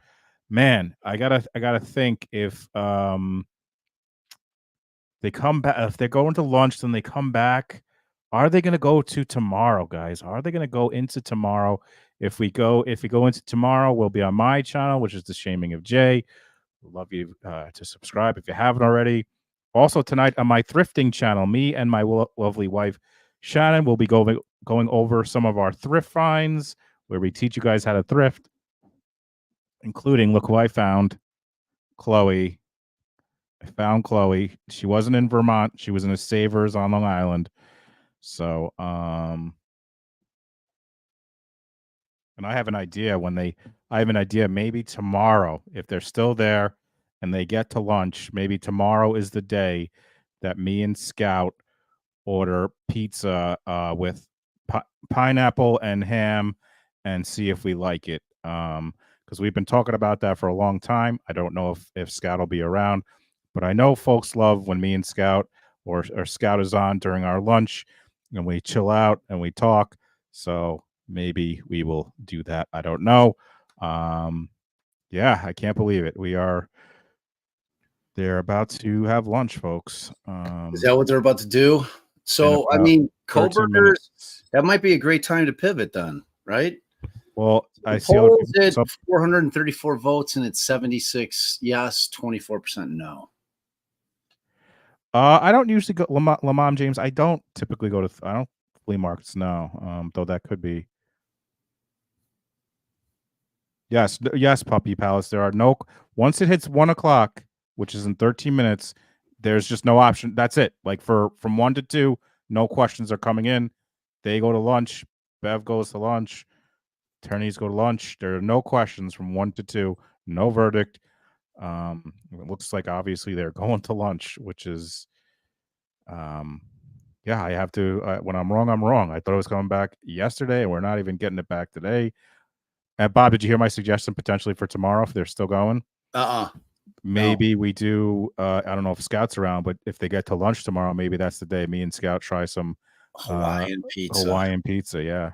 Ooh, I think that sounds like a great idea. Sounds like a great idea. Did Allie make it through? Oh, yay! Equinox. She's a Grizzly. She came over for the Grizzlies. Welcome. Yeah, welcome, and she was welcome. shouting us out on Twitter. I loved it. I assume Equinox is a woman. If not, either way. But thank you so much. And G gave us love today. She tweeted out that she was appreciative that we were getting love on our stream yesterday. So, which was actually on your channel. So what do you think, man? It's 77. I wish with this many people, y'all would just vote. What time is it, by the way? Like the conference, which I see people confirming it's just as, I don't know if it's true, but some people are saying it's like Dizzy said, it's just a. It's 10 a.m. Pacific time, so it's going to be happening. So that's going to be in 10 minutes. I mean, the worst case, we go over there. It's going to be lunch on there. Nothing's coming back in this. The worst case, we go over there and. Right. Exactly. See what's going on. So how much? What did Allie make it through? In terms of the starred stuff. I think she was pretty up to date. I don't know. Okay, cool. So we got Dana's. Yes, we did that one. Okay. Kathy with a couple $2 hollers. We gave love to Kathy. Yeah. I'm not sure. Thank you, Kathy. Yeah. Meg always good. Mod extraordinaire, human extraordinaire with huge 20 DD gifted podcast memberships. Thank you so much, Meg. We adore you. Jen, another always giver to both of our shows, and Ahmad. I've been lurking, thoroughly enjoying this stream, DD and JBN. Thank you. Thank you. Thank you. Thank you, Jen. Always, not just today, but always for everything you do. We love you. Yes, yes. Amy K. Julie Crowley equals former FBI agent to follow, not Julie JC. Agreed. I love Julia Crowley is great. Awesome. Phenomenal. Amazing. Brilliant gal. Just really, really good. I'm going to get her on. I want her and Allie to bump brains. Do a little bump into the brains with those two bright gals. Do we get to Joe Schmo? New Bob and Jay collab t-shirts. What's a mod of you? Like, I think the Bullwinkle might come in be like, hey man, you stole our shit. Like, so that was a university in Bullwinkle. Like Bullwinkle University was what's a mod of you. Like spelled like with my actual correct spelling of my name. Bob in aviator goggles and Jay in so he knows. And Jay in a moose antler hat and Allie is Natasha shaking your fist. It's always Bob and Jay. I love it. It's actually a great concept. It is. It really is. I'm sure one of our brilliant graphic designers can come up with something like that. But I don't want it done through AI. I want actual artists doing it. Let's see, Lucia. And thank you so much for that $10 holla, Joe. We love you, man. Am I nuts? She missed leg cycles and went straight to Karen Reed at 5:30, skipped over John picking up Jen, going back and watching, etc. I don't like. So moving backwards, that would have been earlier in time. I think it still doesn't cure the issue of the key cycles moving back from like 34, right? So 1634, 1633, 1632. Like, I don't know. Does that cure that? I don't know that cures that issue, right? Like going back, I don't know. I'm going to be honest with you. That is like over my head. I don't think the jury's going to even like I don't know. Right. Like it wasn't brought up in either closing. Like I think that's going to be like a null issue for them because it wasn't even really addressed in closings, and it was confusing. I mean, Lally did a pretty good job in kind of making that a little bit of a cluster F in terms of, and the witness did as well, turning it into like sometimes it comes on while the lights come on and sometimes it's like I just want to say, and I don't know if you said it already, but the video was going off of the absolute known cycles. So, it didn't need to go back that far because it proved earlier than the ones that they used that it couldn't have been the one that the Commonwealth was using. Also, we don't know if when she left for John's, she turned the car off between the trips, like when she went to Jen and going back, unless that one we didn't need to even get to because we had already established it wasn't 1164 or whichever was too close in time. Let's see. So what did the vote come back? It's still going. And do we know if there's an actual hearing? I'm looking. Dizzy sent me the order. The order reads, counsel. Let me see. Counsel shall be prepped to address scheduling dates, including a briefing schedule and oral argument dates for pretrial motions, including motions to suppress, motions in limine, and any motions challenging the death penalty, expert disclosure deadlines, a trial setting, deadlines for filing pretrial materials, and proposed jury instructions, juror questionnaires, witness lists, and exhibit lists, and sentencing disclosure deadline. So it is definitely a scheduling thing. Right. So but, I mean, it sounds like they're going to set a trial date. That's much less interesting. Or he's saying that he's just going to set a date for a trial setting. I don't know. It's hard. It's a run-on sentence, so it's hard to know. But I'm going to pull up Judge's Zoom because he's got his own YouTube channel. And if people aren't familiar, that's the man's name, Judge. Right. It really is. Judge. All right. So, yeah. So that thing, I can't tell if that's going or not right now. Oh, this is his Zoom. Well, I'd say since we didn't hear anything before their hour of dead silence, they must not even be thinking of any questions, because you'd think if they had anything that they thought they might want, they'd get it out before the 1 to 2 o'clock nothing happens time. I see people in the chat are reporting that like lunch was delivered at 12:30. I'll tell you that on Twitter, between Ted Daniels and Susan Sue from NBC, I haven't seen that. It may be true if they're reporting it somewhere else. Not that I mean, either way, from 1 to 2, no questions. Man, oh man. Let's see.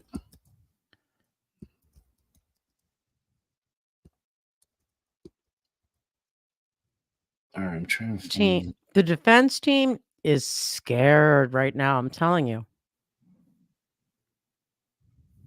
Where in this case? Yeah, Karen Reed is horrified. Well, I mean, like she is horrified. Like there's no question about it. Babe, there's no smirking today. No smirk. Well, if she is, it's because her sphincter is super tight. I mean, it's a very uncomfortable. And as attorneys, you're always trying to kind of, maintain hope. You know what I mean? Like you're not like, because your clients are obviously asking, what does this mean? What does this mean? Is this like they're, are we in deep trouble here? And and it's, you really can't know. Like, that's why I had you pull up, Jay, the tweets with, with all the, you can't know. I mean, it could mean all kinds of things. And like, because we don't know what the split is, like in terms of how many for not guilty, how many for guilty, you know, I mean, like, if it is anywhere like a 8-4 or a 9-3 or anywhere in that range, man, I mean, this thing is probably going to be hung. I know. I think Mike. The more I think about it, the longer it takes. But you know, you just never know. Right. Like I've called hung on way too many. You know, I'm quick to go to hung. I'm like, there's no way they'll be able to figure this out because it's like I'm imputing my own shit onto it. You know, it's like, oh, I can't figure it out. I'm still on the fence, so how can they know? Right. I do have a tendency to over push hung juries, but I mean, the longer it goes, the likelihood of a hung jury certainly increases. You know, because you know that they're going at it back there. I mean, that is the point of deliberations. When they get heated, they just do. You know, I mean, they gave me potatoes, no avocados. What? I chose a special option for add avocado. It's heartbreaking, really. It's hard when you're doing it on the still the delicious. app, like on DoorDash. You don't get the same. Sorry to be eating. Did we address this? Well, shut off your camera. Jay, did we reject this? We did, but I don't know what that means. Who's primo? I don't know. It's clearly somebody in a high-profile case that's being covered. No, that's my boy Sean. He's a law tuber, potentially criminal. He's got a great channel. Who is he talking about? Yeah, but who's Cremo? I don't know. Give us more, because I dude, my head's been up like the Karen Reed trials ass hard.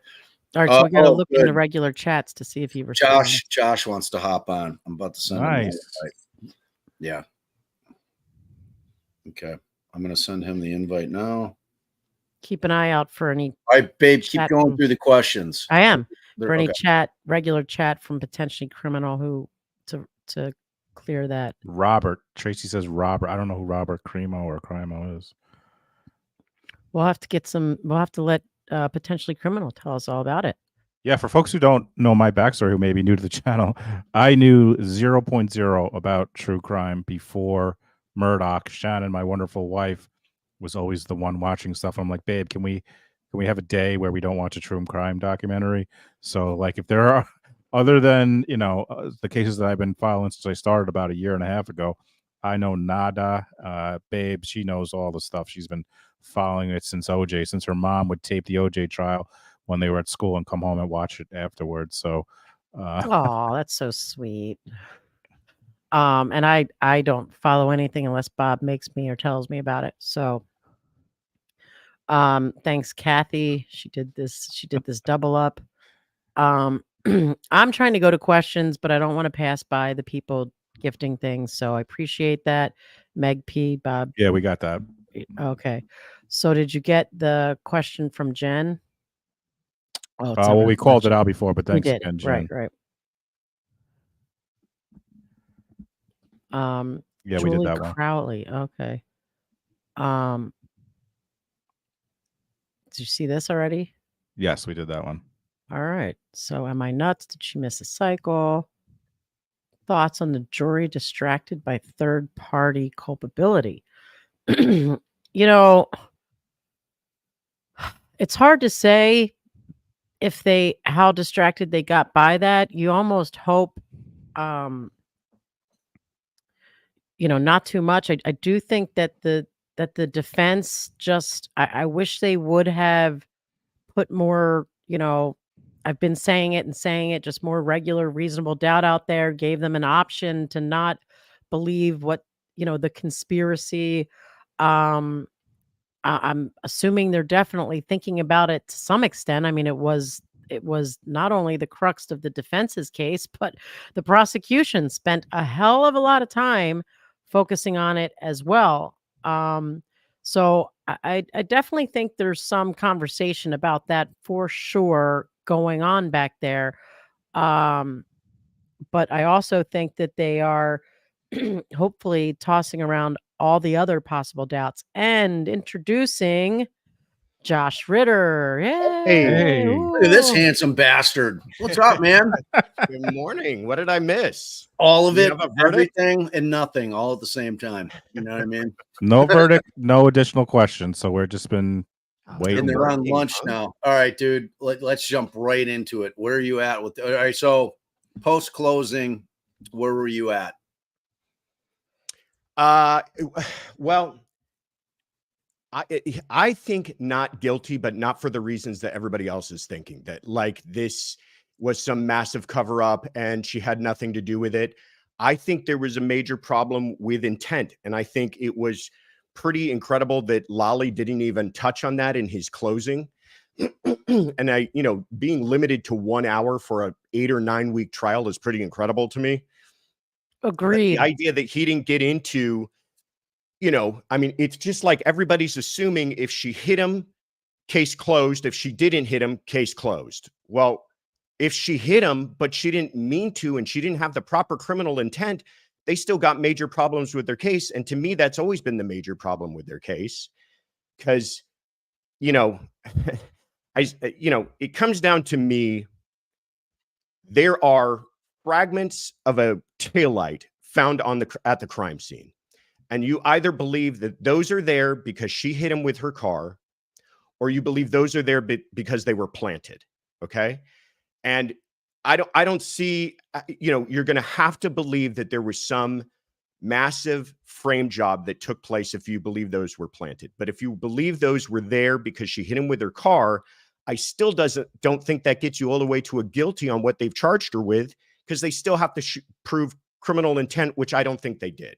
So did I hedge my bets enough? Did I give a milk toast enough answer to that whole thing? That was just political. Are you running for office, man?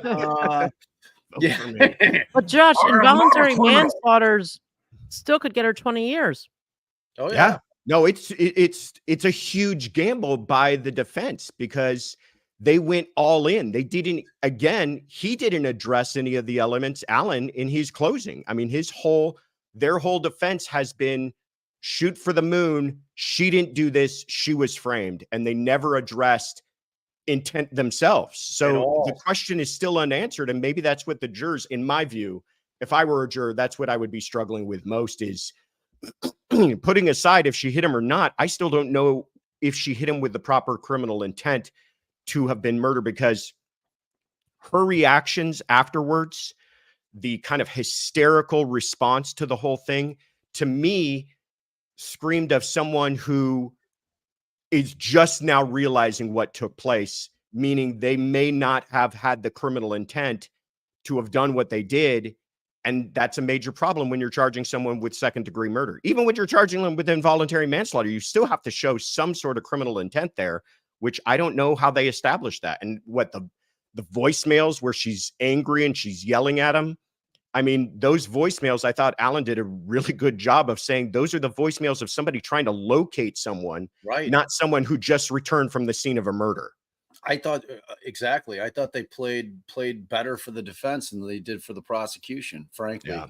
And I agree. I mean, I've been, since at least the third week of trial, in understanding they were doing the pre-Buttle case initially with, the Albert and McCabe's being called, and all the people that they anticipated that Jackson and Inetti were going to call in their case in chief if they didn't do it, but when we got into the actual case against Karen Reed, I mean, they couldn't prove up the intent, especially for the second degree murder.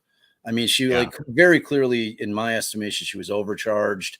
Yeah. The question I have for you as a former prosecutor, does that hurt you when you come in with an overcharge like that? But do you think if they would have just come in with the manslaughter with the OUI, if it's an easier, because it's just in the jurors' heads. They're saying she murdered him. I mean, it's giving them this other incredibly dire option that I think has to impact them. 100%. And that's what they were arguing toward the whole time too. I mean, he didn't, I don't know how it works in Massachusetts, but he didn't even decide midway through the trial, I'm not getting to a second degree on this. I'm going to pull that instruction. I'm not even going to ask for it at the end.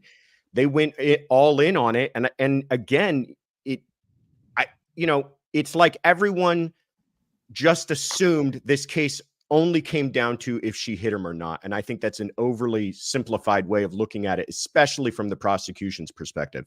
From the defense, they never wanted to concede that even if argument. And you know what I'm talking about as a defense attorney, when you kind of have to limp in there with the, hey, folks, my client didn't do it. He was nowhere there. But even if you think he did, this, here's all the reasons why you shouldn't find him guilty. They didn't limp in with that. They went all in that she was nowhere. She had nothing to do with it. Yeah. And Allie and I had this discussion on our live, and when I was anticipating, what would we do if we were trying the case? And I was very reticent about leaning in fully into the whole conspiracy thing, especially in light of the fact that I really didn't think that they needed to. I thought that Wolf and Rensselaer were very powerful witnesses, if for nothing else than the fact that they weren't hired guns. These guys were just independent guys that either side could have called. I thought that Allan did a great job in highlighting that for the jury, because it's important. It matters. It's like it takes that whole the experts are Xing each other out concept, because they're both hired guns from both sides. Yeah. These guys are loose cannons. These guys were doing an independent investigation. Granted, the jury did not know why. And Allison, I think, was spot on in her estimation. I don't think that the jury, even though there was one slip of the tongue and the word Fed slipped out one time during the trial, I don't think that the jury's mind, unless they know more than we think that they know about the case and have knowledge that there was a federal investigation going on, I don't think that they necessarily, that's where their brain's going. I think that they maybe think that there's a civil suit, that there was a lawsuit that had happened regarding this case, and these guys were hired for that. I don't think that they're automatically going, oh, yeah, the feds are investigating the investigation. Like, that is not where a typical juror's mind is going to go. So, but just on the face of that testimony, they're credible. They're credible witnesses. I mean, they had the background that you dream of when you're putting an expert on the stand. They're unimpeachable in terms of their background. And, and I was going to say, as you were kind of going through your very political and very safe answer there, we have the I don't need the hate mail. Yeah. Oh, it's so fun though, Josh. It's like you've got the issue of the pneumatic cannon. They introduced that concept, which could explain the taillight being strewn. If you're to believe that, because look, and I gave an example, because Allison's like, well, and I know people are going to come at me, the glass didn't match. The glass didn't match that they found sitting on the bumper. That all may be true. All I'm talking about is we know that John O'Keefe left the bar with a glass in his hand.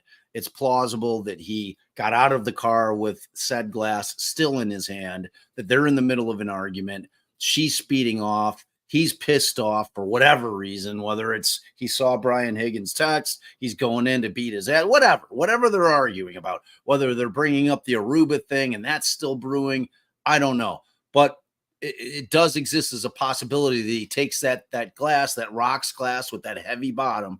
And if you've ever drank in an had an old fashioned on Manhattan, you know exactly what those things feel like, and whips it at the taillight. And if she's moving backwards towards him, to me, that's the same as, a batted ball. The vehicle would be the bat, the glass would be the ball. So he hits it. They said, and I have no reason to doubt Wolf and his pneumatic cannon that the thing shattered. And then we know, and then you add in the possibility that when Lucky, even though he says he's plowing down the middle, the plows are big, the blades are big, you're getting shit that's coming off on the sides, and he always goes to the right. There is a reasonable explanation as to how you could find the taillight that takes Proctor and the planting out of it. You know what I mean? If I'm in the jury room and I'm one of the jurors, and I've got people on the side of guilt that are like, dude, I am not willing to go into this whole conspiracy shit. That's crazy. There's no way 10 people are keeping a secret till death. There's no way that they were able to get cops on board with this thing. You know, like I'm not willing to go there. If I'm that juror that's saying, okay, like I just don't think that she hit him. I'm leaning into that as a juror. I'm forgetting what Jackson said, because I told Allison, if I'm Jackson, like I'm thinking long and hard whether I even go into the conspiracy theory, you know, and he went all in on it, you know, which is an incredibly to the exclusion of some very good things that we have talked about here. Like, you weren't here. I don't know if you were in the chat when we played the video about the key cycles, but even the way Jackson established that the key cycle they're looking at for reverse, the car would have been in the possession of the police. For the Ring camera, you had the user data on a search return. I mean, the log and of user data and who accessed it listed in the search return, the warrant return, but it was testified that it never existed. And definitely, I was just like hoping and praying, to obviously no avail, that Jackson would tell the jury, look, you don't have to listen to me. You don't have to accept the defense, theory of the case. You can find reasonable doubt for whatever reason you want. Yeah. And then go through everything, including what Bob's saying, like, all right, you heard evidence that the tail light could have shattered. So if you want to ignore the inverted Sally port, and you don't think that reeks of what were they really doing in that corner, and you don't want to accept that an officer may have planted evidence, you don't have to go there. You can decide that, you know what, maybe he threw the glass, maybe this, maybe that. And for every maybe that you guys have, for every possibility you're tossing around back there by and amongst yourselves, it's reasonable doubt. Those are all reasonable doubt. And I just wish he would have done that. But if go ahead.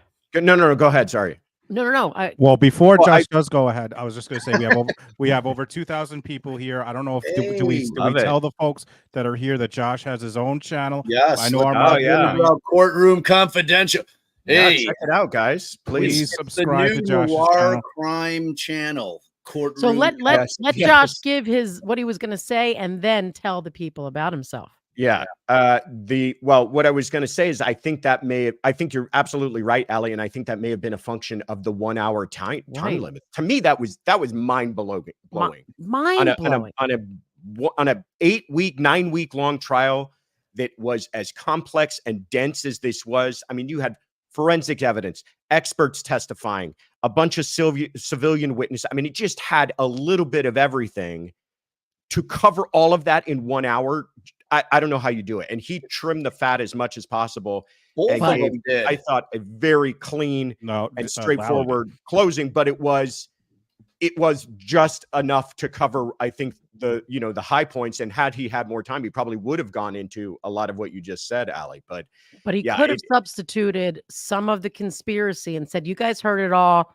Let me just focus on this. But I hear you, and I agree. An hour was too short, and it definitely, took a huge hit on the defense's closing. But again, now tell the people about yourself. Oh, thank you.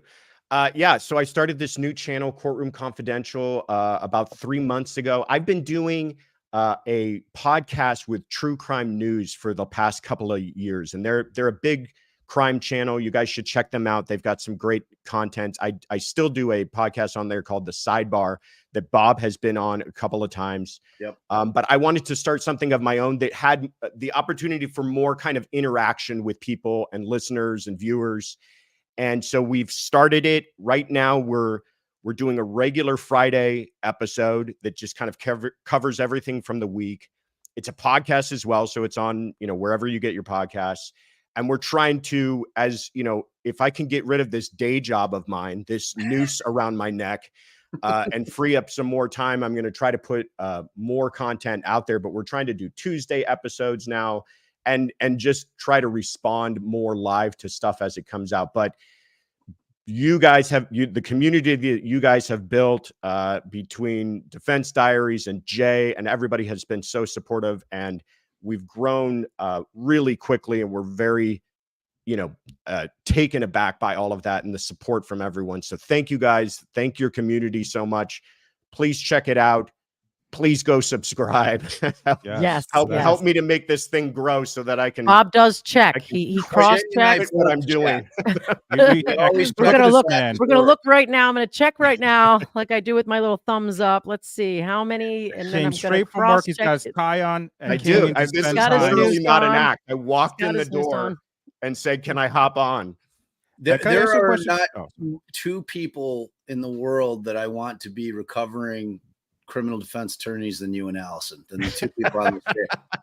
I want that so much for both of you guys. So help us help them sub over to Josh's channel. His content's great. Like the times I've been on Sidebar with Josh, the guy's just brilliant. His question, we have the best conversations. Did you tell him we tried Sidebar? Was literally going to be the docket was Sidebar, Yeah, and then originally our side pod, like a couple of years ago when we started the docket, I'm like, oh shit, there's already a sidebar, and it was you. Of I course. mean, we were on it. And me not being a scumbag, I of course didn't take. I the name appreciate as well. that. I appreciate that. Yeah, Josh, I got a question for you. I agree. 1 hour does seem like a very short amount of time to get in that much stuff. Here's my question for you: if you were the attorney and you knew you had 1 hour, how many times would you practice it, or like to make sure you were getting the most important points in? Because to me, it was shocking with Lally where she gives him the 5 minutes. And then he stumbled that closing where he went to the video, nothing played. He started trying to quote John Adams and he did it. He kind of stumbled. I'm curious what your thoughts were about that. Yeah, he really, I thought he did a fine job. I mean, he's never going to be an Allan Jackson. He's never going to, you're not going to write songs about this guy's trial advocacy. He kind of is straightforward and here's the facts. You kind of want that out of a prosecutor to some extent, to just, you don't want a lot of theatrics. You want them to just kind of be like very matter of fact, which is what he is, bordering on dry.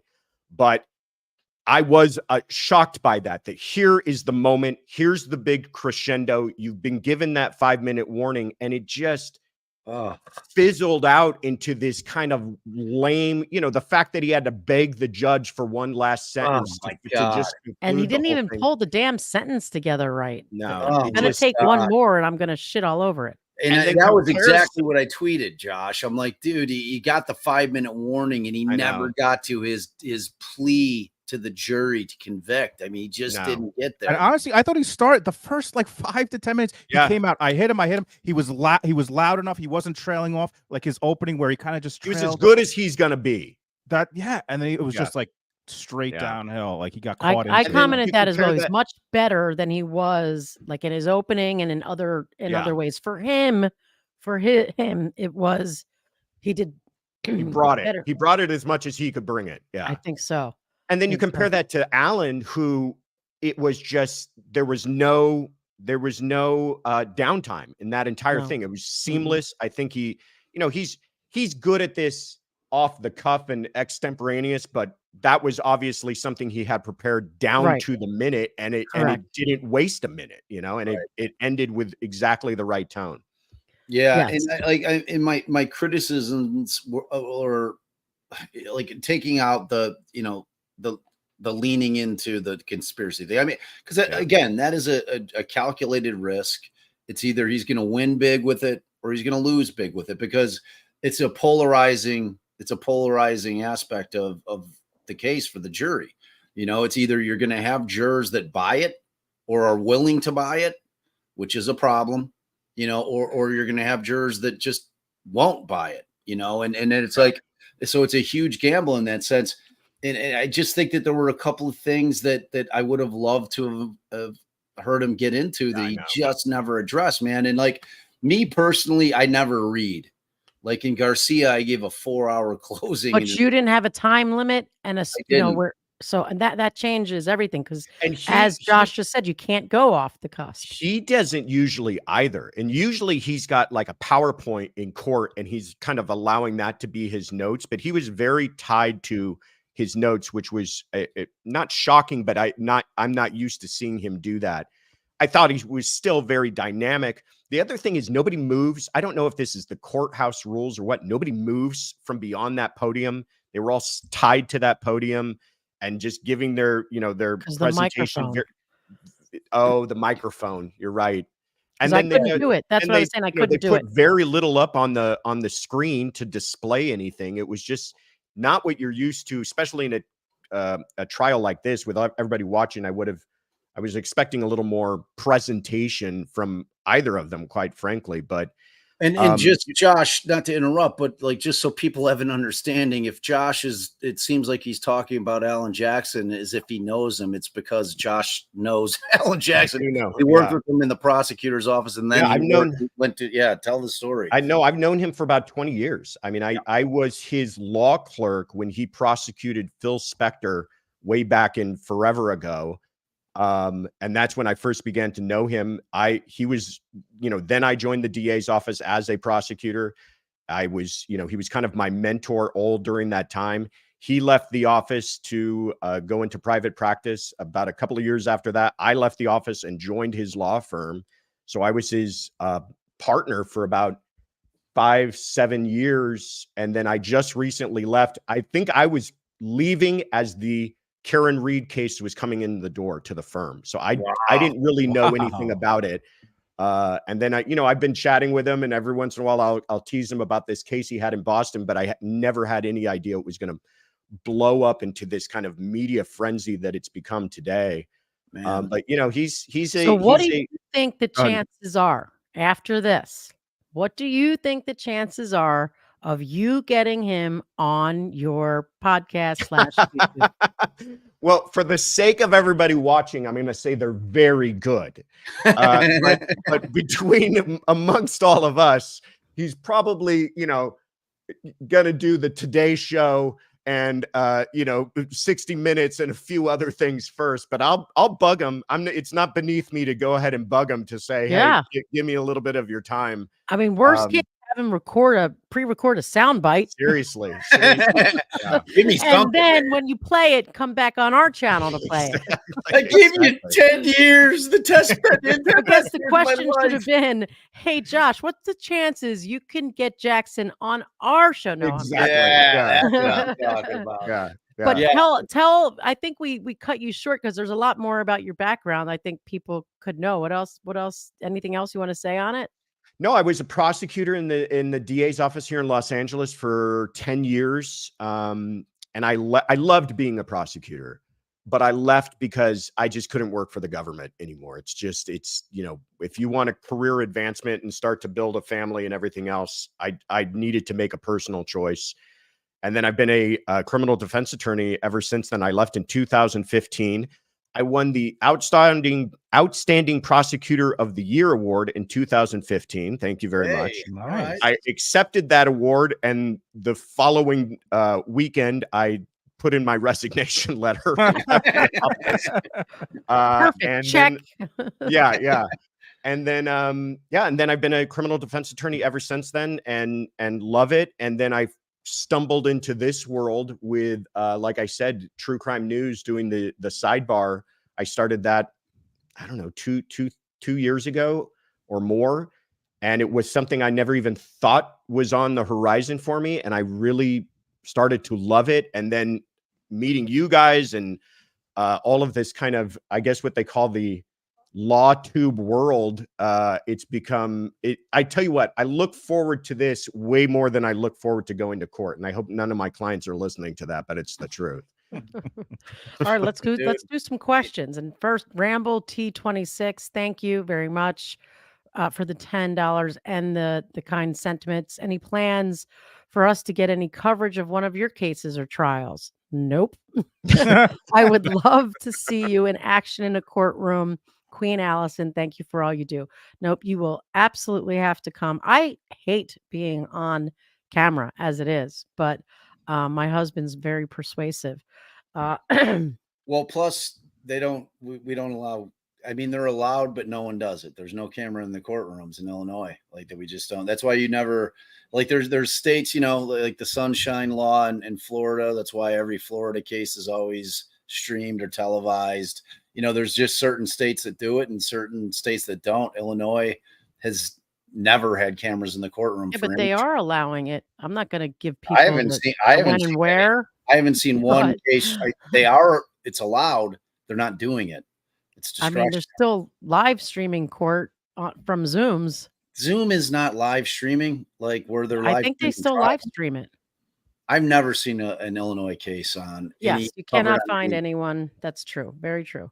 Because, All like, right. for instance, so we found out Cremo is the Highland Park shooter. Thank you very much. Yeah, he's heading to trial. Oh, Yeah. let's put that comment back up. Where? Yeah. Here So it is. Sean, of potentially criminal thoughts on the Cremo rejecting the pleas.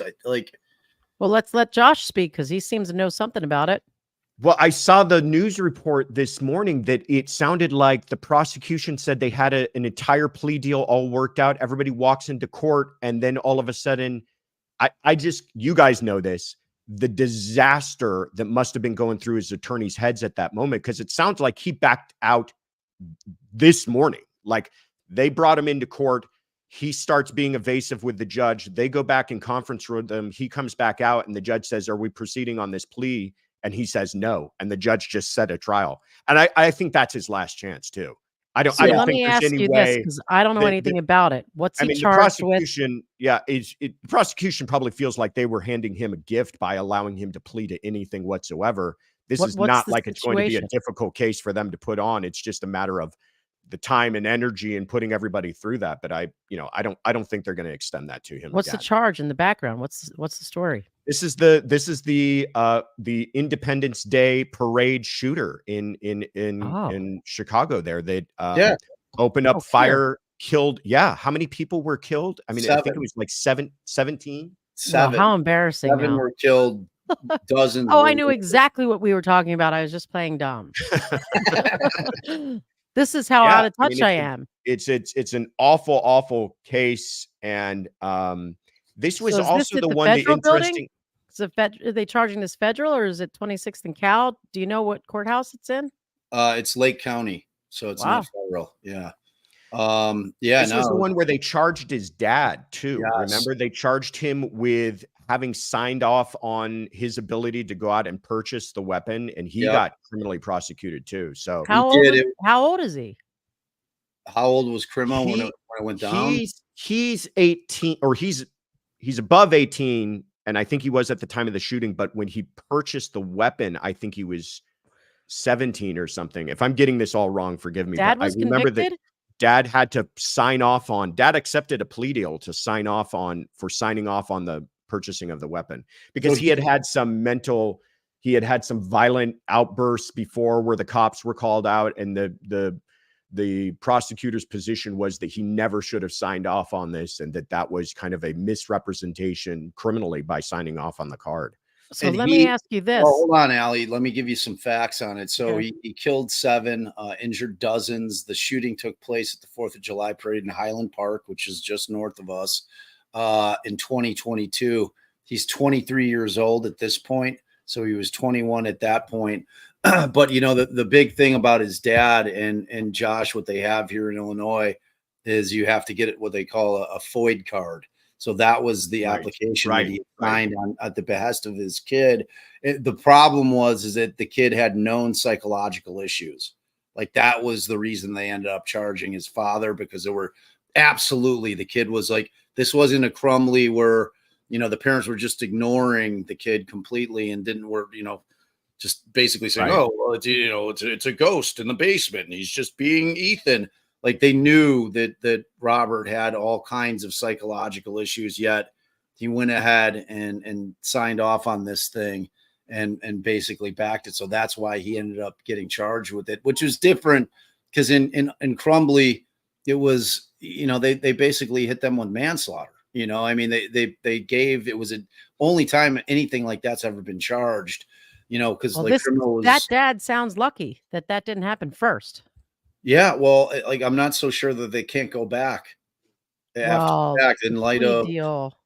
Well, a plea deal. That's an interesting question. Yeah. We'd have to look at it. Considered the same course of conduct. I don't know. Right. Yeah. I'm sure they can find something that's different. They always do, but I don't know. It seems seems underhanded. But I will say now my thoughts on the rejection of a plea deal. It's either the defendant wants to claim insanity, or maybe they need to do a competency hearing to see if he's competent to make decisions. And that's what I would be keeping an eye out for now, is whether his lawyers challenge his competency.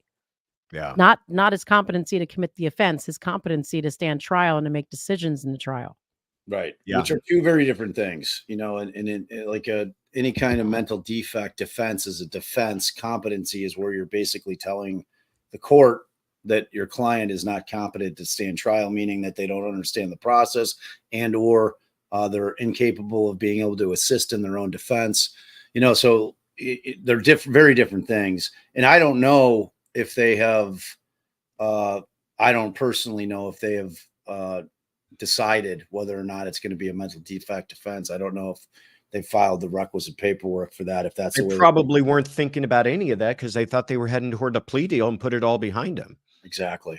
And I just want to say, in Illinois, we have a plea of guilty but mentally ill. So interesting. right, but you have to actually plead insanity to be eligible for it. So it's like it's sort of like the fallback after a failed insanity defense. And I don't know if you can actually, you may be able to actually enter that as a plea, as an agreed plea. I'm not sure. I'd have to look into it. It's only been the real sub and substance of one of my cases that was like a primary thing that we were talking about, maybe two. So yeah, I mean, we'll have to see. And there's definitely, go ahead.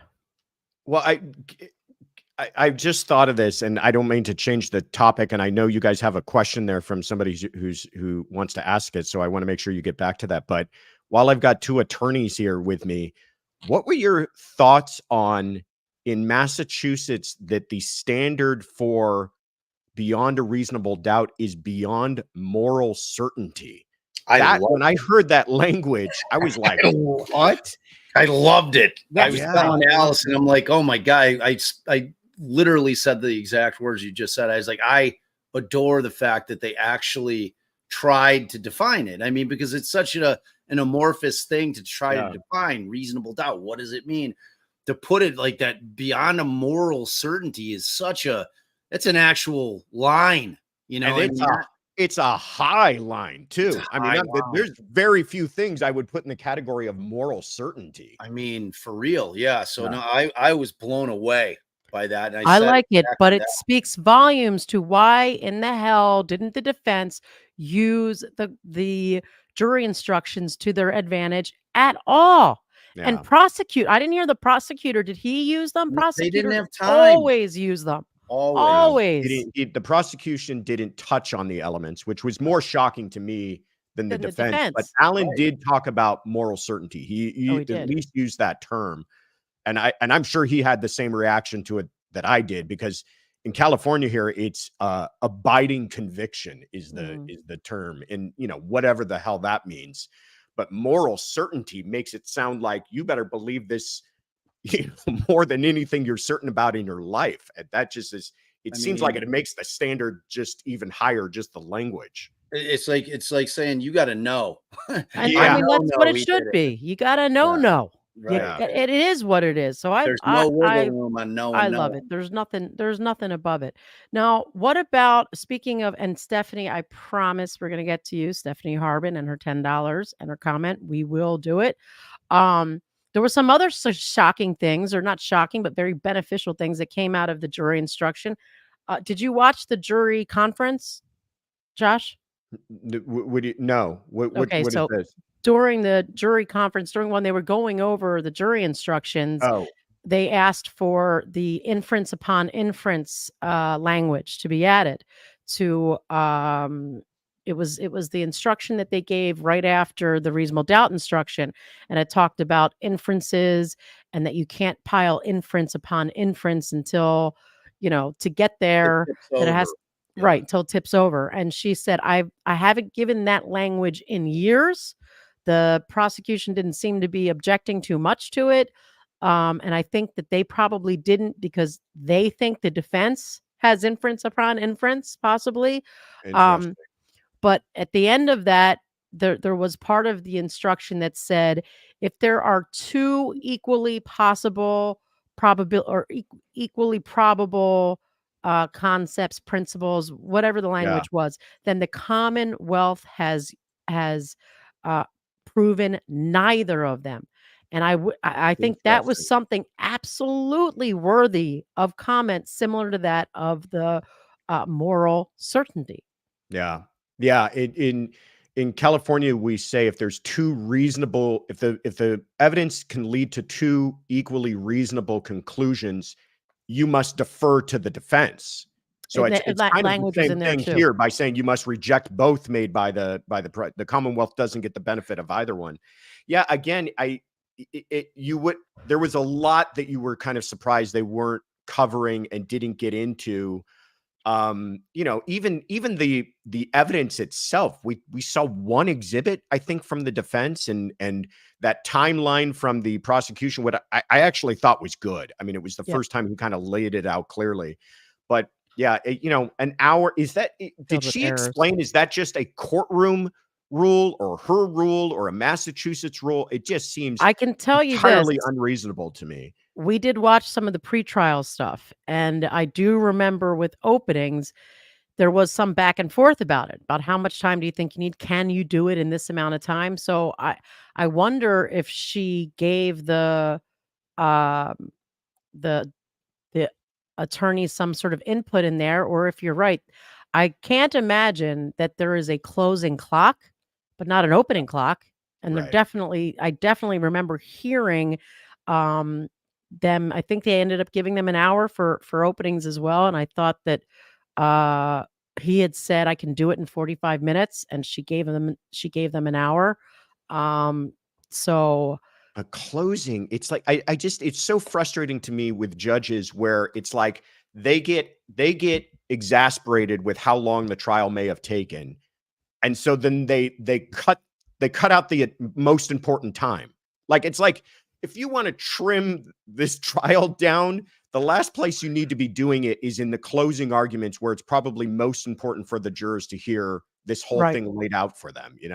Yep. And the defense may have won some cumulative arguments. They just they took a stand of we're not going to object, because they just did not want to. That is a definite conscious decision that they made about not objecting almost ever, and I think that they made, and somebody correct me if I'm wrong, I'm not even sure he mentions reasonable doubt all that much. I think they made a conscious decision not to argue reasonable doubt and to just argue that evidence proves her innocence. Yeah. I That's mean, what it they seemed went to into me. that trial like they were very clear that they were going in to exonerate her.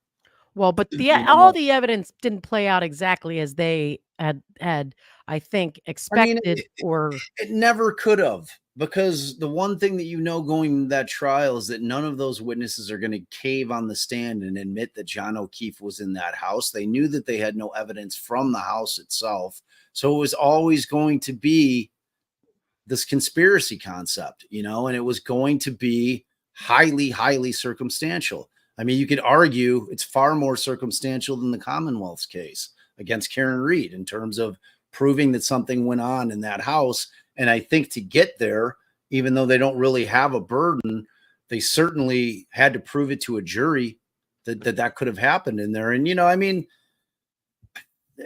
there's a lot there. Something is off about both the McCabe's and the Alberts. That's clear. I mean, there was I don't know what it was.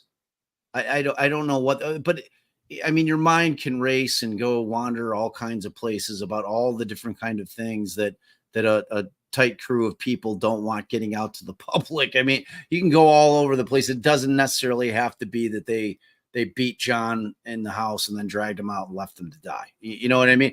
Or it could be, here's my problem with this case, and it still remains after 10 weeks of trial, closing arguments, is that the one thing, and it wasn't Jackson and Yanetti's argument about what happened in the house. The one thing that has always bugged me about this case, and I did not get an answer to it, is that the injuries to John O'Keefe simply do not make any sense. Yeah.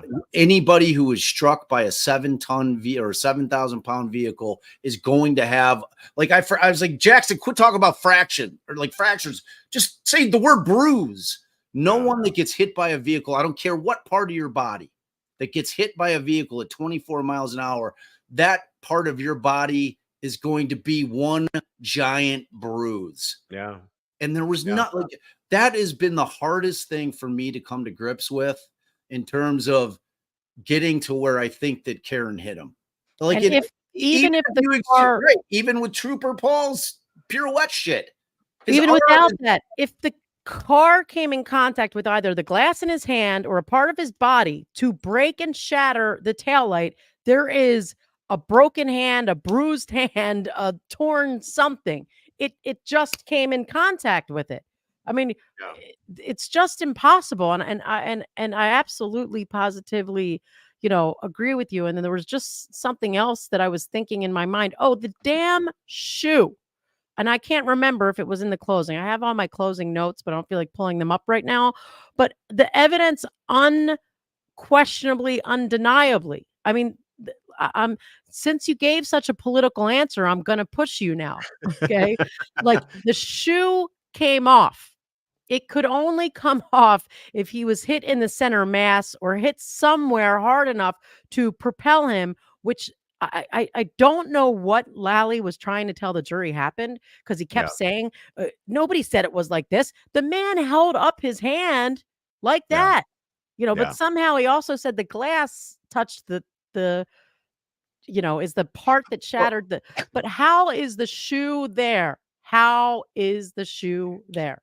Here's a major problem that I think Lally had, and you guys talked about this a lot, was it's almost like he wasn't quite sure what his experts were going to say before they took the stand. And we were all talking about through this trial that when, they're front loading it with all the civilians and all they're kind of covering the defense conspiracy theory, addressing that first. And just you wait, the rubber's going to hit the road, no pun intended, when we get to the end and when we get to the accident reconstructionist and we get to the medical examiner, and they're going to tie this whole thing up and really answer all of these questions. And it fell short on both of them, but especially the medical examiner, I find to even be more forgivable, because they're a little squirrely sometimes. They are very reticent to give really hard and fast answers on some of these things. And so that was fine to me and something he could have worked with. But this accident reconstruction guy, it's not like they didn't know about the shoe. He better have an answer for the shoe. He better have an answer for the injuries. They have to have answered all of that, and they didn't.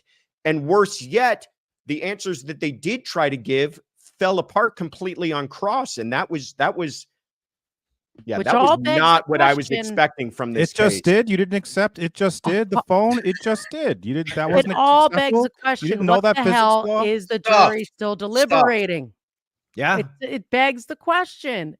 Well, and I think because I think there's a dead cop, and I think they're back there going, this is going to be hard to watch somebody walk out the back door free when you've got a dead body, and that dead body happens to be a police officer who sounds like he was a very great guy, and it sounds like this whole thing is awful. And I think they're back there, everybody's going, oh, it's taking too long. That means they're convicting. Oh, they could be back there going, really wringing their hands over, we're going to walk someone and this poor man's not going to get any kind of justice whatsoever.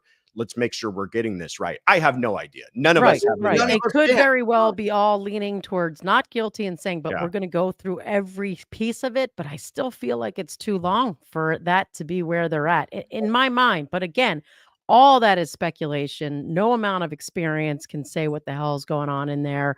You'd almost be better off with someone who served on 2 juries to tell you what's going on in there, other than us, the lawyers, just speculating. Well, I think a trial lawyer's favorite pastime is all of the speculation and tea leaves and superstitions that come in trying to figure out what juries are thinking when they're out deliberating.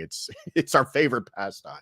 And I'll tell you, this leads right into Stephanie Harbin, $10. Thank you very much, I thought Bob Jay and was going Allie. to say something. Can we let Jay talk? Oh, Can yes. we let Jay talk? Let Jay I- talk. I was Let just gonna Jay- s- I was just gonna say, I think Oh, so I'm just kidding. what adds to this all is that we've only had one question. In other cases I've covered, in other cases that people have asked for things. They've asked, other than asking to leave early, or that guy who knew that they were, or girl, there's only been one thing. And Al, you said, maybe they want to go through each piece of it. They've only asked for one thing. That's what is like, you would think if it's been 12 hours now, there would at least be one more question they had, testimony, a piece of, I don't know. That Is to it me, possible all Jay, the I evidence think- is back there with them? Is it possible that No, because we heard that they were taking it out of her chambers. Jay, to Maybe that exact point, Jay, I think that may give us a mind's eye into what's going on in there, because if they were arguing, if there were two sides trying to argue a point, that's where you think if somebody's trying to prove a point, like, I want to see this, like that you'd be saying, we need to look at this evidence. If there's two warring factions, and the fact that hasn't happened, maybe that tells us, because like, what are you going to use other than the evidence itself if you're trying to convince somebody back in that room of your position being the correct position other than the evidence itself? So I think that's a great point, man. I mean, like the fact that they haven't asked for one thing other than the cert report. So I do want to say, and maybe someone in the chat, I mean, in some cases we have the discussion with the judge. I'm going to let all the evidence back and they have it at their convenience. And they ask the lawyers, what do they want to do? We're going to leave all the evidence out here and make them ask for it. When they ask for it, we'll send it back. Isn't it possible? Because Jay said it was like 9:08 that every night they put it in the judge's chambers and every morning they take it out and they wheel it back in to the jury room. Do we know if I there don't know was if a that, discussion? I just said that she reported that she didn't report I don't know if that's a daily thing. That's just what she reported, that at 9:08 they wheeled out some evidence from. And we haven't heard one way or the other a discussion on the record about jurors are going to have evidence or jurors are not going to have it and they'll have to ask for it. Right. And in your experience, Josh, is it always they get it all, or is it sometimes one or the other, or is it usually they have to ask for it to get it? No, we send everything back with them. I mean, every exhibit, they're not getting like physical handguns and things like that, but they're getting Send the gun back. every exhibit. Yeah, exactly. So they might have every single exhibit and they didn't have that report. So that's why they asked for it. So I also didn't hear a discussion, because if you want to watch video or audio, they need to have what do you call those computers that are perfectly clean? What's the lingo for that to send back? Oh yeah. Whatever it is, but one that's never been used or doesn't have any access to the internet, doesn't have anything else on it, just a completely blank computer. And I haven't heard, maybe, yeah. I'm just going to throw a bunch of words out there. Maybe one of them. Is there a case where y'all expected a guilty verdict but got a not guilty? We're almost always expecting a guilty verdict, but we have been surprised. And one time I ran into a juror. That's why I was saying it kind of leads from what Josh was saying about the tea leaves in the supermarket. And it was months and months later. God, what case was it? It was one of our not guilty cases. Was it the reverse buy?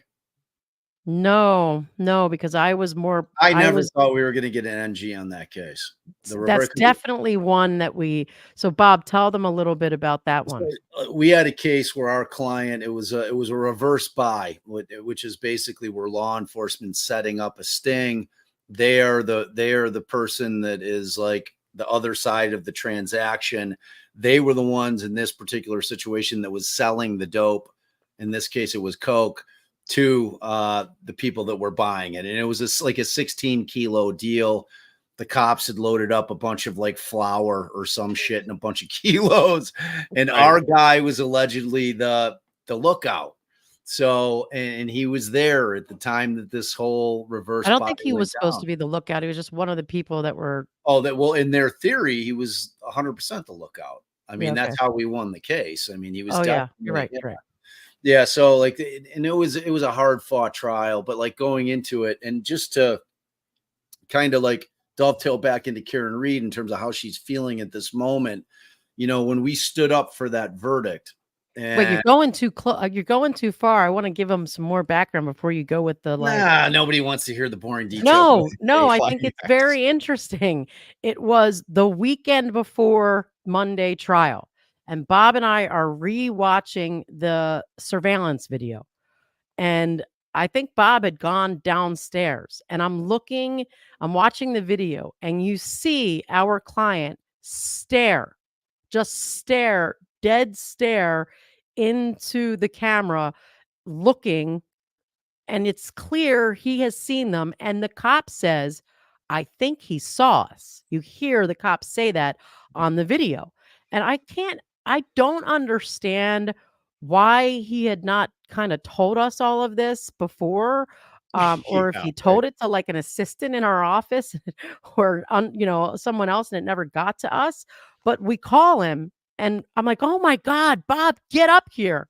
We watch it again. It's so clear he's looking at them. We call him on the phone and just say, did you see did you see the cop? By the way. Right, by the way. And he was like, yeah, I saw them. They were sitting in the woods behind a thing, through the thing.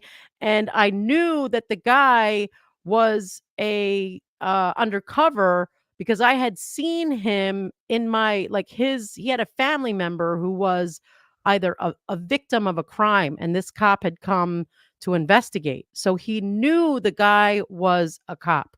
So our entire defense was that video, that the lookout, who could have very well went back in and told everybody, call it, or given them some sort of signal that shows that he interrupted the conspiracy, that he withdrew from the conspiracy, he didn't do his role.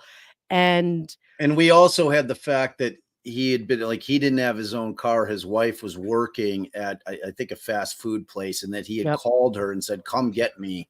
And she couldn't get off of work. She didn't know what was going on. She didn't understand the significance of time is of the essence at this exact moment in time.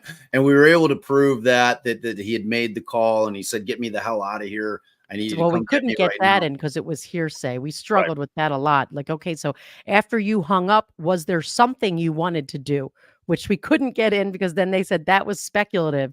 So we got the fact that he made this phone call. He asked her to do something that she couldn't do. Just to kind of build it up. So this was another client where, you're advising your client, look, man, you never know what a jury's going to do.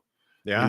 And if we go to trial and we lose, because the state's offer at that point was 8 years. His wife was literally pregnant at the time.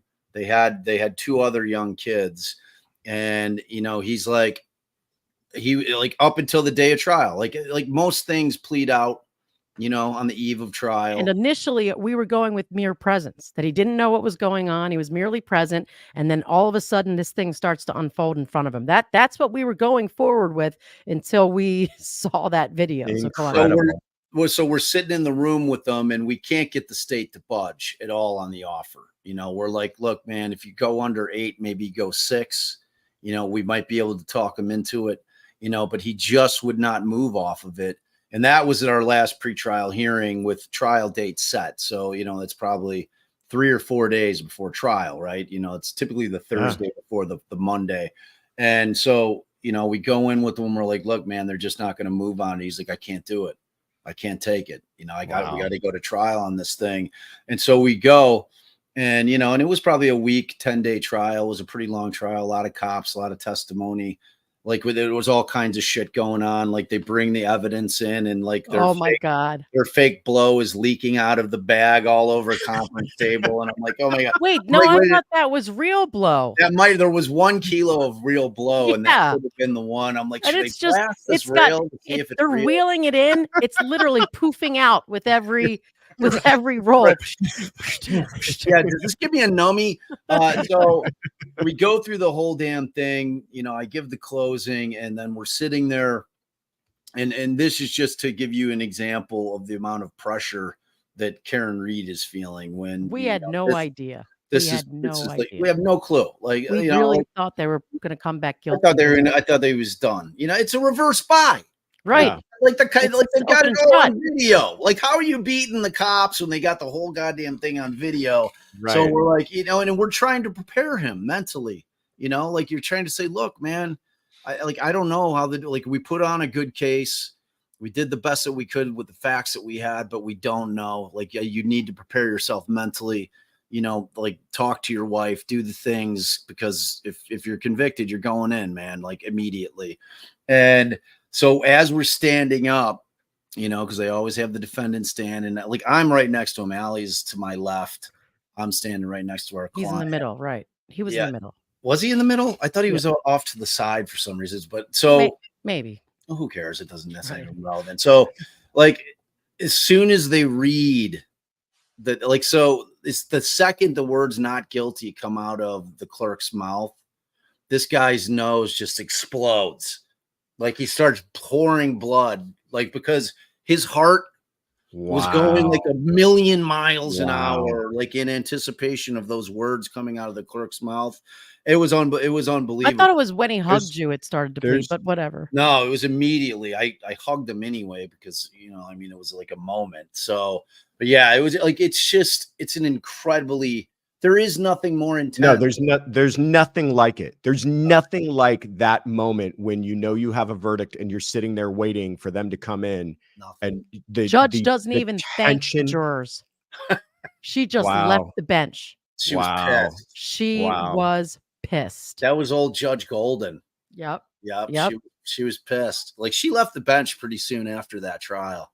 We've had like on some not guilties that we've gotten, like we've had some a lot of drama. Really fucking pissed off judges. Like, we're like good. Yeah. I mean, but like we beat an attempt murder, but we lost on some other counts. Like it was an aggravated battery, but the attempt murder it was you know, unlawful discharge of a firearm. I mean, the guy shot a gun in the neighborhood, you know, but they came at him with an attempt murder charge, which is a huge charge. And we beat that at trial. And the judge was so pissed. Like that. He gave him concurrent sentences. I forget what, I can't think of everything right now, but it was outrageous. And he went through this whole thing about how you don't treat your wife like that. And this is out, you know, blah, blah, blah. It was terrible fact pattern. Reversed. Awful fact pattern. Reversed on appeal. He had to resentence him.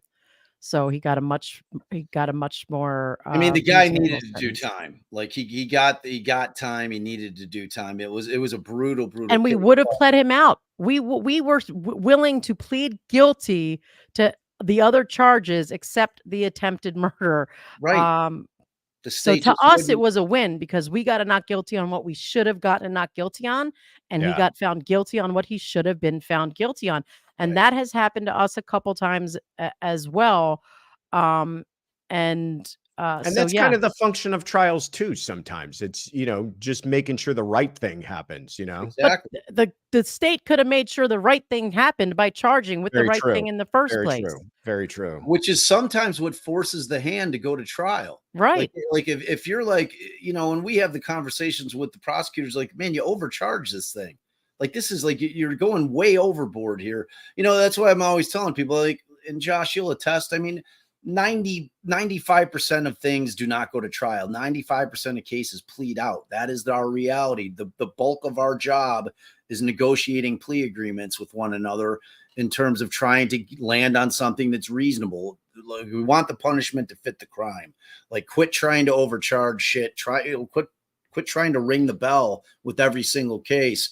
You know, like, and when we have young defendants who have clearly was a kid who made a mistake, they come from a good family, they did some stupid shit, you know, and I'm like, look, can we not ruin this kid's life? I'm not suggesting a pass, but let's try to figure out an alternative to to hanging a felony on this kid when it was clearly just some stupidity. This isn't some career criminal. I mean, both of his parents are both good people. He comes from a good family. He's educated. He's graduated. He's going to college, all this shit, you know? So it's like, you have these conversations, and that's a huge part of the job, man, is where you're just trying to get the state to capitulate a little bit, to move Yeah. a little bit, to understand that these are human beings, that these aren't just names on a piece of paper, that these all there's backstories. Everybody has a backstory, and everybody's backstory matters. It just does, and it's like trying to convince a young prosecutor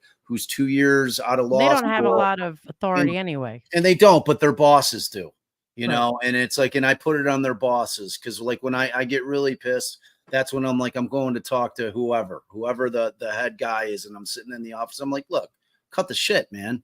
All right, everybody, it's 2:02, so the possibility for questions and a verdict are back on the table. And the juror clock has moved into the 13th hour of deliberation. And just so you know, Jay's not here. We see. But I'm looking at the fan. So, and I've got the Zoom. Yeah. Can I jump in with a war story that's kind of similar, where I was shocked by the results?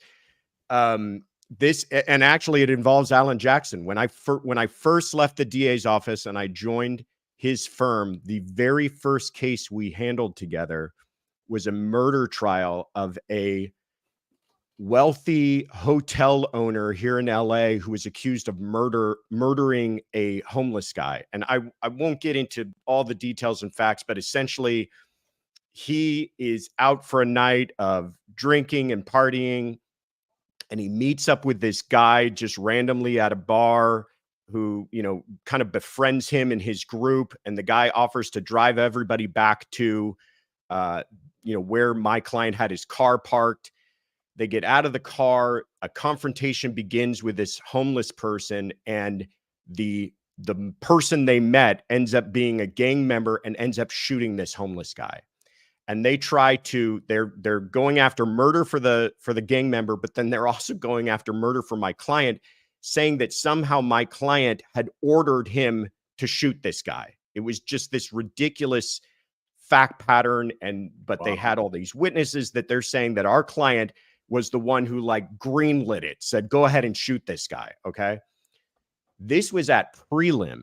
And you guys know this, but for the sake of everybody watching and listening, prelims are rubber stamps. I mean, prelims are, there's no jury there. It's just the judge, and it's the bare amount of evidence that the people need to put on to hold your guy to answer for trial. And 99% of them, when I was a prosecutor, I don't think I lost a prelim ever. Right. And they're just 99% of them are rubber stamped and a way to go through.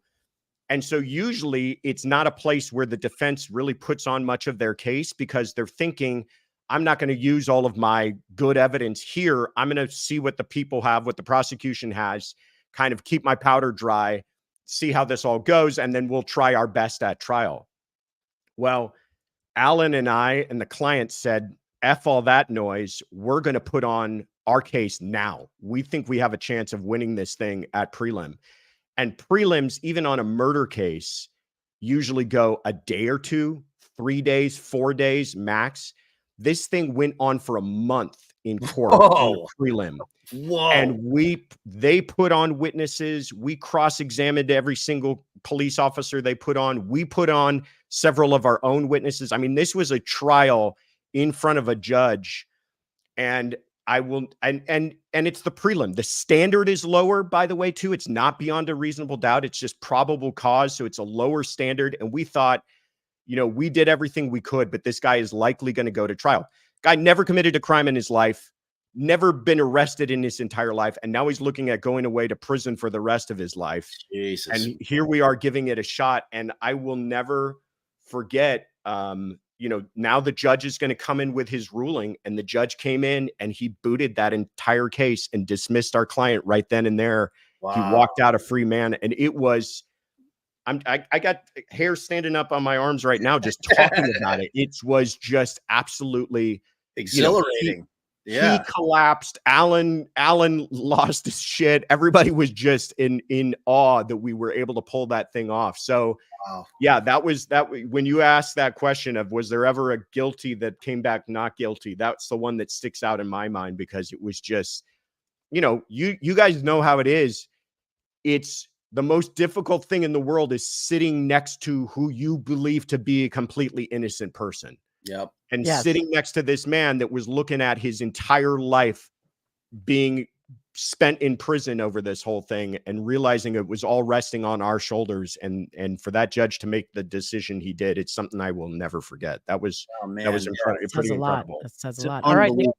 Nicole Kelly, $2 to me for my vape fund. Thank you. Thank you. And I'm going to throw this from Emily, a member for 2 months. Throw this to you, Josh. If the jury is hung, does the Commonwealth retry? I think so. I don't think they Really? should, but I think they do. It's become so political. How do they walk away from this thing? I don't. You don't maybe think there's maybe the bad, like all the bad parts of it would. I think they would be smart to walk away from it and say our case is not going to get any better. It was the best case we could put on. It really comes out, I think, too, how the jury hangs. If the jury comes back, favoring an acquittal, maybe you're right, but with maybe I don't know, with the politics involved in this whole thing, that's the goofy part about it, is because if it's a hang, it becomes much more of a political question than a can we prove it question. It becomes like, do they want to go through this entire mess again, or are they just exhausted? And is that elected DA taking enough heat for this whole thing? And does he want to wipe his hands of it? And does he find a way for him to wipe his hands of it, and politically save himself? Maybe they offer some really low time served sort of thing to her or something to walk away acting like they got a win. But I don't know. The other factor, Josh, is all right. We got Josh's face covered here. I know. I'm gonna ask Josh about this. There he is. Wait, hold on. Before you do that, the other factor to consider, which is very important for the Commonwealth, is that they have to know that Karen Reed is not going to be able to afford Allan Jackson and David Yannetti a second time around. Yeah. Which means that Karen Reed is going to be with the rest of the 99.9% of criminal defendants in this country, and she's going to get a regular defense. Yeah. Instead of this thing. That's a really important factor too. Yeah. It is, man. Exhausted her finances completely. Again, I think she'd get crowdsourced at about maybe 1.2 seconds. Allan So now would retry it. Do you think Allan would retry it? Like I don't know. know. That he might not do. Well, Josh, if he's paid again, will he retry it? Prediction. If he gets the right money, I think he probably would be back there. Yeah. No way am I throwing him under the bus, but I think if the money were right, he would do it. To Canton So, again. Speaking of what you just said about the possibility of a hung jury and what they're hung on, looking at the verdict slip. Now, bear in mind, under 1, it now reads not guilty of the offense charged or any lesser included offense. Yeah. So if they're decided that he's not guilty of the offense charged, not guilty of involuntary manslaughter, but guilty of, I'll slide it up, the lesser included motor vehicle homicide. Okay. How do you think they will resolve that? Because they can't check off any of the boxes, right? Because the not guilty requires it to be all of them. Right. So if they came back with this not filled out at all, what I was saying is I'm assuming, and I said, you're sure as shit that Jackson and Yannetti are going to ask the judge we need to clarify whether they made a not guilty finding on any of 2, 3, or 4. I mean, is that what you think they would do, or how would they handle it? This form, this form confused me when I saw it first too, because I'm used to in California, we have a separate form for each charge. And every charge has a guilty and not guilty either box that you fill out or sign, or even sometimes there's a separate slip for guilty and not guilty. So it's just very clearly laid out. The problem with this is, one, I think it should have said somewhere on there, check only 1. I mean, because that's I was might have saying cleared up some of it. They could check 2, 3, and 4, but for the purposes of the actual conviction, it would just be 2. Right. The problem is, what if they hang on 2? Are they allowed to move on to 3? And I think that's what I was telling Allie yesterday. Because look, like it's all about making it as simple as possible for the jury. you do not want them back there wondering how the hell to fill out this form. Yes. You know what I mean? Like that, like you're going to err on the side of caution, whatever you can do to make it like, which is why I appreciated. And again, you know, I like a lot of people hate on Bev. I thought she did a phenomenal job in this trial. I don't think that she was biased. I know people were all pissed off that she was asking Karen what she was smirking about yesterday. And I think Allison gave a very valid answer as to exactly like, you know, in her mind, in Karen's mind, she's being railroaded, you know, so like, and she just, Right. And I very good point that you just said. I'm speaking from her perspective, not from Totally. mine. Right. Right. Yeah, exactly. So, you know, from in Karen's mind, she's getting railroaded. So when the judge makes an adverse ruling, you know, she's like, oh, here we go again. There, you know, that type of shit, you know, but at the end of the day, it's the judge's courtroom, you know, and the judges don't allow for any kind of bullshit. It wasn't in front of the jury. I've been admonished by judges more than I care to admit, you know, in front of juries and not in front of juries. I've had my clients admonished, you know, by the judges. I And can't imagine you ever getting admonished, Bob. I'm a passionate guy. In why are you Illinois, so angry? I'm like, I'm not angry. I'm just passionate. in Illinois, they have an option in our standard jury instructions for the verdict slip. One like this would specifically say not guilty of, or it would have manslaughter while operating a vehicle, not guilty or guilty. And then it would, for the lesser included, just say guilty, guilty. So they would check if they checked off not guilty of the manslaughter. And when I was looking at that, because I hadn't paid attention to it, and it's one option is what it is, and it's not the one that I've ever had used. We always have a separate page. It was like that's almost worse, because then it's like then it really is the issue that Allan brought up initially. Because if it said not guilty for manslaughter, guilty for manslaughter, and then just guilty options for the lessers, it's like, you did not. All right, you're supposed to choose the lessers. But assuming, like you just said, let's say they check off 2 and 3 and 4, but they're hung on 2. Right. Do they have to send out a separate note that says, well, See- we're hung on 2, but See, we're sorry, but in California, the way it works is if you've got lesser included, you have to acquit on the greater before you can even move to the lesser. So if they're hung on the greater, then they should be hung. But this almost makes it sound like, oh, okay, well, we can't agree on the number 2 charge, the, you know, manslaughter operating a motor vehicle under the influence. And since we can't agree on that, we all can't agree on 3. So let's just go ahead and convict on 3. But in California, the way that should work is it's a hung jury. They were hung on the greater, and they don't get to move on unless they acquit on the greater. Then they can move on to the lesser. And that's the part I was resolve that in the, we don't have the new verdict slip. So, and I know she was saying there was some other grammatical instruction. things She was giving like a supplemental instruction on right. that as well. And I did the supplemental instruction, because I don't remember right now. Did it specifically tell them that you don't go past if you don't decide on I think it might have, but again, this form doesn't seem to spell that out. It you know, at best is confusing to that issue.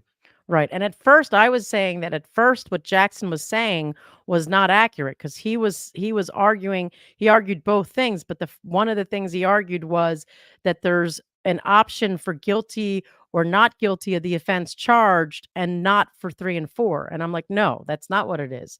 It's a guilty for everything. I mean, a not guilty for everything, and then or guilty of 2, 3, and or 4.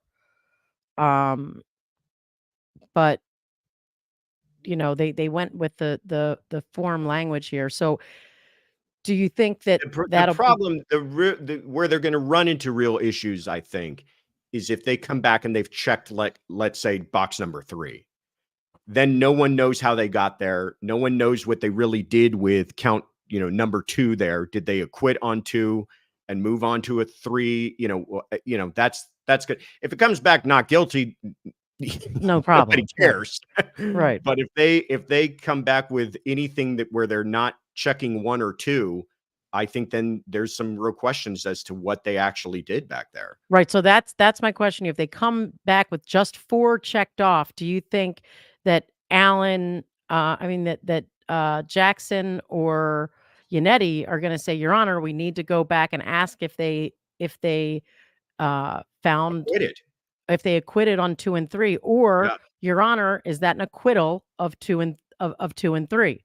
You Right. know. And the way that she made it sound was that that's what you assume.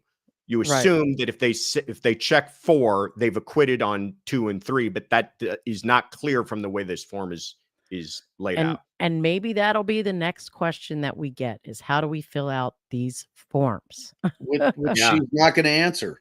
You know, that's No, the she absolutely has to, under the law, answer that, right, Josh? I how don't to know fill what it out. I don't know what Massachusetts does, but you would think that she's got to. I don't know. Judges get so squirrely about this stuff that they say, really go do. back and look at the instructions, and they don't want to add further.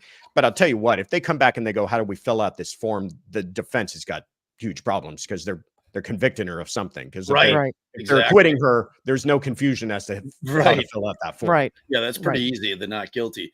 All right. So Escena, this is relating all the way back to I think when we were playing the key cycle thing. Yeah, it's an hour and a half ago almost. Yeah, well, we're behind time. I think we all witnessed Trooper Paul realize in real time that the SUV was loaded on a flatbed tow, opposed to a tow where they only need to turn the car to ACC and put it in neutral.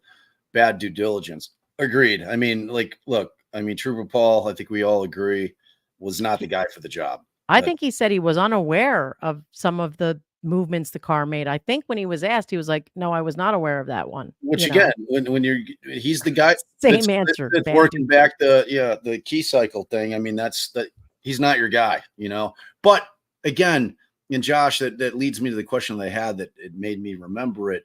In a case like that, where you've got your trooper who, like you realize, and Lally had to realize upon talking to him and reading his report, like, okay, this thing's not great.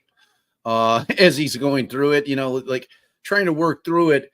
Have you had situations where your troopers, and I'm talking back in your prosecutor days, Yeah.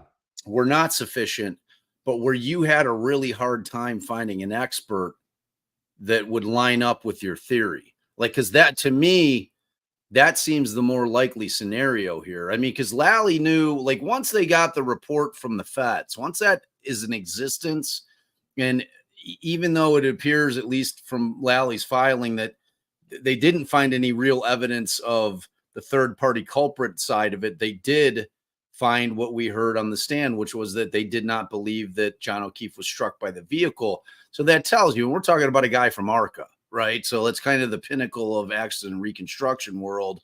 You know, have you had a situation where maybe Trooper Paul was all he could get? Yeah. Yeah.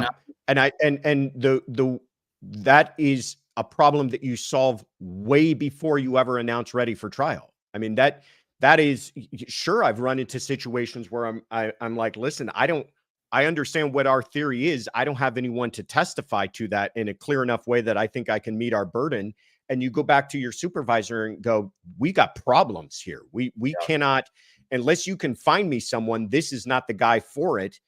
And I'm not saying that didn't happen here. So either one or two things happened. He missed it, which is horrible. And they just didn't realize how bad the testimony was going to play out to be. Or he assumed that that trooper was up to task and was going to be able to answer those questions, which I can't imagine even the smallest amount of a pre-interview with him would not have revealed.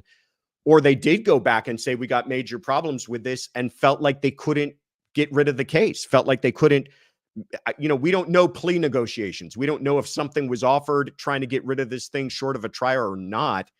And maybe they just were in a position where it was like, all right, well, this is the best we've got. Have at it, buddy. This is what you're paid for. Get into court, announce ready. I mean, to me,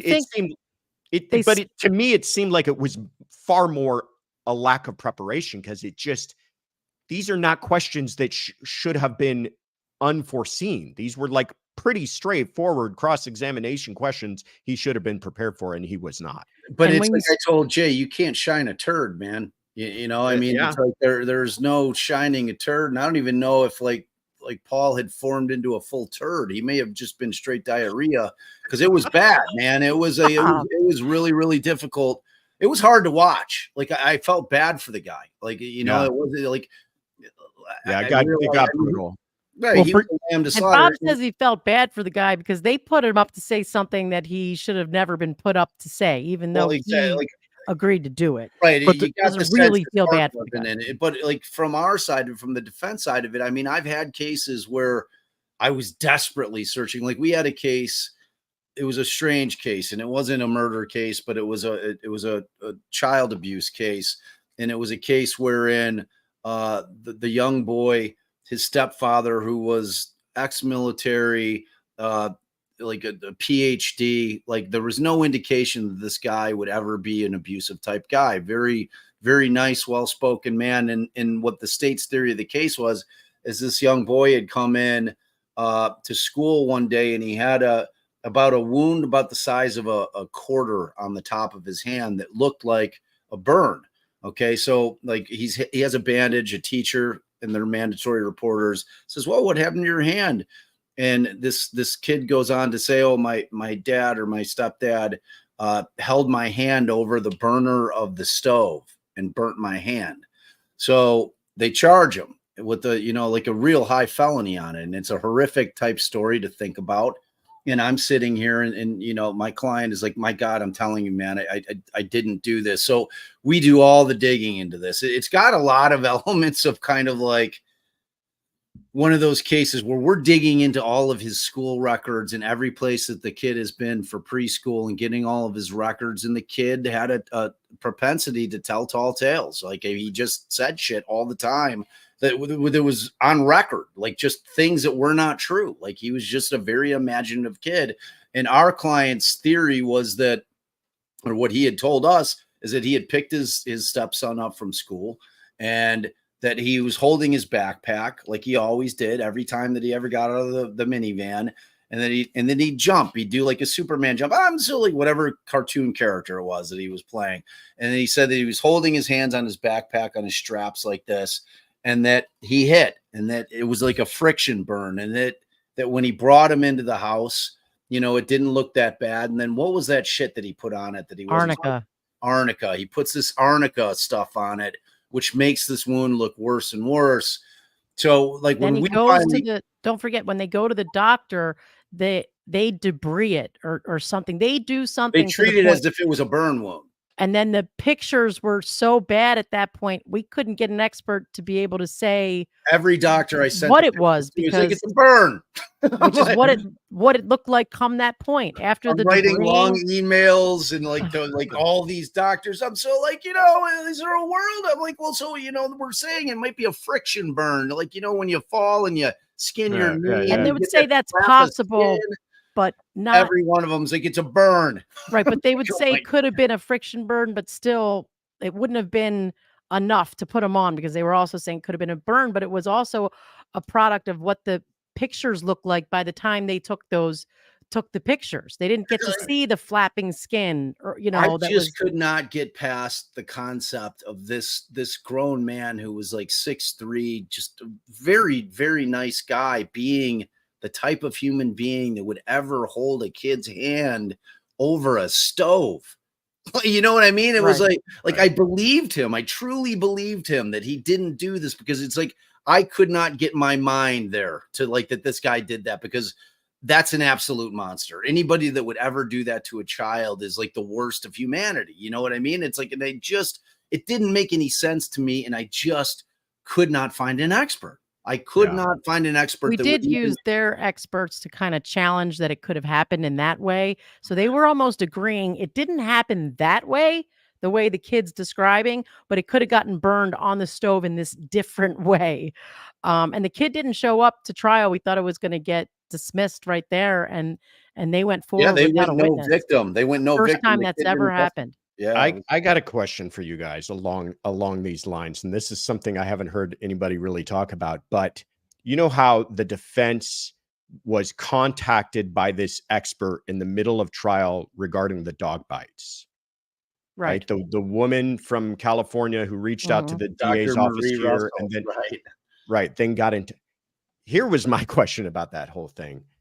To your point, Bob, are you telling me the defense didn't find themselves an expert on this issue, and then it landed in their laps in the middle of trial, or whenever it was within days of starting, or whenever it was they first heard from this person? That to me says the same thing. Same thing. Yeah, it was like these guys have resources, and they're not chumps. They're coming into this prepared. They know what they're going to argue on that, and that they didn't, until this landed in their laps, have an expert for that. It's crazy. And like I've watched no less than like 5 different YouTube channels that have dog guys on there that work with dogs all the time. So these are definitely dog scratch.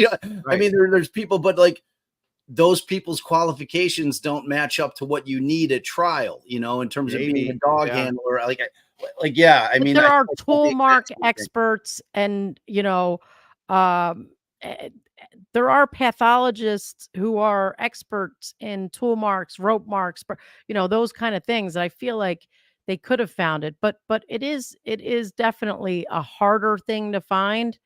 But I can't imagine, like you're saying, that they didn't at least try. And I would suspect, and it's pure speculation, sort of along the lines you're inferring, is that they were having difficulty finding an expert to say it, or to say it as concretely, because that was sort of our issue, that they couldn't, or with the qualifications, like you said, right, with the resume to back it up. Yeah, where they have the whole package that they're saying, within a reasonable degree of medical certainty, I can say that those injuries were caused by a large dog or a large animal. So yeah, I mean that was one of those things. But I mean, like I sit there, and I think back to Lally's closing, and he comes up with the dimpled piece causing those scratches. It's like those are like, that's worse than like a dog concept. If like you want to say it's crazy as a dog concept, if you want to say that that's crazy, that's even crazier. And I wonder if he would have objected during trial that was an inference that was unsupported by the evidence. Because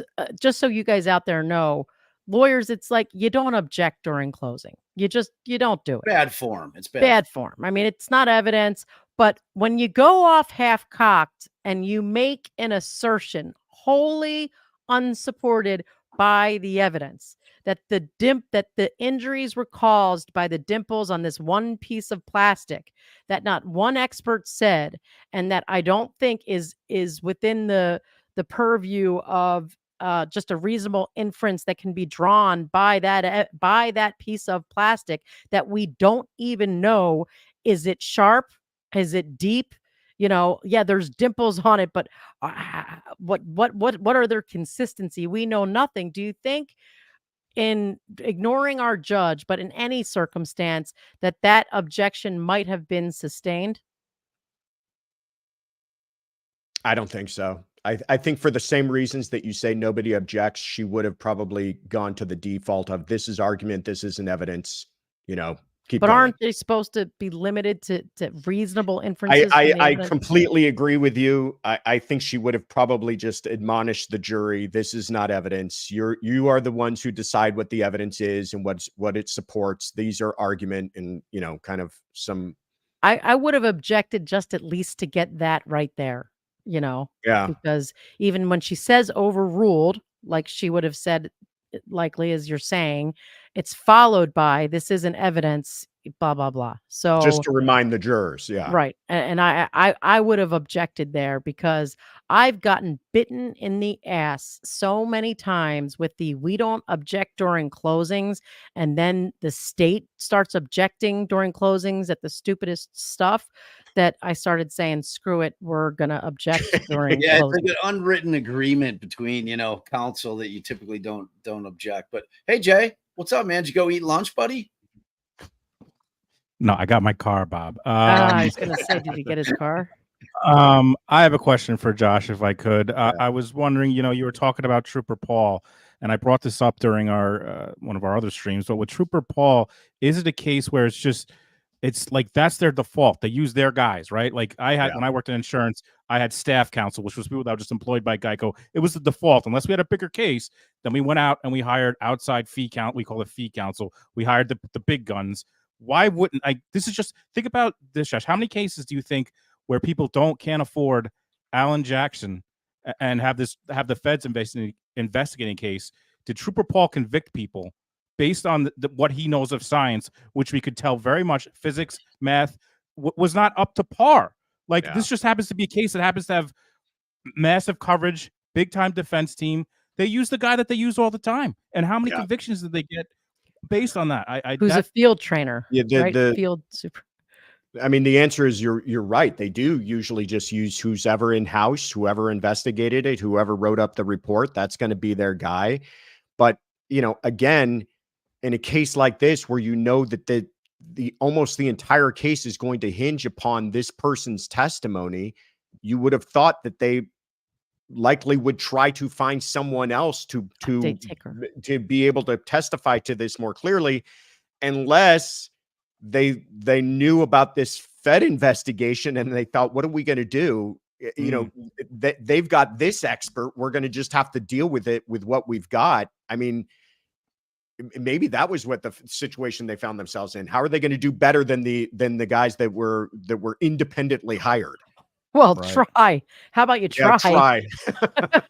I mean, or the same situation, we couldn't find someone who would say what they wanted them to say. They couldn't find a guy. That's what we said that. Yeah, that's exactly what I said. Like, to me, that seems like the most likely scenario that this is all we got.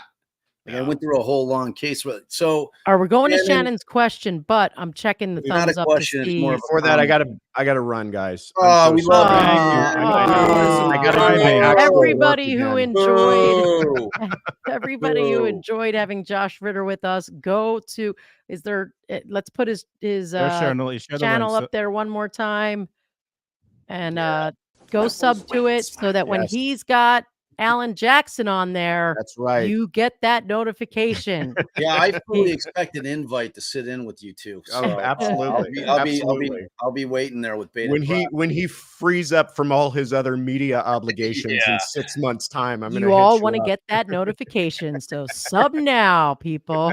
Yeah, we love you, man. Thanks, Josh. It was great having you. This was fun. Good to see you all. All right, man. Bye. All right, take care. See ya. So update our little ticker thing down there, babe, so that it's updated. The tickler. Update the tickler. All right, I'm going to Shannon. So Shannon, Connecticut. Wait. I was like, aren't you in Connecticut? No.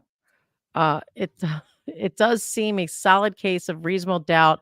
I feel the prosecution left a lot of room for the jury to have to fill in the blanks, sadly. And I would absolutely agree. It seems a very solid case of reasonable doubt. Again, begging the question of why we are now in the 13th hour. So I keep telling people even when I'm talking about this off the tube, since we're not on the pod, we usually say off pod, that, we've had so much more time to think about this. And we even as much as like I didn't really do any of that pre-trial. Yes, pre-trial we covered a hearing, but the pre-trial like outside world's opinions of everything, there's still sway in all of these discussions and talking about it and doing all of the things that we've been able to do at each step, which also ingrains in your minds the things that sort of matter and stand out to you. Think about not talking about it the whole time.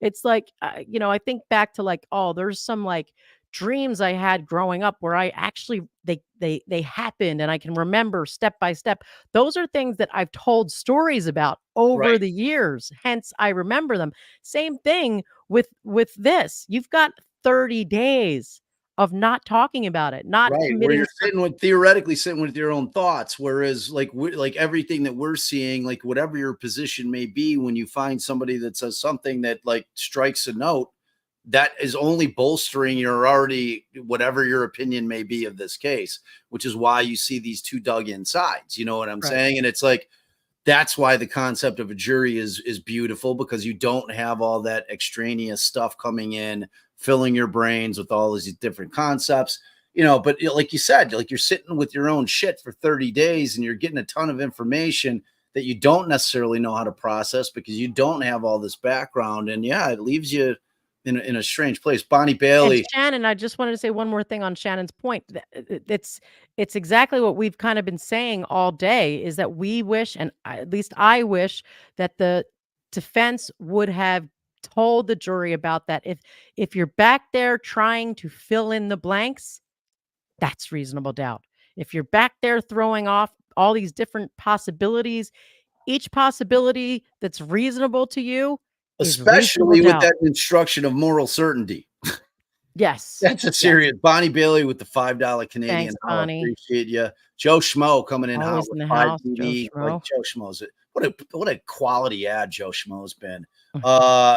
Tracy Fagan, sorry, the CW had an hour and he went and she didn't take off her shoes, really? And he went with she didn't take off her shoes. Dude, like Tracy, 100%. Oh my God, Tracy, please. I can't even.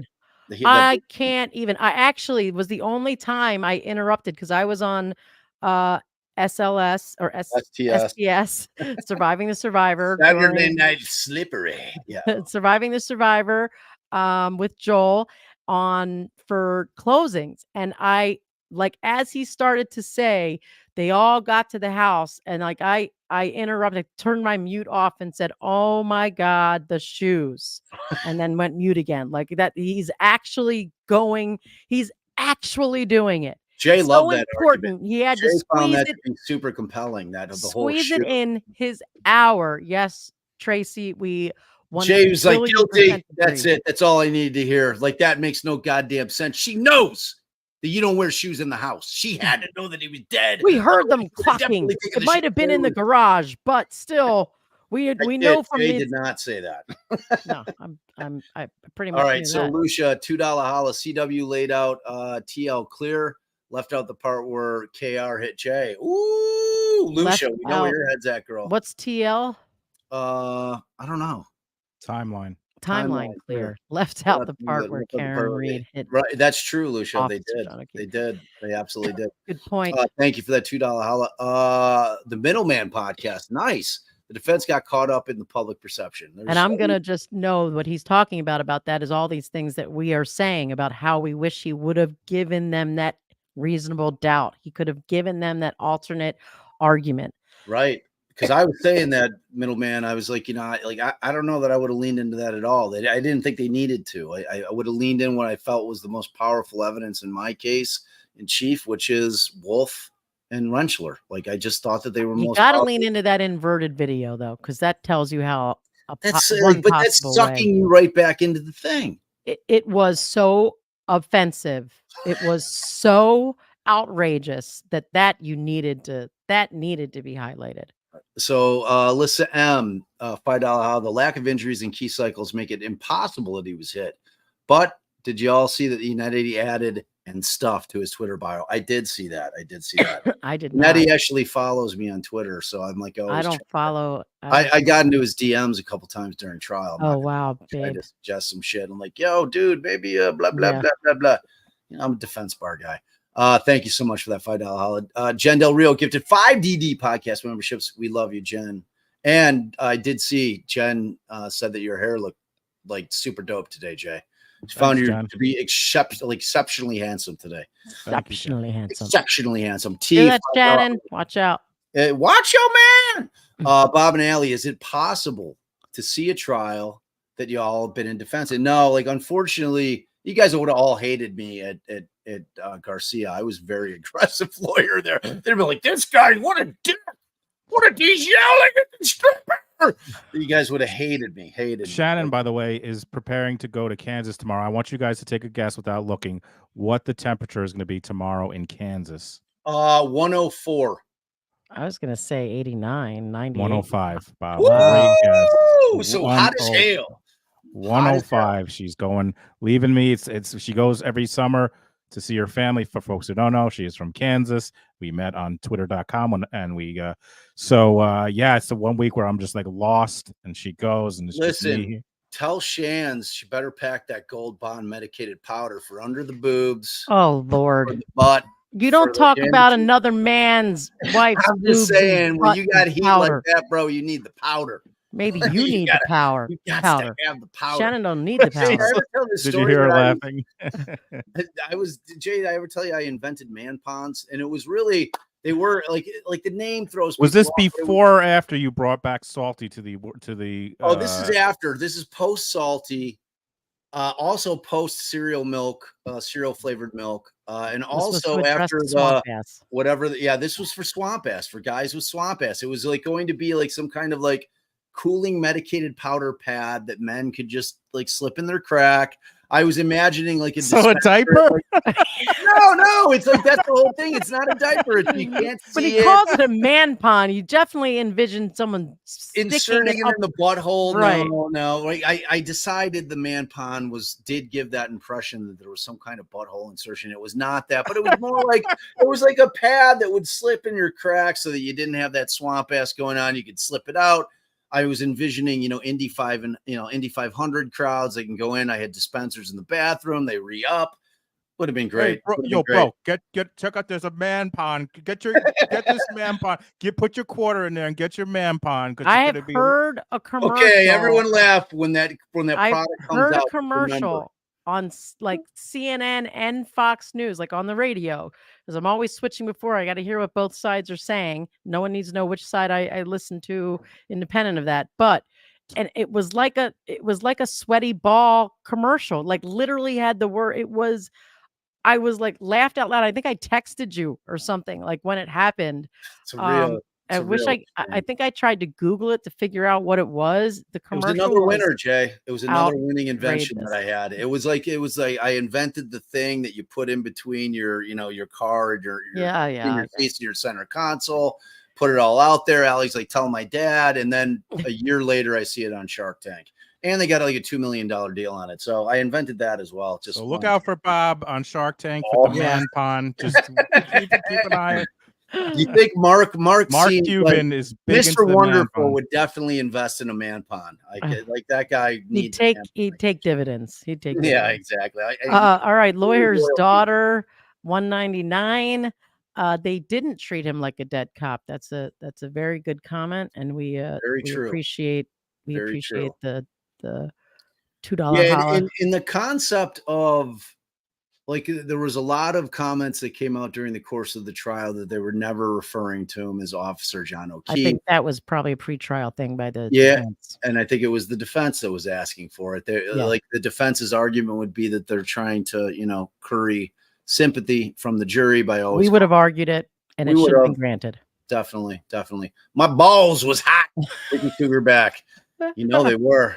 I got sweaty balls. He does a lot of festivals. While Ricky puts that up, Ricky Dan of Publicly Buzzed puts that up. I meant to say, but I never had a chance to. Josh talked about he was a law clerk for Allan Jackson during the Phil Spector trial. What are they doing on Publicly Buzzed every Sunday and sometimes on Tuesdays? They're covering that trial. So if you want to see Allan Jackson as a prosecutor, young Allan Jackson, young Publicly baby Buzzed, Ajax, everybody, subscribe to Publicly. We got 2,400. Got to people do here. it. Probably people who don't know who they are. They're friends of ours that if you like us, I promise you will like them. Give 100%. Them a sub. Especially if you like the humor of these boys, for sure. If you like bearded men, you're not bearded men and men humor. Men that also appeals to women as well. Listen, they're Feral Fridays. It turns into a dance party every single time. Party. It's literally a dance party. Like we were talking about, we were doing like 2 weeks ago. I was in there for the dance party, and Steve's always very kind. I'll throw in what I want to hear, and Steve's like, "Oh yeah, Bob threw in some shit." So like I'm always getting some Black Thought played, and Steve loves my shit. He's like, "Man, this is fire," But like it's funny with the kick emojis because we always shift over to kick over there. They do seem to actually line up with the music, like with the beat of the music, like the weird little, they have so many weird little dancing emojis, and it does seem like somehow they line up with the music. So it really does feel like a dance party. That's true All right, story. public service call before we get to inquiring minds, because I just checked those little thumb uppy numbers, and since we've got Huge 20 huge crowd. Huge right crowd. 20 almost 2,400, we've got 1.5 thumbs up, which is amazing. But That is amazing. I'm going to come back and check soon to see if we get any more Get of this. up the almost thumb up 1,000 more. thingies. Hit the like channel. What are you doing? What Get about up the liking stream? thumb up Minimize the chat thingies. and click the thumb up. The algo data, whatever that is. All right. So if the jury, so inquiring mind, $10 holla. If the jury convicts on counts 2, any number 2 through 4, the feds indict troopers for John O'Keefe corruption investigation. They prove the car could not have hit John O'Keefe. Is Karen Reed acquitted? No, she is not acquitted. She can file what would be a post-conviction petition. She could also file an appeal and say that the judge should have granted a directed verdict because the evidence was there was insufficient evidence on the other side given those 2 experts' testimony. I don't know that it would win because they have to at least credit Trooper Paul's testimony, but they could still say that it doesn't hold up in comparison without necessarily weighing the evidence. But either way, it's not like anything that happens anywhere, anytime, even if somebody stood up and said, I saw it happen and this is what happened. Mandy, you keep putting Ricky Cougarback's "My Balls Was Hot" up on the Yes. screen. I feel like it's definitely Mandy. I've been living in a hole for, the whole time of this trial. I didn't know that nobody knew this. Here's my recorded evidence of it. She's still not acquitted unless and until she either, files. Jesus. My balls was hot. But thank you very much, Inquiring Minds. And it was a great question. Kathy, $10 holla for Allie, specifically Allie, because she is my favorite. All right, Kathy. So here's what I'm going to do. You are amazing, and I'm sure that Allie just adores you for that wonderful comment. We pool all our money together because we're married and we share everything, and I mean everything. However, I'm going to carve out that $10 and make sure that I don't spend 1 cent of it. Okay. Very nice. Very nice. Thank you so much for that support. We love that. Thank you very much. I appreciate it. The kind words. Charlene McLaughlin, Defense Diaries podcast. Do you and Allie still actively practice? I'm active. I've stepped away from the practice. Allie, unfortunately, still is practicing. I admire your ability to manage your time. I am swamped full time with my podcast, which, if you don't listen to this is the main reason that I started a YouTube channel, which is to promote my podcast, which is. And I got super lucky today with my schedule. Yeah, you did. So like with that and this, which as Jay will attest, because his channel puts out a ton of great product and content, and he knows exactly how much work goes into it. We're never off duty. I was supposed to be on Monday and Tuesday. I was supposed to be in the Southern District of Florida on a federal drug trafficking case that got continued out until August. So I had those 2 days. Yesterday I had to be in person. Nothing happened while I was gone. They and nothing has happened since. Good story, babe. Peggy O, yes, Jay. I was just gonna say, as far as this is probably similar to you with your podcast and me with doing YouTube, where I hated Geico. I hated being an adjuster, but like when I was done, when it was 4 o'clock, boop, turned it off. I wasn't doing a fucking thing for them. Here, while I love what I'm doing, boop, we turn off. I'm recording clips. I'm sure you're doing the pod. Like it's just like I'm 24/7 trying to. We've never turned off because we have always, since walking out of law school, worked for ourselves. Yeah, right, so and you can't turn it off. Like they're like when you're all right. So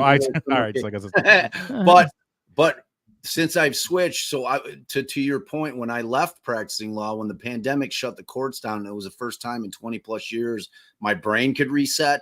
And it was the first time that I didn't have to worry about clients every waking moment of my day, every day, which is soul crushing and just is absolutely debilitating.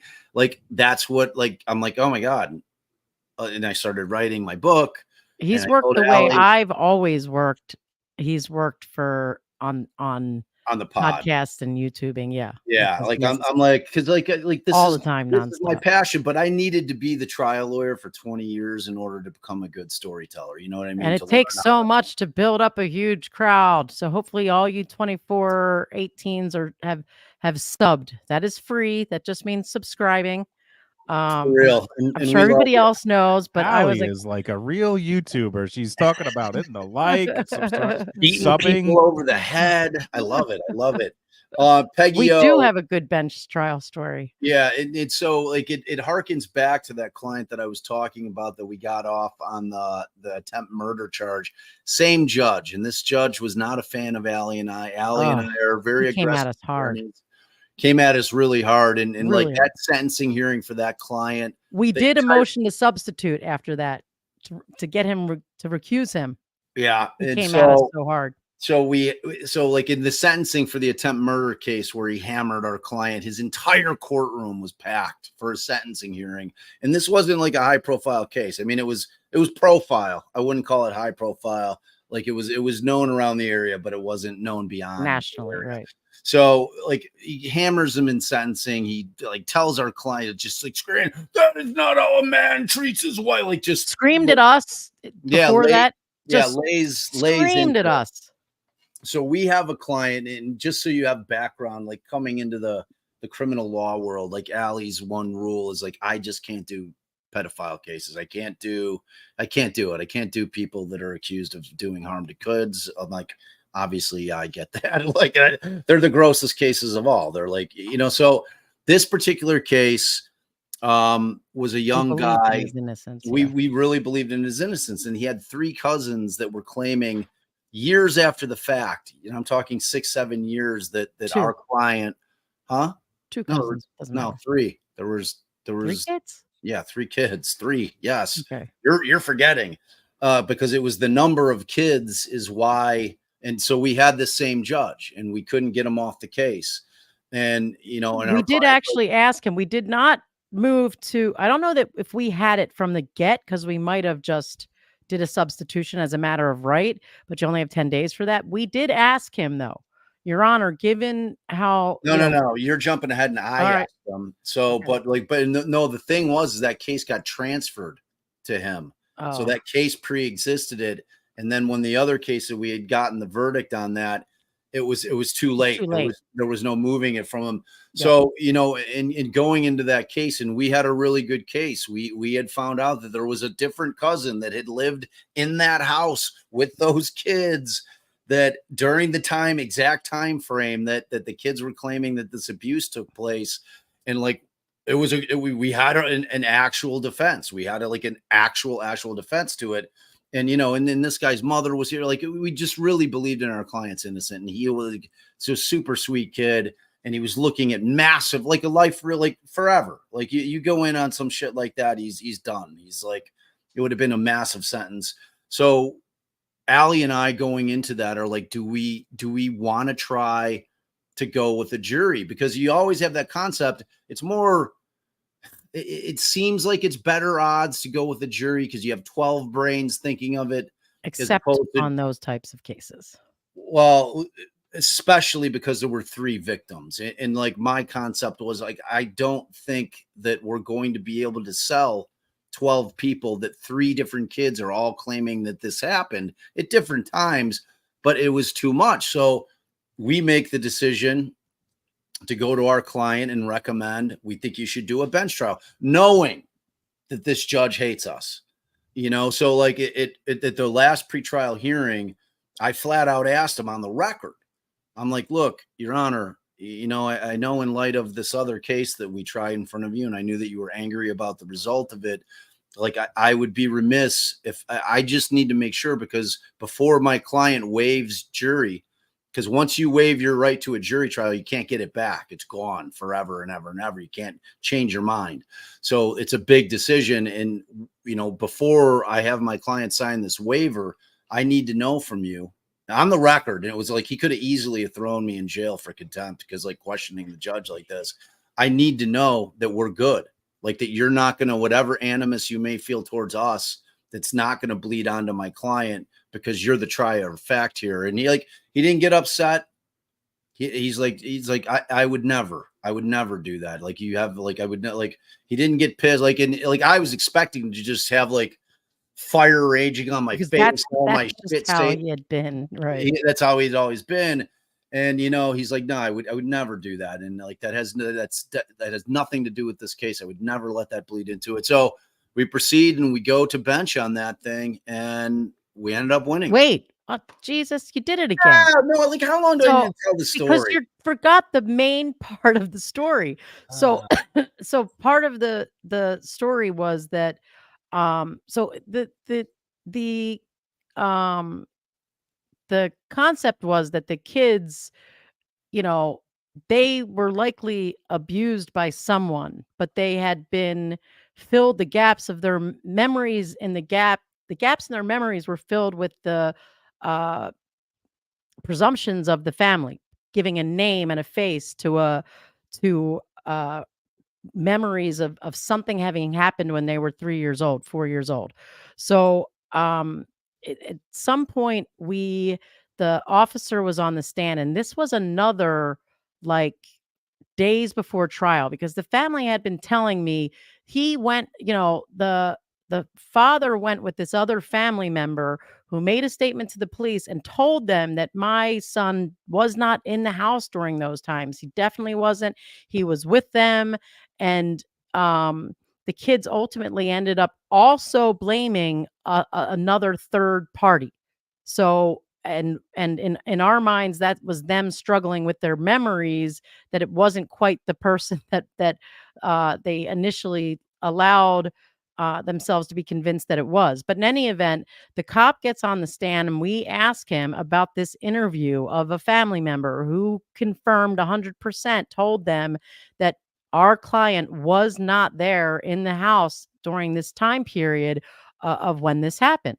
And the cop says, absolutely not. And, I'm asking him where, was it this location? Did you do an interview? He's like, no, we didn't. And he wouldn't have been there because the kid was technically 18. And the mom had a voicemail from the cop after they interviewed this other family member saying, I talked to the family member, and giving some information. But the cops on the stand now denying that interview ever occurred, denying the interview ever even occurred. So we call the father of the family member who went with his son for this interview, and the judge flips his shit. Are you about to call he's this former guy? defense bar guy? Like he's a former defense attorney on the bench. Like typically it's prosecutors. Sorry, but Right. it's an important part of that. And he says, are you going to try and tell me this cop I've known for 20 years just lied? And I stare and I'm like, yes, Your Honor.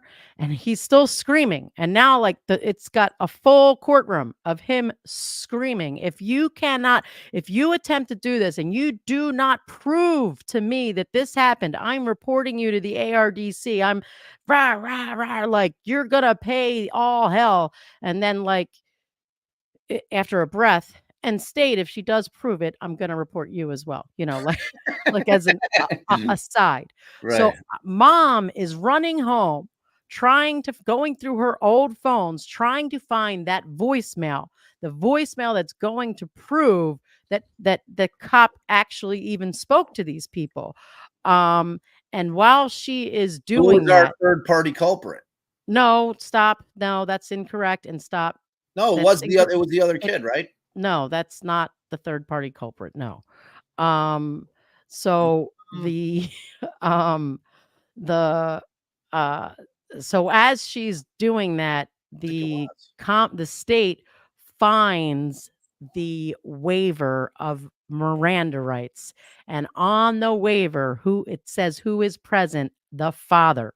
So once the judge found that out, that this cop did lie or was wrong, whatever. I mean, no, it had switched into a lie. Yeah. And the state had tendered us some bullshit. Right. But then they found this thing when I told the judge, I need an hour and a half. My client's going to get the concrete 100% proof, but she was struggling to find that phone call at the time. And we were shitting. We were like, oh my God, are they gonna find it? So we get through the whole trial, and now you've got your empty courtroom. Now you've got your empty courtroom when the judge is coming back with the verdict. And the judge finds him not guilty on all counts and tells Bob and I what a credit to the defense bar we are and how more lawyers should be like us. Yeah, to So an empty room. to an empty room. And I was like, hey, all right, thank you. So yeah, there, that's a good bench story. Malo, What's that? number What's 4 that months. 6? No, What? it's 1-4. We are now hour 14 hours. All right. 14 hours to Okay. deliver, and 3 o'clock, which means they got about an hour before they decide if they're getting out of there. Do they which means- get to do that again today? She's got to make them deliberate. She's got to make them I'm not continue sure. to deliberate. It's getting a little. They can't just keep going home at 4 o'clock. This is not. I mean, that was their regular closing time. I know, but I've never, Closing ever had that It's happen time to quit while they're on deliberating and deliberating. bring your It's like asses 7 home. o'clock. You know, All right. we've had them go till with that very judge. All right. On Malo, that member for 4 months. on that jury that we got the not guilty on the attempted murder. Oh no, it was a different jury, but that judge, they were deliberating at 10:30 at night. So, Well, that's not how Judge Bev rolls, man. Like she's like Jay and I have told you, she needs to get her nails done. She sits under that thing where women have the curlers in their hairs at the salon and like why are make you sure saying they're that? nice. Because that's what she's doing every day. She's gone. She does that shit. She's out at 4. She's like, I'm done at 4:30. Because ultimately that means the judge is like dragging their day out. You know, I know we just gave yeah, I oh, gave that was hers. Let me Okay. handle these. All Malo, member for 4 months. Were there words exchanged between Brian Higgins and John O'Keefe at the bar? I don't think so. Not that we saw. Well, there was something that happened at the end at the bar there where like I don't I mean, know. you definitely see that they're leaving, and Albert grabs Higgins, and then I don't know whatever they said about the waving over. We don't know the answer to that question. We don't know the answer to it. But from the evidence, it's admitted. No. Right. Tracy Fagan, $5. You would think the CW would have known that Allan Jackson was a jet engine mechanic. I mean, the guy definitely seemed to know his science. There's no question about that. Yeah. And Allie is our resident scientist lawyer. she always handled our sciencey shit. I'm like, oh, that sounds sciencey. Allie, it's DNA. Allie, come on now. So yeah, Allie always handled our. And thank you, Tracy, for that. Thank you so much for that. My balls was hot. Ricky Cooper back. We thank you for that knowledge. Don't forget. Luna's mom, 24, big Allie fan. Another Allie fan here. Jay, I live in Kansas. 88 and rainy tomorrow, and I am 15 minutes away from Arrowhead and the Chiefs. Babe doesn't live by Arrowhead, so I assure you, she wasn't lying to me. It's going to be 105 where she's going. Jay, why are you lying about the temperature, dude? Yeah, why are you doubting? Why you gotta like? Luna's mom? Babe, you want to come over here? They're saying. Could you say what you're saying to me so they can hear? What it? is in the? Oh, the dog. Go ahead, Babe's good. Babe's coming on. Guys, I'm sure that if you live where it's 88 tomorrow, you either live close to Colorado or you live in Kansas City. 15 minutes from Arrowhead and the Chiefs. There you go. That's what I was trying to say. Yes. So tell them. So you live in the east, and it is nicer there, and there are hills, and there's a breeze. And where my family is from, in southern central Kansas, there is just a hot wind blowing through the nothing. Why is Shannon talking and I'm looking at Penny or 105 Penelope? according to my mom, and the heat index will be 107. It sounds delightful. Hi, Shannon. Hi, Shan. Even though She's not on camera because she is rushing to get everything together before she leaves. Allison can relate. I can relate. She knows I can. Allison's the never packer. Like we have Babe, always say rock chalk. Rock chalk. Rock chalk. What's rock But chalk? I'm not a Chiefs fan. Rock chalk is Kansas Jayhawks thing. I didn't get it either, Allie. Don't worry. Yeah, it's but yeah, Luna's mom, I know that you love Allie, but I am over the Chiefs. I wish they'd just go away. Bye, Chiefs. Bears, the Bears are coming. Hurrah, hurrah. The Bears are coming. Hurrah. Star always, $5 holler. Disappointed in AJ's close, not making the reasonable doubt more simple. Do you think he weighed or was aware of that option? Of course, he was aware of it. Definitely. Is it just a style thing? Like Stars always, I said the exact same thing going into the closings. Like Allie and I had this exact conversation. I'm like, I'm like with what they had with the reasonable doubt, especially in light of the last two witnesses that the jury heard the words out of their mouth that unequivocally said that, in their opinion, as highly regarded experts, that John O'Keefe was not hit by a vehicle. I'm leaning almost completely into that. Like, so yeah, I don't know. It was So definitely. wait, I want to weigh in on his comment. No, I think that or it hers. was Could be hers. even more than just the style thing. I think it was a conscious choice that they have decided to not want to argue reasonable doubt and instead argue the evidence proves her innocence. He is most assuredly aware of all the options, and every option that there could be, I am certain Allan Jackson is aware of. Definitely. And I think it was more than just a style thing. I think it was a conscious decision, although I disagree with that conscious decision. Publicly buzzed in the house. PB in the Krilla. Allie, did you hear my suggestion of what we should do tomorrow if we don't get a verdict? Is it a today? dance party with publicly buzzed? No. Okay. I suggested, I don't know if Scott's around, but we've been talking about ordering I heard Hawaiian pizza. So like tomorrow, if we're still going around lunch, if Scout's around, because people love when Scout comes on, maybe me and her both try for the first time some Hawaiian pizza. No doubt. Yeah, she's laying in her room right now because it's pretty hot out. Like we had a little bit of a respite, and then it got back to being sweltering again today. So yeah, I will definitely run that by her. An update, Fall River. I checked it. What are they saying? What are they saying? Let me check it. Yeah. What's that have to do with not this? She said it's 3 p.m. We have no indication of a verdict. I have not moved from the courthouse all day and been watching for any sign they could indicate preparing to bring the jury in. It's possible the jury may be asked by Judge Canoni if they want to stay later to continue. If you remember, she sent that note on the first day and they declined. Yesterday, they asked in the morning to leave by 4 if no verdict. Either way, the window is closing. This is from Fall River Report, at Fall River Report on the twitter.com. And I do have the Zoom window open. Jay's looking at the fan. I'm looking at the fan too. And I'm starting to get pissed. I think Judge Bev needs to just tell them you're going to deliberate until you're done. Yeah. I mean, or we're going to continue. Guess what? That's not happening. Michelle J, $10 holla. Bob, I would have loved to have heard you cross Cecilia Cringe Hoffman. She's the absolute worst. Well, you would have loved that cross too, because he misgauged the crying witness thing. He had wanted it to be me. I could have gotten away with 100%. a lot more. Like Allie would have definitely handled that cross. We always had Allie handled female witnesses. I handled male witnesses. It's just not only, but I mean, I also handled male witnesses. Well, you like to handle your cops. And when I say handle, I mean handle. Stephanie Miller, Canadian, 27.99 holla. Side note, y'all need to make a coffee table book with the best worst quotes from testimony. Great idea. We'll get Kramer to help us on that. Yeah, I mean, that's I think that's a great idea. I think that's a great idea because Allison cannot get enough of bukkake. Bukkake. Oh Lord. She loves it. She loves it. Thank you so much for your generosity, Stephanie. We appreciate it. Anita, Brian Albert did not come out of the house, did not go to the funeral, but showed up to closing arguments. Appalling. Agreed. Agreed. Yeah, that was a play. Like that was certainly coordinated.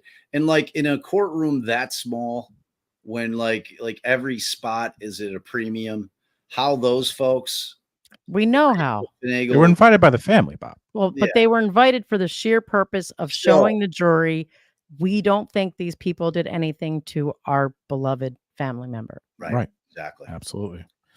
By the way, I've heard there's conflicting reporting on that. Right, babe? What do you mean? Yes. There's conflicting reports whether he went or not. To the funeral? To John O'Keefe's funeral, yes. I was going to say, I find that so shocking that he didn't go to the funeral. So we can either there's an asterisk next to that. We can neither confirm nor deny. Yeah. But Anita, thank you very much. And we completely agree if that is true. Yes. Sandy N, member for 8 months. OG, big OG. Sandy is amazing. She also handles a lot of business for us over on our Facebook page, which is Defense Diaries Podcast. And we have a good insiders group over there. It's about 4,000 strong over there. Is That's an that interesting true? place to argue. Tina, What? where's Tina? Who? She's bringing the jury in 3:30 to send them home. Well, what we I haven't heard this seen- morning is she told the lawyers she wants them back in the building by 3:30. I don't know if that means she's going to send them home. I thought she said they were going to deliberate till 4:30 every day. Was my understanding. Maybe I misheard it. Excited to be able to watch my favorite live. Yes, we are Thanks, excited Sandy. that you're here, Sandy, and we love you. Lynn, GMB, $5 holla. Can the jury ask for an Allen charge? No, they So cannot. the jury doesn't ask for an Allen charge. And here we went over it a little bit before. I mean, it's been a long stream. They don't have it's not based on the Allen case. Their charge is based on what I say. It's based on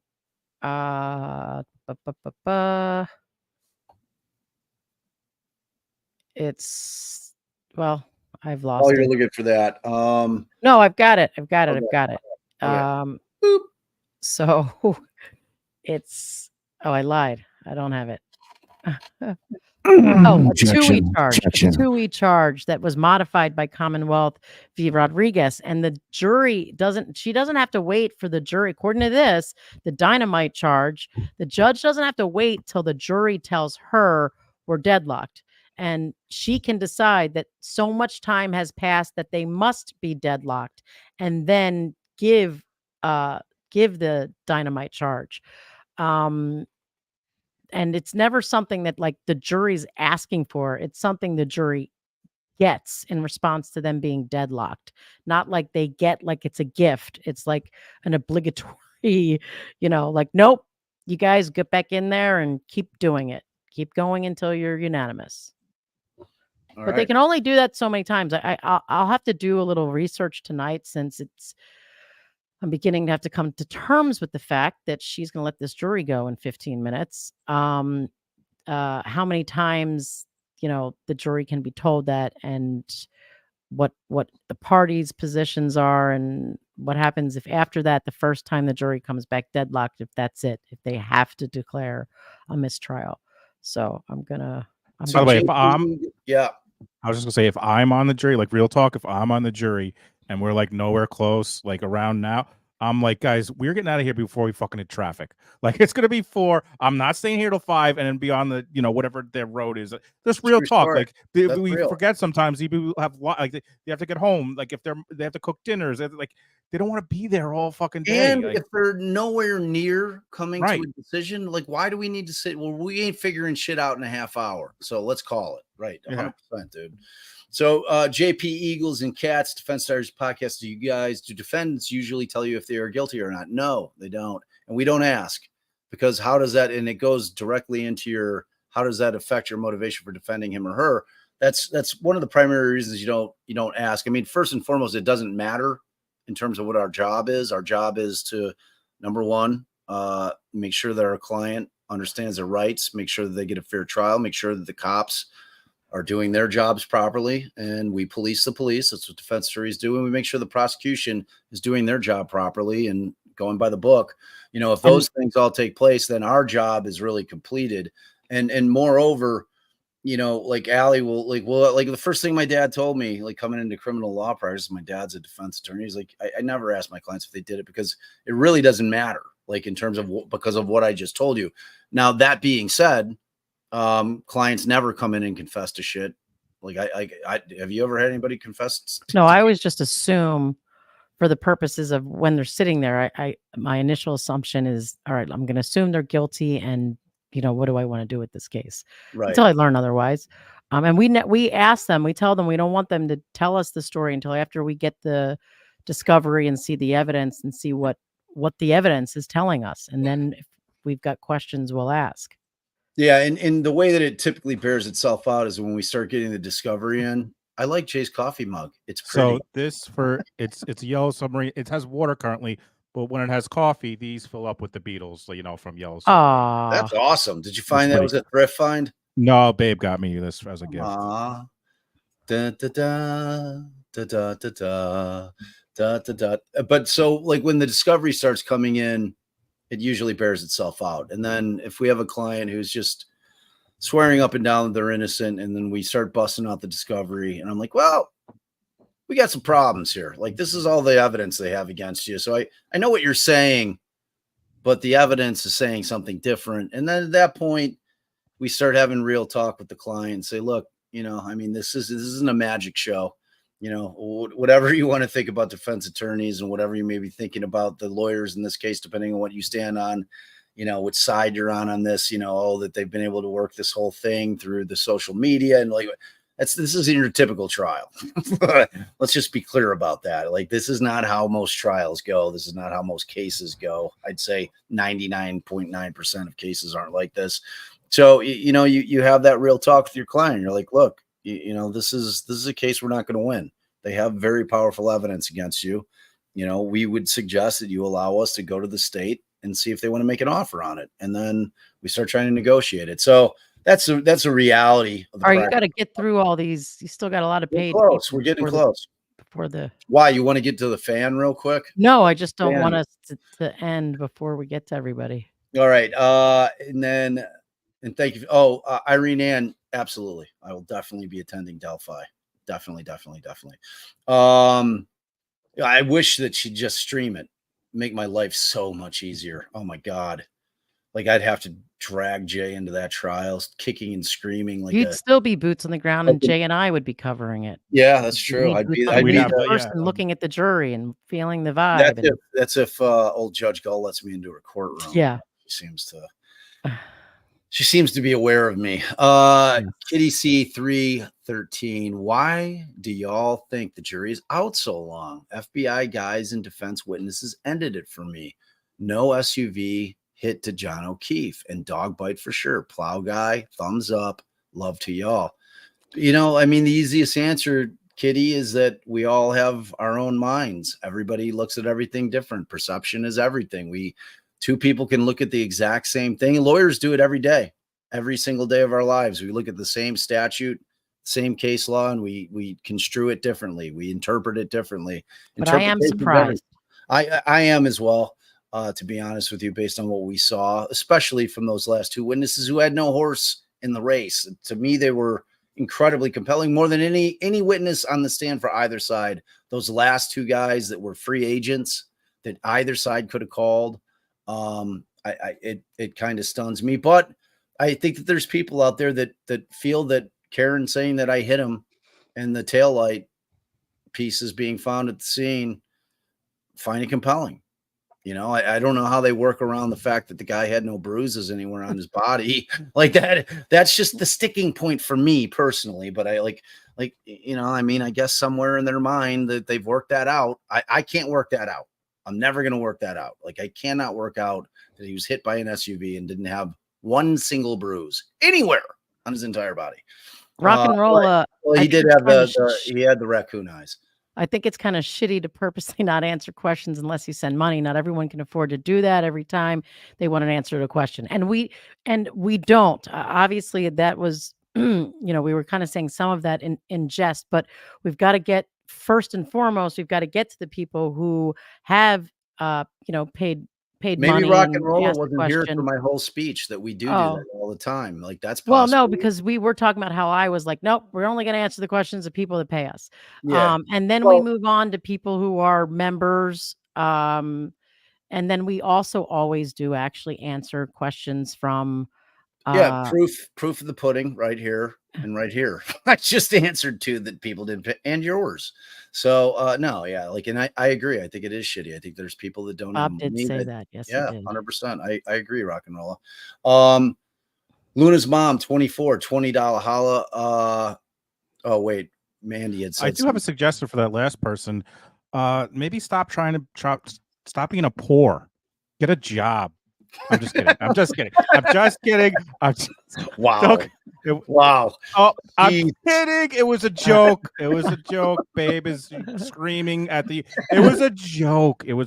I answer. Don't be a poor. Questions that are not super chats. Relax. It was a joke. Everyone take a fucking chill pill. It was a joke. And we do. Mandy was saying that we do it. We answer questions. Objection to Jay. Objection.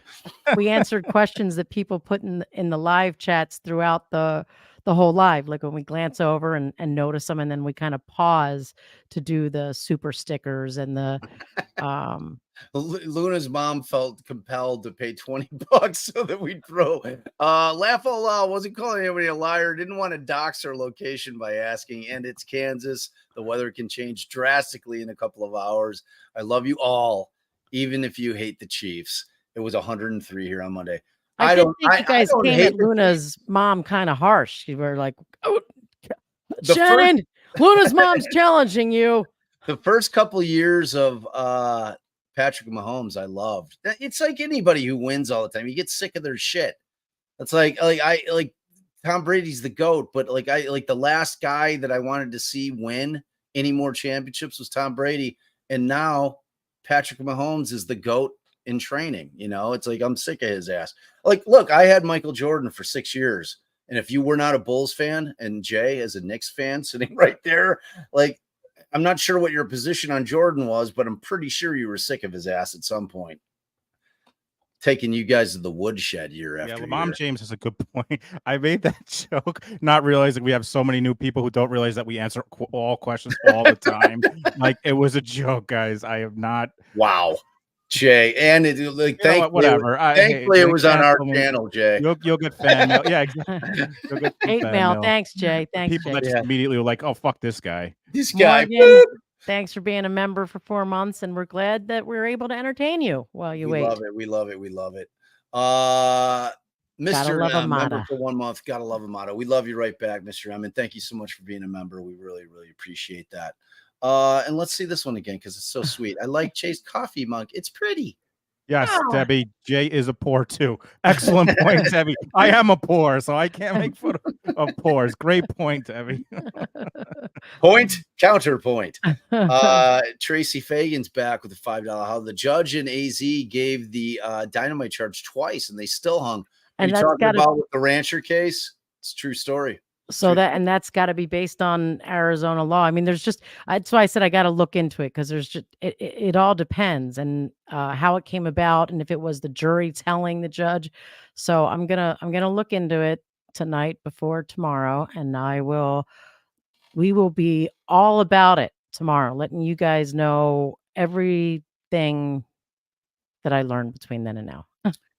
All right, let's see. Star always $2 holla. If the jury asks a question, can attorneys answer what the burden is? No, they can answer through the judge. Well, they won't. But the judge is just going to tell them they have the instructions. They have the definition of what the burden is.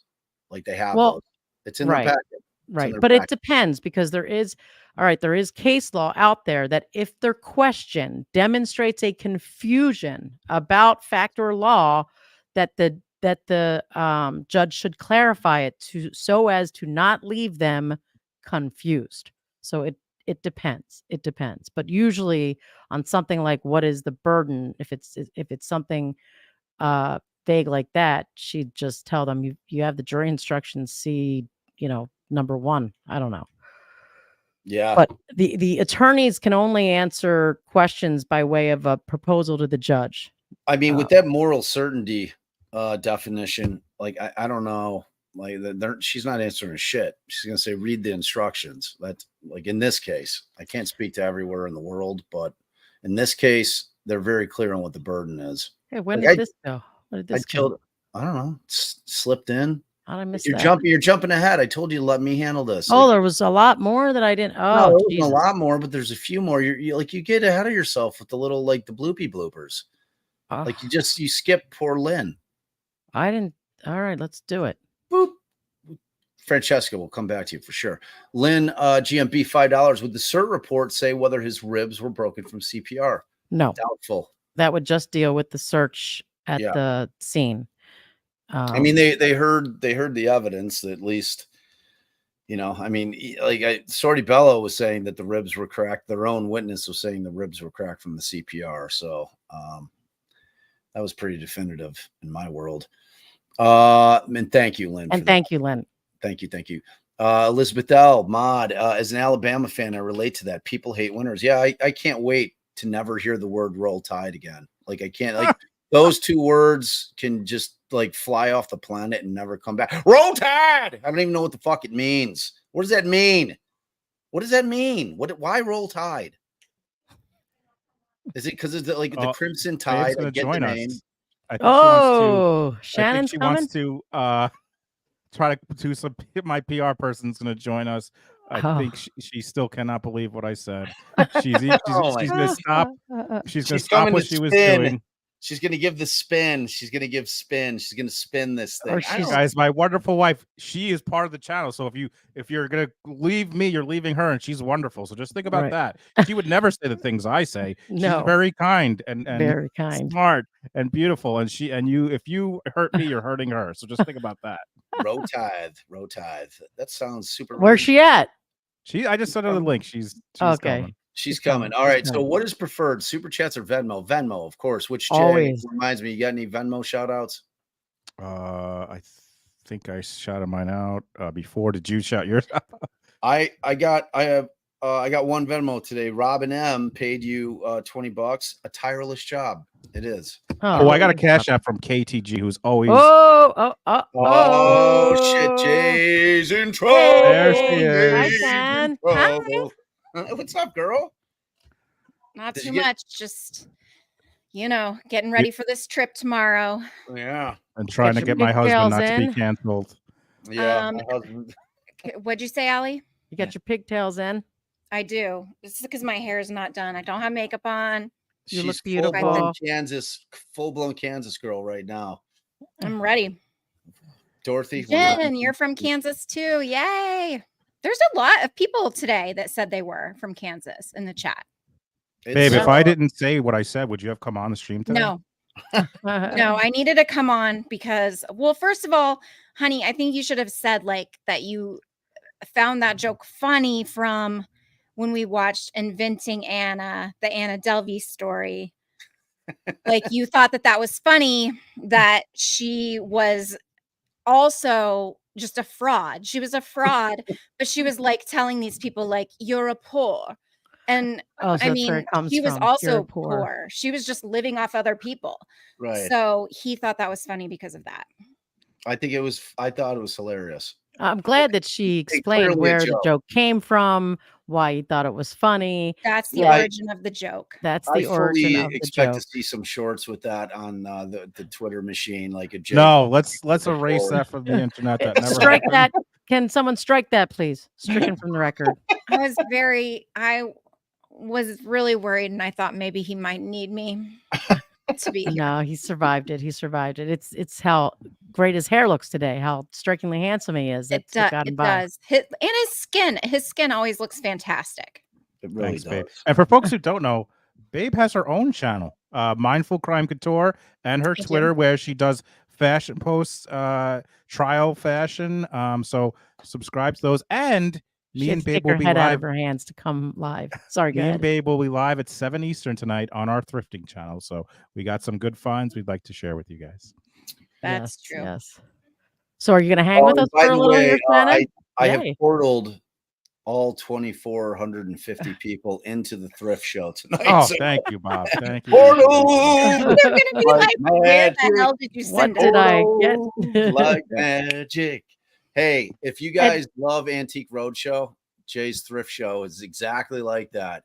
He's always trying to find treasures. He's always trying to find treasures. Yeah, except for like poor people like me and Shannon. Like we're not. Wow, he's really leaning into the whole poor. And Francesca, the answer to your question is yes. Venmo goes directly to us as opposed to the super chat. And Bob, my are you God. going to wear some Chiefs thing? She says also Bob has to wear a Chiefs jersey on a live if we repeat. Francesca, I will make you that deal, but you have to wear a Bears jersey when the Bears shock the world and win the Super Bowl this year. Yeah. Do we have the bet? We'll make a little bet, little wager. Who's the bet with? Francesca. She says if the Chiefs three-peat this year, that I have to wear a Chiefs jersey on the live, as long as it's not Travis Kelce's. I'm not wearing his shit, man. Like he's worn on me, and I love Taylor Swift. I love everything that the empowerment of women. I adore her, but in terms of Travis Kelce, I mean, it seems like he's just like a succubus to me. And I mean, the guy's famous on his own regard, but he ain't that famous. He's not Taylor Swift famous, except now he is because he's with Taylor Swift. So it could be anybody aside from. Oh, Jay, now you're making people pay to say they're Oh poor. my God, Jay. Jesus, Michael Jay. Sherman, thank you so much. Oh my I'm a God, poor. You guys Michael. rock, though. Great Thank you, Michael. Thank you so much. My God, Jay, you should be ashamed of yourself. Somebody So, said no, but that Karen's reminds back in the me- court. What's that? Somebody in the chat said Karen's back in court. All right, I'm looking at the Zoom. Well, Nothing we're happened rolling yet. on. That could be a lie. It's 3:30. No, they have to be back by probably- 3:30. So Yeah. we'll see. Um, I've got the fan. I can see it. It's spinning. It's working we- properly. I know where Baser is, Shelly Beans. That's where my stepmom taught at Baser Lindor or what, I don't know what it's consolidated school, and she taught there her first year of teaching. So I know where that is. And for folks who don't know, Babe was in Kansas and I was in New York, and we met on twitter.com, We did. 2015, the exact Wow, that year good hair really played well for you, huh? that the Royals played the Mets in the World Series, and it didn't work out for me for that, but it did work out for me because I met Babe. And you're so lucky she's got a great sense of humor. I'm very lucky. Well, that's why she started liking me in the first place. So, Well, I'm very Mandy lucky. put it pretty well here. Jay doesn't participate in sexuality, religion, race, or anything touchy. However, fuck the pores. Fuck the pores. Oh, there you go, Mandy. Wow. New member, thanks to a very generous person. All right, Despite- Rexy got gifted a despite, membership. Despite Joe Jay's Schmo. elitism. Joe Schmo's upset with me because I have this Mets hat on. This is the one that was downstairs. I have lots and lots of Royals gear too, but I needed to hop on here quickly to make sure that my husband didn't get Allie and Bob canceled too. Yeah, thanks, Shan. We appreciate you. Rexy55, we're glad that you became a member, and thanks to whoever gifted Rexy55 that membership. Yes, we're so thankful. We love all the new fan members, and we do consider our chat to be family. There's no question about that. Is this factual? TR 1991 for $5. She says, or he says, the last case this judge had, death of another police officer, it ended in a hung jury. Wow. Is that I true? wonder if that's why she's changing the way she, or maybe she always just lets the jury leave right at the strike of. I mean, it's People not are even saying 4. court. It's not even 4. I have it up. 3:30. I got it up too. I got it up. I'm Allie's looking got at the the Zoom judges. on. She's thing got on. the judge's Zoom, so we're all over it. If they're back in that room, we're there. Trust me. I mean, we've been killing. It at must this be point, about to 6.5 happen. It must be hours, about so to trust happen. me, we're ready for the court to come on. It's hard to talk this long, people. Believe it or Babe not. is a Jayhawks fan. Babe, for someone who's asking, rock Thanks. chalk, like she said before, she's a big fan of the Jayhawks. Yes, Shan, Sunshine and your- Roses. Your Royals are a scrappy little team this year. They're fun. They're to doing watch. all right this year. They Thanks, are. Skittles 20. Bob loves that your what's that called? What His handle? profile picture, I guess. Who is it? Oh, I thought it was the guy with the nose. What? What? Oh, I'm sorry, I'm blind. That's an actual person All with right, her Allie, hair get coming. your glasses on, Sorry, Allie. What I are do you need doing? glasses. Cancel, Allie. I thought the way the hair was coming in, my I thought there was like I thought that was. What are you looking at? I can't even tell. Allison, I think you should Oh start God, I wearing your showed my glasses on age. the I showed my line. age. I I don't know what am you're blind. talking about. Skittles is actually adorable. I've blown up on it. She's very cute. She's on the beach. I could change his eyes. This is what he looks like when this is his side eye. Oh, he's giving you a little For side folks eye. asking, the fan is just up right now. Only fans is the only thing I can see. It's just the Thanks, fan. Skittles. Listen, That's it. listen, we're keeping an eye on it. It's only the fan. We I'm promise. a poor too. God, he's in I love court it right here. now. Deja vu's got your back, Jay. Jay, why did you Holla, get my holla. son canceled Yes, with thank that you, poor Deja. comment? God damn it, Jay. All right. Wow, what we baby. got? Leave the puppeting to me. Your puppeting is not good. Do you think Do you Shannon, think last night I come down, him and Scarlett have the puppets, they're using the hands, and they're having a little puppet battle about how mommy doesn't know how to work a puppet. Honestly, that is not the spirit of puppeteering. Correct. It's very against the Correct. spirit of it. And Allie, Everyone's I a thought when you did both of puppeteer. them, it was so good because it was also a surprise. You like It was brought them up and hilarious. nobody knew they were coming. Yeah, I have to admit it touched the cockles of my heart. It did. It's so Mhm. good. 11 toes. They do answer questions if you don't pay, and so does the chat. Thank you. You're 11. behind. We're Ooh, here. The camera's Oh. moving a little bit. The camera's moving a little Yeah, bit. there's a little Whoop. shifting. There's shifting. I'm Gosh, preparing to nothing's share happening on the screen. Zoom yet. Oh, and Do I you just got think a they $20 PayPal from Ellen, who's Victoria, who's always so kind. Love your humor, Jay, and having just met Shannon, love her too from a fellow poor. Thank you so much, Ellen. So supportive. Thank you. Oh, So- and Deb Nelson sent me a $10 Venmo. Thank you, Bob, for supporting strong women. Absolutely. Love your channel and love Allie. Heart. Oh, love you. thanks. Thank you so much, Deb. We appreciate you so much. So And always. BC says, thanks for the $5. Do you think they focused on a mock trial that led them to push with the conspiracy during closings and not concentrate on reasonable doubt? I'm going with a big fat no, because I think if they did, they would have been told that mock jury would have come back and said, focus a little more on reasonable doubt. Yeah, I agree. Concur? I mean, like if you have a client that has the money, like it's nice to be able to do a mock jury, like it's like, cause it's good, especially if you're coming with a theory like this to see if it will resonate, and it's not beyond the scope of reason that Not they did. beyond this. It's definitely Yeah, possible. It's definitely possible. In my mind, I'm saying no, because that's what I think that they would have said to focus a little more on reasonable doubt. But this is definitely the team that would proceed, conceivably do a mock trial. And you got to have the money. Like you Right. have to have the money to do it. Let's go Mets. Yeah, Thanks, I Elf. don't know if there's any Yankee fans in here, but my power went out the last 2 nights just during the Mets and Yankee. Can anyone tell me what the score was in the last 2 Mets versus Yankee games the last 2 nights?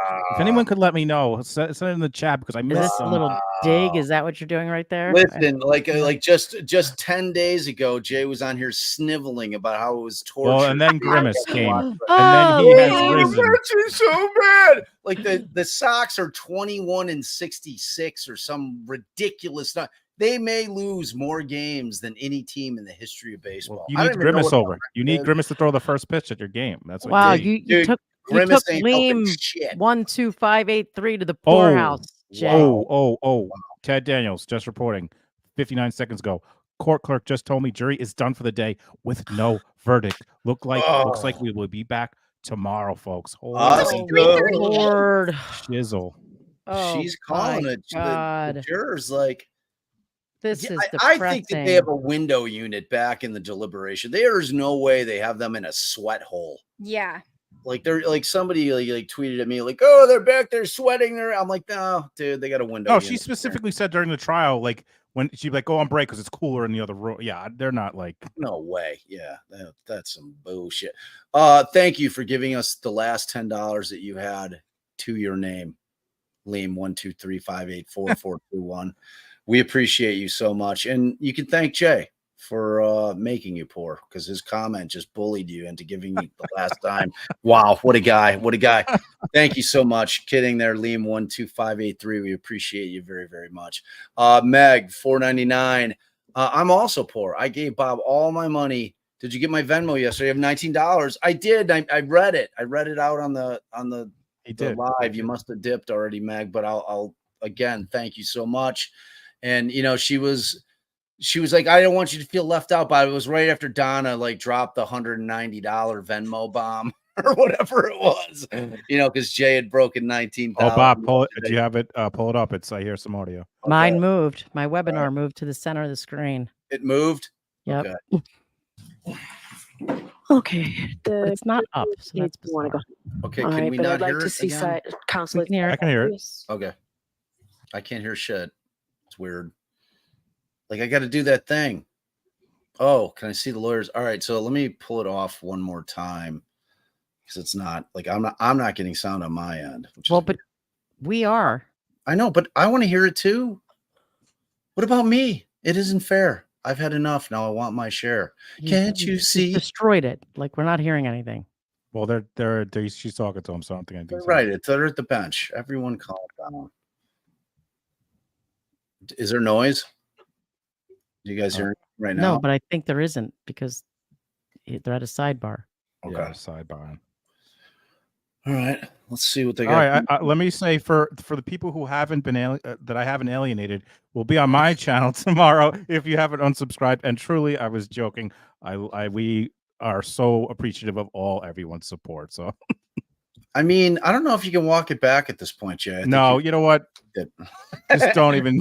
You just got to lean into it. Can you say something, babe? You say, help me.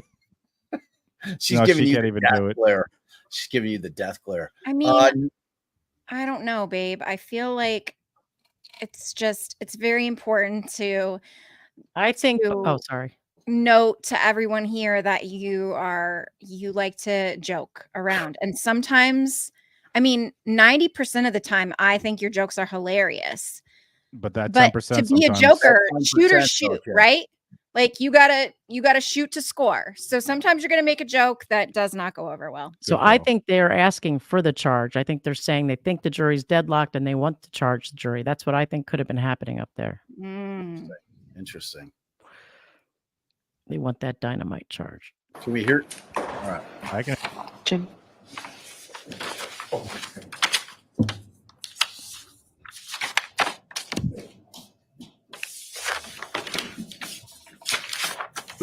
Objection. I want Allan charge. Objection. Cooey or Rodriguez.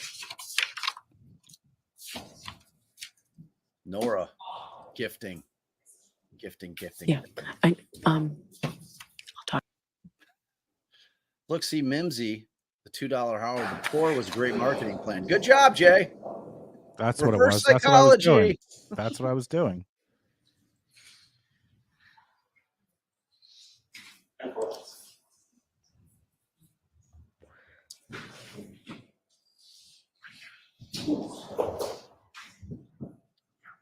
Oh no, I got Jack assessing my words. Oh my God. Jesus. Oh, no, Jack's here. Shan says, "Oh no, Jack heard that."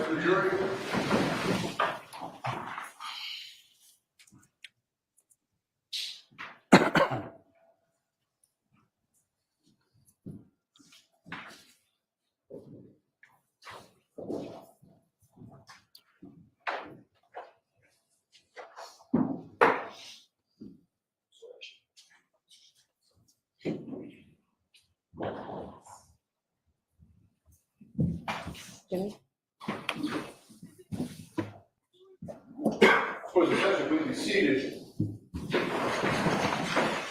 Hey, jurors. We all appreciate how hard you've been working, and I understand you'd like to stop the day, so we will certainly do that.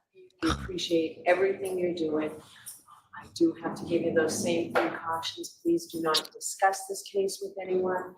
Don't do any independent research or investigation into this case. If you happen to see, hear, or read anything about this case, please disregard it and let us know. Clear your heads. We'll see you tomorrow. Good, all right. Hurry up. Look at Jack. Look at their faces. They look like they all are half dead. They look half dead. Oh my God. Doing a trial, they're like this is shitting their exhausting. pants. They are shitting their pants. It is exhausting. Let's see if she'll hear the jury, the defense on whether she should charge this jury and whether she should make them deliberate longer. All right, we'll see everybody tomorrow morning. Thank you. Thank you. All right, what I want to do, because I don't want to leave right away. There's somebody who's always getting them on camera as they're leaving. Can we pull that up and see what the hell these guys are saying? I know it won't be. I don't think they did yesterday. I think they just left yesterday. Yeah, they Babe, might am I have been. wrong? They might have been like, I can't even talk to people right now. Yeah. Did we see how Meg says she's poor now because she gave Bob all her money? Yeah, I Oh, you did, and did that one? I did, and I gave Meg that shout out yesterday on. It was a Venmo. She Venmo'd me. So Nora, a couple of 2 times with gifting DD podcast memberships. Thank you so much, Nora. We appreciate you. Rexy was given, she received, and now she's a giver. She turned right around. She was gifted a Oh, membership. that's and sweet. turned right Thanks, around. Rexy. That was very That generous of you. speaks volumes about the quality of a human being our that Rexy chat. 55 is. Of And Rexy 55 and yes. of our yes, chat. absolutely, absolutely. New member, family hug. So Shans, I don't know if you missed it, but that family hug is officially ingrained. It cannot be. It cannot be. I voted yes. I voted keep it. Thanks, Shans. Family hug. See, yeah. Meanwhile, his shirt says "Go funk yourself." Oh, what are you doing? Scarlett's down. Oh, I off- thought that was the up to dog. It's like, what's happening? Walking, like making human words. That would be amazing. Mizzy's calling out Jay. Mimsy's calling out Jay. Oh, you're there. Are you still messing with these things? No, I didn't do it. Oh my God. You just did that. I did that. Yeah. Yes. Great marketing plan, Jay. Way to go. Good job. I mean, he's captain of reverse He's captain of psychology. marketing. Oh. So Thanks, Mimsy, by the way. Kylie Jackson Bell became a new thank you gave so her a much. family hug. I I thought. did already. I thought Oh, so. I am so poor. Notice the spelling, please. Notice Yeah. the spelling, please. Yes. Nora, Thank you thank so much, Nora. Amy, Canadian $5 holla. Did you see Brian Albert's body language during AJ's closing? He was absolutely shitting it. So interesting. P.S. You guys are the tits. Thank you, Amy. Thanks, Amy. And yeah, his body language did speak volumes for sure. What? People keep putting up that he said fuck at some point. I wasn't sure whether he did or not, but looking at his face, whatever he was saying or doing, it was something. It was something. Yeah, it was something. It was something else. All right. And then Mustang driver, $10 holla. Thanks, Jay. Loves you. Smile. Wait, you didn't put it up. Oh, I thought I did. It's because you're constantly I battling me with those. I didn't. It's like a constant battle of putting the comments up. It's a real war. It's a war of attrition. We'll see who ends up last. Thank you so much, Mustang driver. Jay, She's clearly definitely Thank you, calling Mustang Jay driver. out with that face, though. I mean, it's a hysterical. Or she's laughing. laughing. Yeah, she Well, found. I it mean, very it's a funny. laughing, crying face. So I'm gonna go Okay, with so laughing. she found it funny, Jay. You got one who found it funny. Someone good point in the chat. I needed a man pun after I told that joke. If I had a man pun, it would have been much better for me. I'm Exactly. sweating now. exactly. If I had a man pun, I'd feel much better. Well, I mean, like all I could say is your sweatpants wouldn't be soaked because your man powder would have soaked up all that ass filter juice you had going on after you dropped that pour bomb. Chaz gifted a 1DD podcast membership. Thank you, Thanks, Chaz, Chaz. so much. Thank you. All right. I mean, look, we killed some time. we did a lot of So yapping. disappointing. I've got court tomorrow. Listen, and Scarlett's got to be at softball at like 1 or something. Oh no, we I can't. think it's coming down tomorrow as soon as they say, please change your devices to airplane mode. Man, And then I'm gonna get come down. It's gonna come down when I'm driving to bring her to softball. Yeah, you'll and be Jay- driving softball. Shannon will be in the plane. I'll be here by myself. Oh my That's when we'll God. get the verdict. Oh my God, it better not be. It better not. No, I'm gonna bring my mobile mic. I'm gonna go wherever I'm at. I'm gonna be there. What do you keep talking into my phone for? It's weird. Wow, she's up to no good down here off camera. I'll tell you that. So, all right, you guys have been amazing. We had an incredible crowd today. I think we Over peaked out at, like, 2,500. 2,500. Don't forget, minimize the chat on your way out. Please hit the thumbs up. We And love you. please, for the Subscribe. love of all that is good and golden in this world, please sub over to my boy Jay's channel.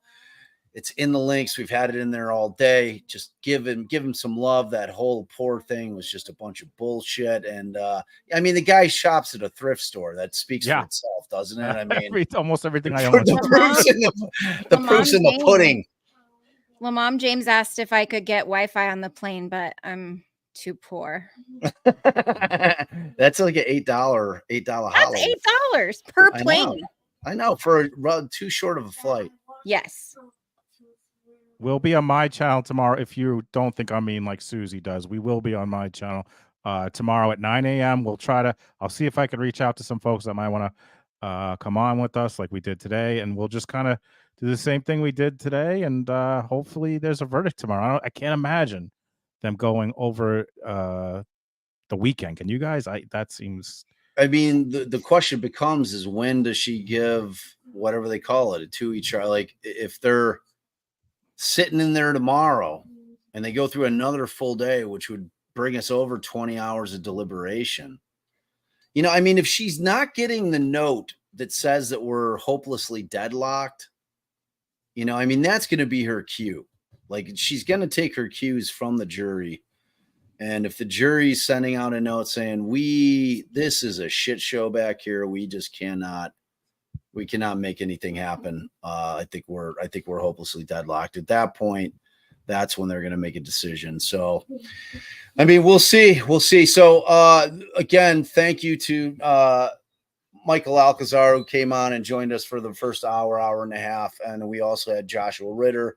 He came in and hung out with us for a couple of hours, which was phenomenal. Both of them are amazing. Make sure that you're following Michael's Twitter. Make sure that you're following and subbing over at Courtroom Confidential with Josh. He's great. And please, we've got 2 people right here. Give your promos. Where can they sub to you guys? I'm at Shannon Shaming on Twitter, where I do style reviews for each trial and different people. And then I'm also on YouTube at Mindful Crime Couture. I love it. And J-Bo, what about you? Shaming of Jay. On every platform, I'm the Shaming of Jay. Pretty much everyone. And our Thrifting channel is the Deals of Jay, which we will be live at 7. And again, we'll be on my channel, Shaming of Jay, tomorrow at 9 a.m. Eastern. And as we wait for this verdict, can you believe it, guys? Can you believe it? So it was a long one. It was a good one. Our chat, we love you. We adore you. Your generosity was off the charts today. Thank you so much. We got another before we bounce. Love you, Jay and Bob, Nikki Coods. $20 holla, little late love. We would love you back, Nikki. Thank you so much. Yes, love you. Thank you, Nikki.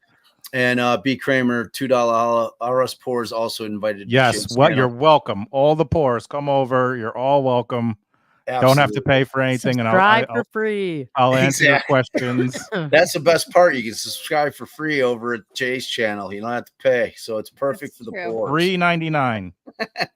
So you guys are amazing. Chat, you were beautiful as always. You were amazing. And mods, Bob. Today was like the last few days we've had the biggest, at least for me, the biggest crowd I've had.